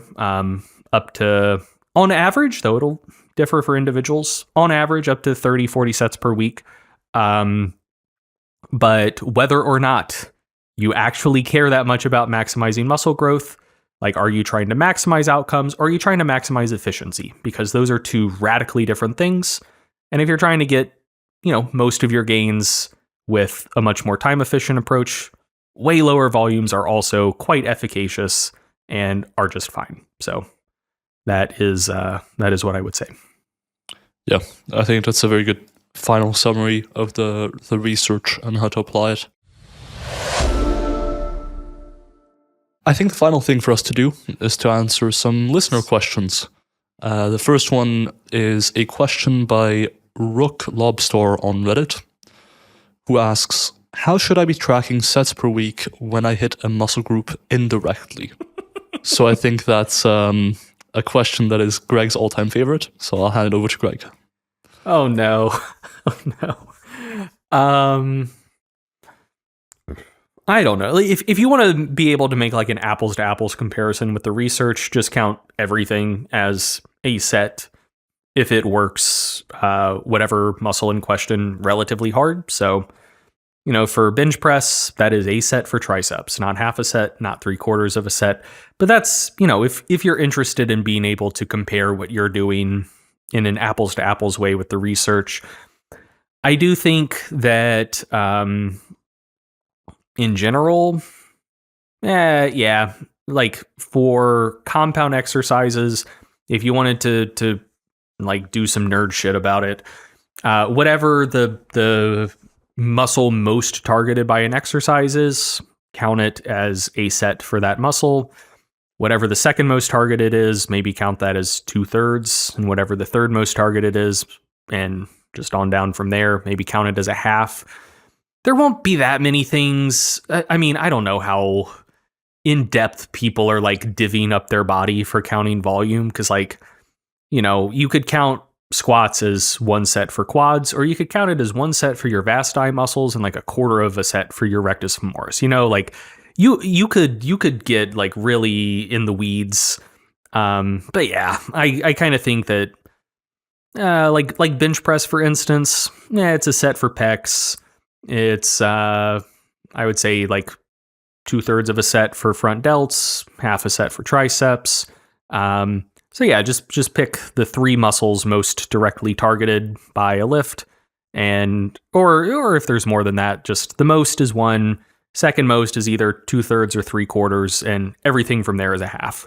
And that should be fine, I guess. But I mean, I don't know, like, sorry for derailing this already.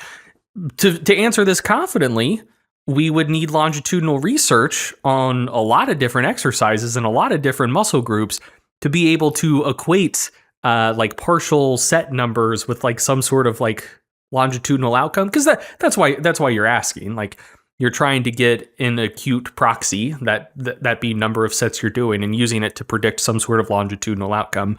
And yeah, like we don't have a ton of research to do that confidently. Like for biceps, like for instance, you could say, hey, curls, yeah, they definitely count as one set, no question.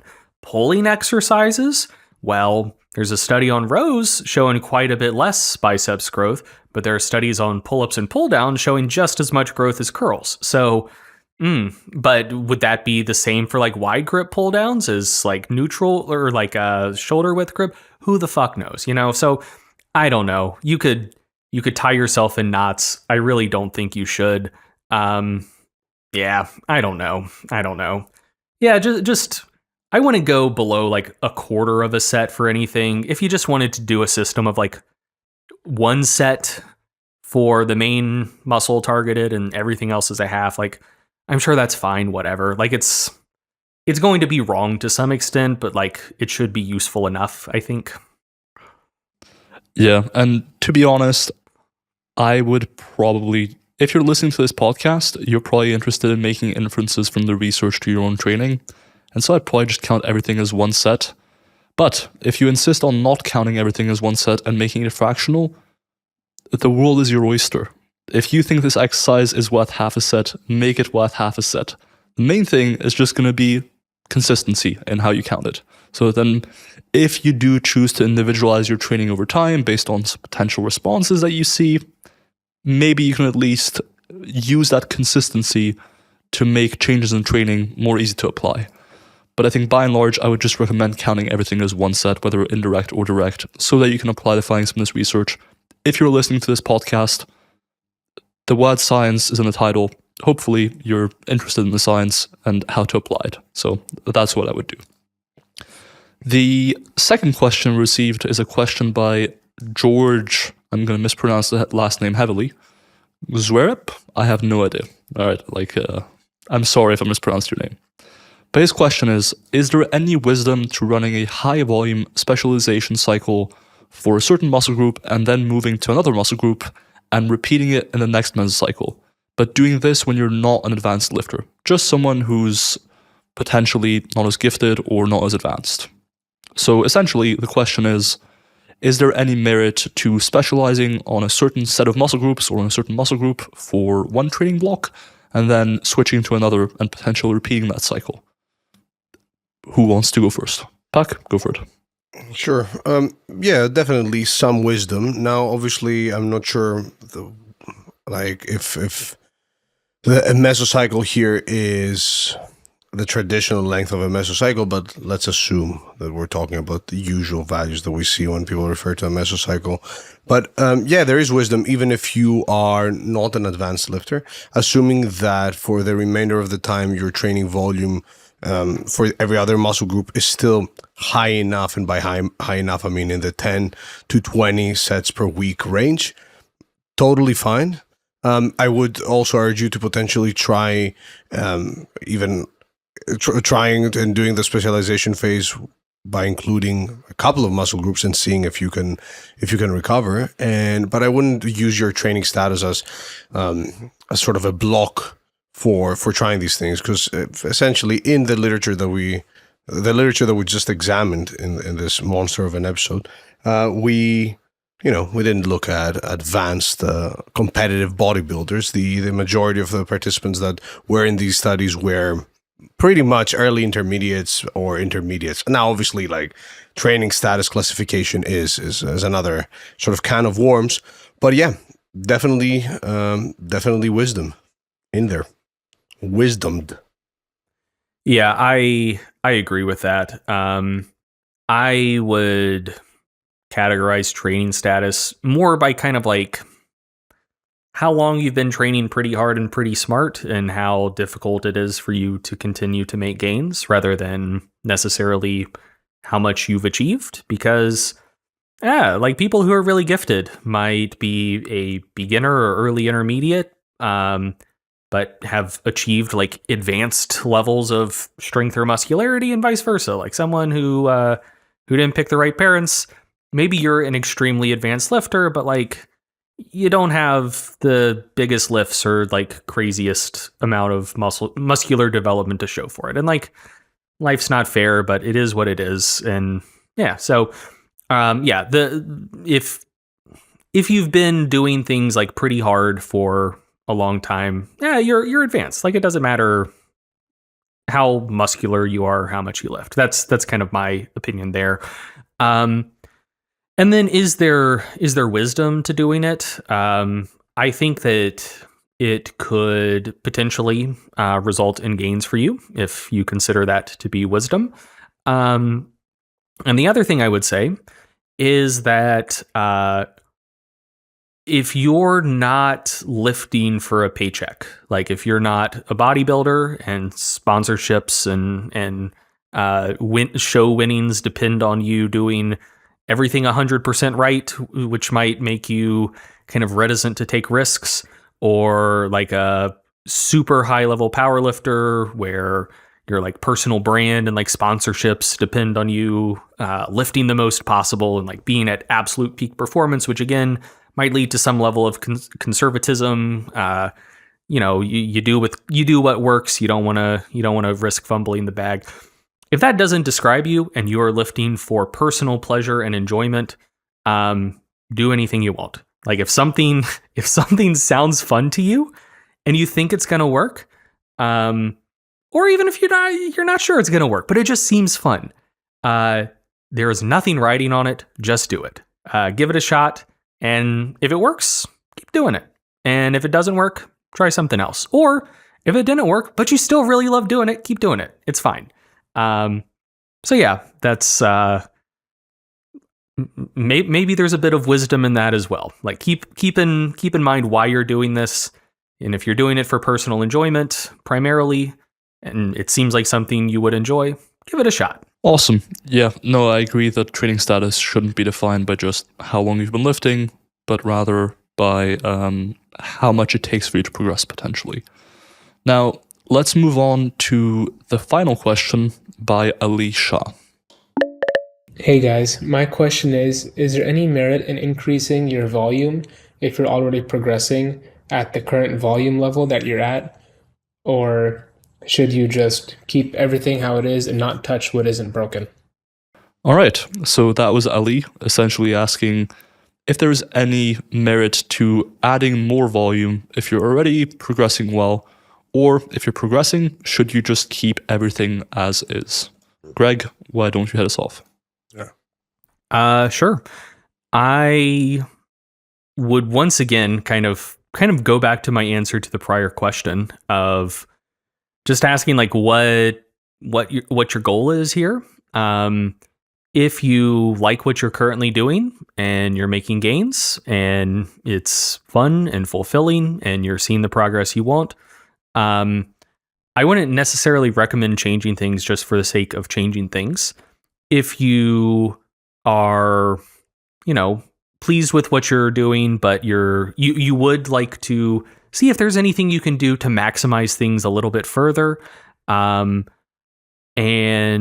you don't have any other constraints, and increasing training volume does seem like something that would be fun, yeah, give it a shot. It's fine. And if it doesn't work out for you, you do have context of what you're currently doing. It is working for you. It's not broken. And nothing prevents you from just going back to what you're currently doing if increasing training volume doesn't pay the dividends that you want it to. So, yeah, much like my answer to George, if it seems fun and it sounds like something you want to do, go for it. And if not, and you're perfectly happy and satisfied with what you're currently doing, don't feel like you need to go out of your way to try to absolutely maximize muscle growth if that's not your top priority in life. Allow me to just quickly add on that if you're feeling super fresh after each session, and let's say you're hitting low session RPEs and you're somebody who, as you said, wants to maximize muscle growth, sure, you could add more. Even if you're progressing, you could add more training volume and potentially get a bit more out of it. But if things are already feeling somewhat rough, or if sessions are feeling pretty difficult and you're progressing fine, then adding more and potentially hitting a wall may not be the best idea. Yeah, I largely agree with that. I think that if you're, again, concerned with maximizing your progress and you're consistently progressing week to week, that is a very good sign that your recovery is just fine, and that in fact you might see more growth from more volume. And I think that's even more so than that. If you're currently doing relatively low volumes of, say, 10 sets or 15 sets, there is likely going to be more of an upside to increasing volume than if you're already doing, say, 30 sets. Like, assuming there is somewhat of a logarithmic relationship, if you're already doing high volumes, will increasing them even further really add much more hypertrophy? I am not sure. Whereas if you're doing closer to, say, 10 sets, I think the potential benefit there is going to be larger. So it kind of depends on your starting place as well. All right. Thanks for listening to another marathon episode of the Stronger by Science podcast. still not aspartame length, but I think this one and the prior episode put together might rival the aspartame saga, which is fun. So yes, thank you for listening to another episode of the Stronger by Science podcast. We love and appreciate all of you, and we hope that you have another couple great weeks of training with however much volume you personally enjoy and can tolerate and have fun doing. And we will talk to you again in a couple weeks. Thanks. Bye.